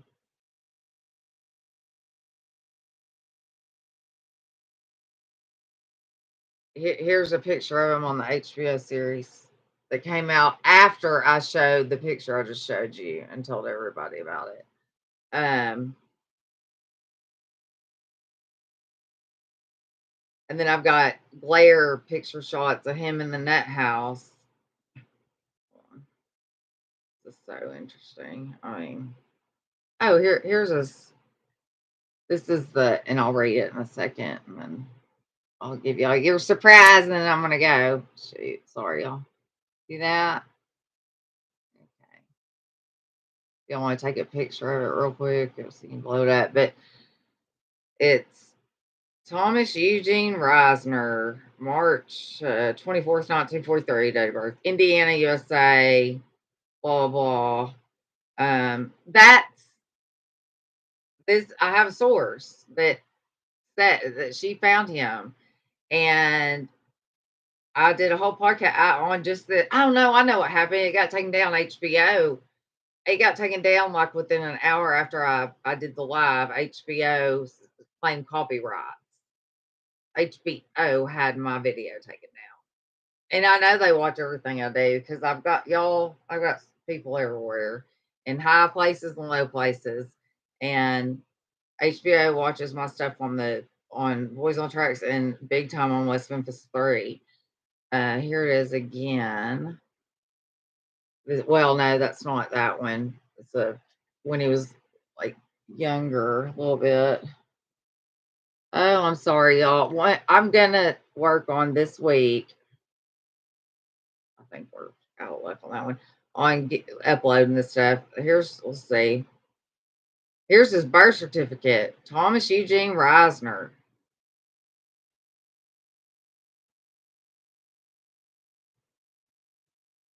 Let me turn this backlight off real quick and see if that'll work. Because I really want y'all to see this before I go to bed. Oh. It's a good thing I'm not like a big fat ASS, or I would not be able to get in and out of my spots in my room, especially this. It's such a hot spot. Okay, let's see. I'm gonna get these uploaded to my computer where I can show them next time, but we're gonna give this a shot. You can see that. And I know, I don't know if anybody is awake that watched that episode of that podcast of mine. They remember, because then I did a podcast. Well, I did a podcast on him. Then after the Invisible Palette came out, I said, people think I'm full of SHIT. Look at this. And that's the guy that flew the plane the night the boys were murdered. And he goes by, and there's a YouTube video called Chasing Gary. You can, in fact, since I hang up, watch that first. It's only like a 10-minute video, and it's from several years ago. It's called Chasing Gary.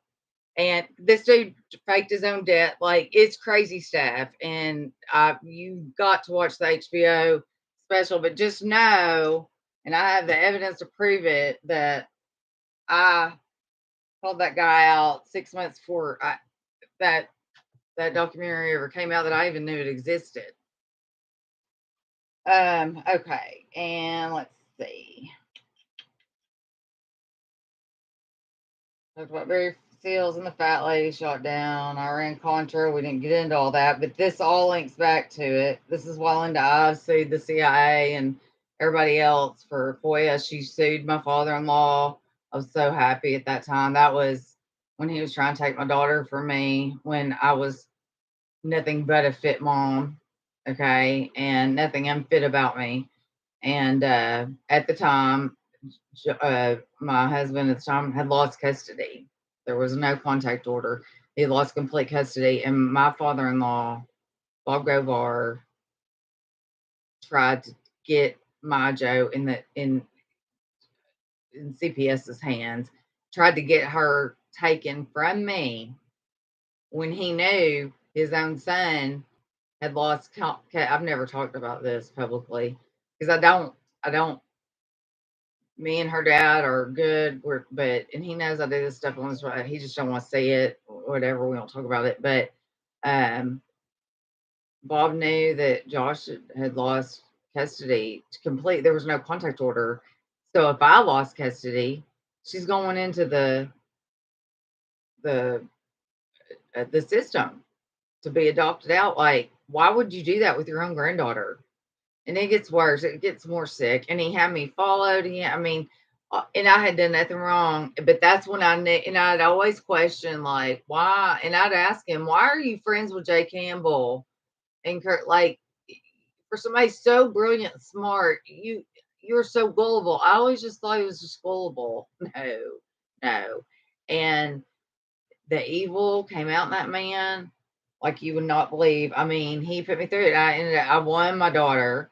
By the way, the judge was Judge Holly Myers, who gave me my daughter and put Bob in his place in the courtroom. And I loved every second of it. And she's the same one over Hunter Biden's child that he doesn't want to claim that lives in Batesville, Arkansas. I'm sure y'all have heard about that. But anyway, so I mean, I couldn't be more excited that she's the judge on that. And then of course the movie American Made. Y'all got a lot of homework to do. So the Carnage on Ice videos, and you've got HBO the Invisible Pilot. You've got the movie American Made with Tom Cruise, because that'll help explain what all I can. I mean, you could take Iran Contra, that one subject, and go on from now to the end of time and never get it all. So that'll help y'all understand how deep this all went. And then Kill the Messenger, the Gary Webb guy, Kill the Messenger. It used to be on Netflix. I don't know if it still is, but I know you can buy it on YouTube. Or rent it. You can rent it or buy it on YouTube. And that's it. I was able to literally cover everything in my notes. Let me check chat real quick, and then I'm gonna show y'all your surprise, your little not surprise, and then go to bed. Let's see. Karen, a hard but heartwarming interview. Yeah. To listen to. Yeah. Oh yeah. Karen said this was worth every moment. Well, thank you. Thank you. See, I thrive and live for compliments. So please don't ever hold on to them, give them to me, because it's truly, truly what makes me know on the days where I'm like, I'm not making a difference. I mean, I'm no, down on myself. Like, that reminds me that no, you're the SHIT. Like, you're doing what you're supposed to be doing, and you're doing a good job, a great job. So I thank you. Y'all have given me the biggest confidence boost tonight.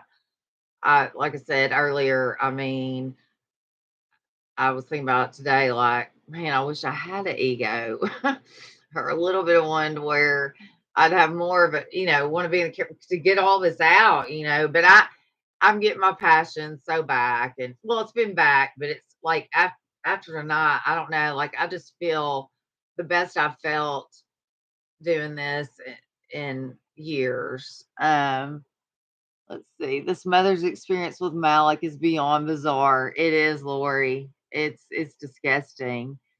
Lori Fox, to that. Just got here. Sorry. Hey, Pitt. Oh my gosh. Well, I'm fixing to sign off, but Pitt, y'all tell Pitt how, because she's one of those that I think she sleeps a lot. She's a night owl.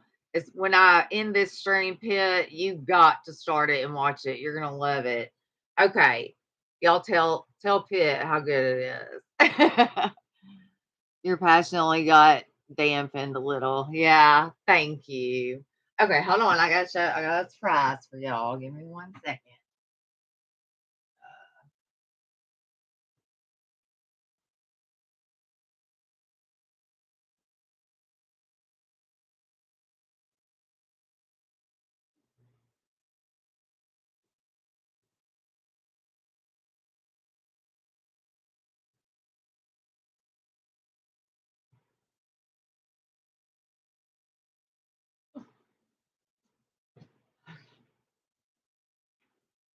Try not to stick my butt in the camera's face. Okay, hold on. Let me turn the lights on so y'all can see really good.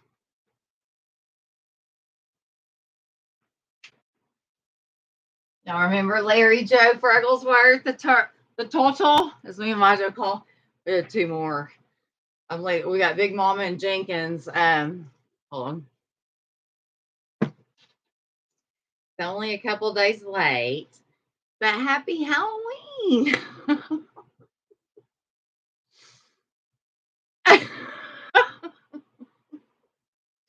My Joe crocheted this for him for Halloween last year. It still fits. He's keeping his figure. Y'all look at that.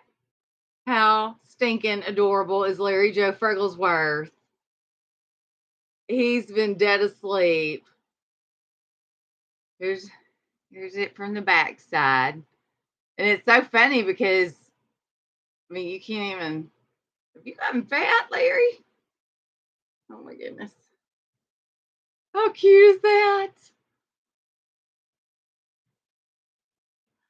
Y'all, I'm obsessed. All 3 turtles, but y'all know, I mean, Larry was the first one, and I mean, he's just, is he not just amazing?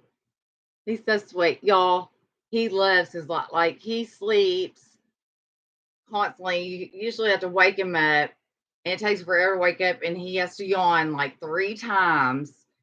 And like we know down to we can count down to the second when he, and he'll stick his neck out a little further and he'll yawn real big again. He'll eat, and they get a bath every night. Matter of fact, I got to give him a bath. My Joe texted me a while ago about that. And that's where they drink and get their soakings. Larry, can you wake up and say hi, everybody? We're fixing to sign off. Y'all, please talk about how cute he is. Oh, y'all are, okay. Let's see. Angela Tucker, I love your podcast. You're great. Thank you. Thank you. Please keep the compliments coming. Y'all have no idea what it does for me. It doesn't give me an ego. It drives my passion. It makes me wake up every day and know, like, okay, yeah, don't, because the devil gets in y'all know how the devil, your mind is a prison. And oh man, he's been in my head lately. Just tell me what a loser I am and not get, just be, I mean, and I've been working really hard on myself and I'm getting better every day. Oh, look, he's wiping his eyes. I want him to yawn for y'all before I sign off because it is the cutest thing. Pitt, let me tell y'all, I think these schools and their drama classes are all tied to making these new movies. They probably are. Pitt says, "Aw, so adorable." Karen's laughing. Pitt says, "Darling." Who made the costume? Majo did. She taught her. She had never crocheted in her life. He's got a yawn coming anytime now. He does that. He wipes his eyes. It's everything with him's like clockwork. He's so predictable. But my Joe made this. My daughter, she taught herself how to crochet from a YouTube video. And oh, did he just yawn? Anybody that's not into this can go ahead and hang up. But for the people who appreciate the adorableness of this, I'm here. We're here for it. Okay, now he's looking around. There he goes.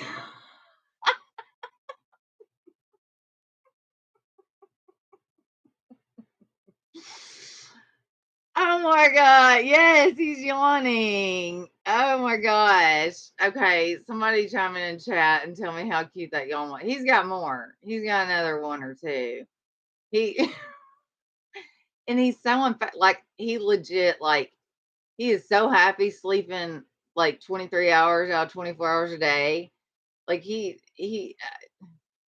and whenever I have him or whatever, and he needs it's time for him to go to sleep. If it because Larry, when he's awake, he likes to send it. Like we'll put him on my bed, and I mean he's fast and he sends it wherever he's trying to do. He's sending it.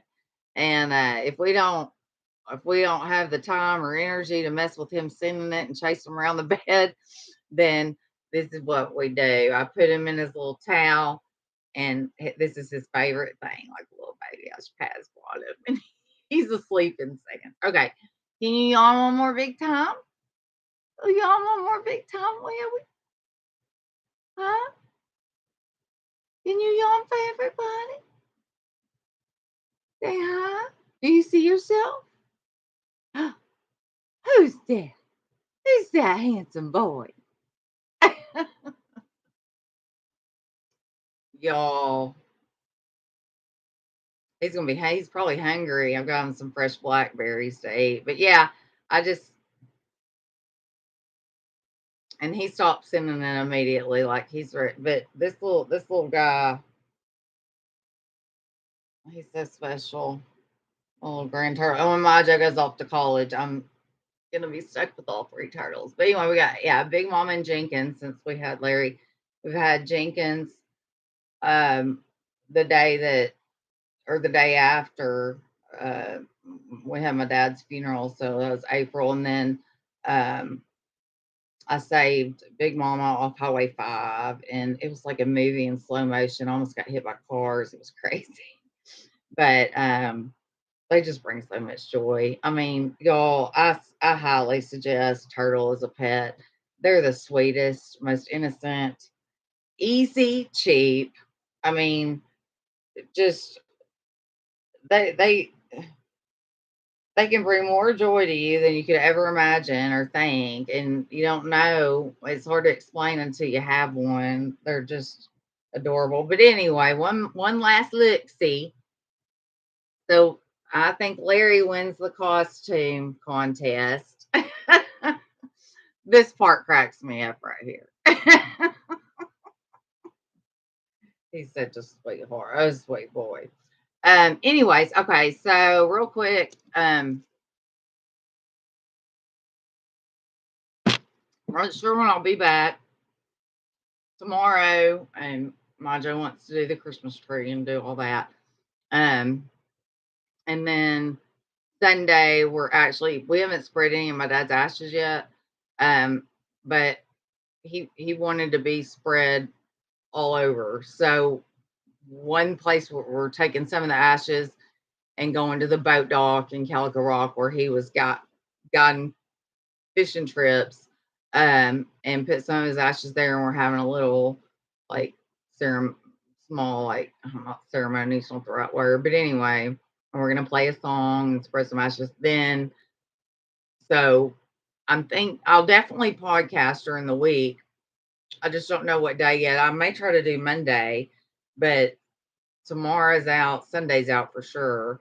And I'll definitely podcast during the week because the following week, next Friday, we have to go to Little Rock. I'm gonna stay with my sister Friday night, and then Saturday we're all getting up. It's opening day again season, so we're going down. It's like Camden, Fordyce area. It's like an hour and a half south of Little Rock, and so it's like 3.5 hours from here. But Saturday we're going to go down there and spread the rest, almost all the rest of his ashes around deer camp, and let his deer camp buddies have their own little handful of ashes to spread where they want.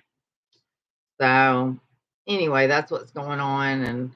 And as far as next week, I don't think I have any doctors. Like I don't think I have anything major. Hopefully nothing will come up like me getting sick like I did last weekend and all. But I'm definitely the next podcast will be playing. It'll be skipping forward over a year. or about a year from when that interview was done.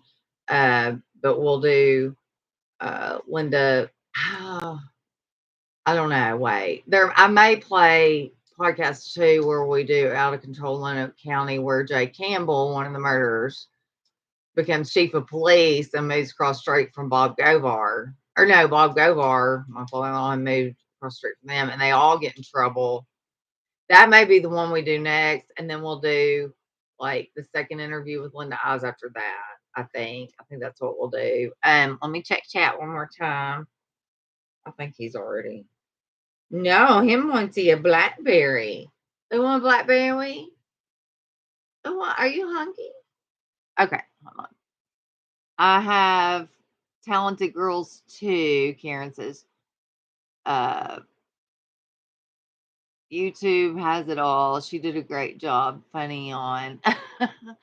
It's a he, but thank you. Isn't that yawn just precious? Oh my gosh. Yeah, it's so cute. He looks like a family member for sure. Oh, he totally is. So are the other two. Karen, if you get that turtle to yawn on command, I'm calling an agent in Hollywood. Girl, I'm telling you, I'll be like, all right, Majo, let's do it. And we can just tell me, and we're like 5, 4, 3, 2, 1, and every time.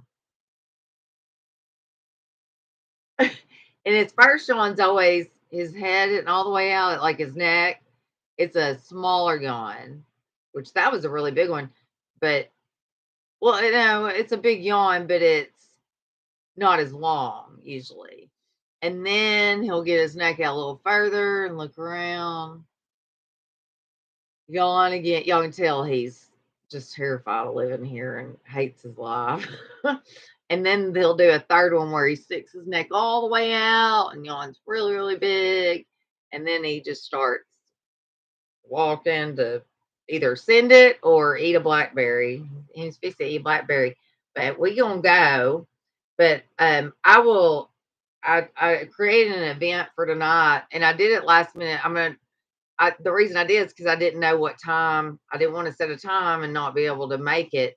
And then when I finally did create it last minute, then my computer crapped out on me for an hour. So anyway, but I'm gonna for the next one. Either way, there will be notice. Like I'll do like I did tonight on Facebook and create an event, and then also put it on the community tab in my YouTube channel.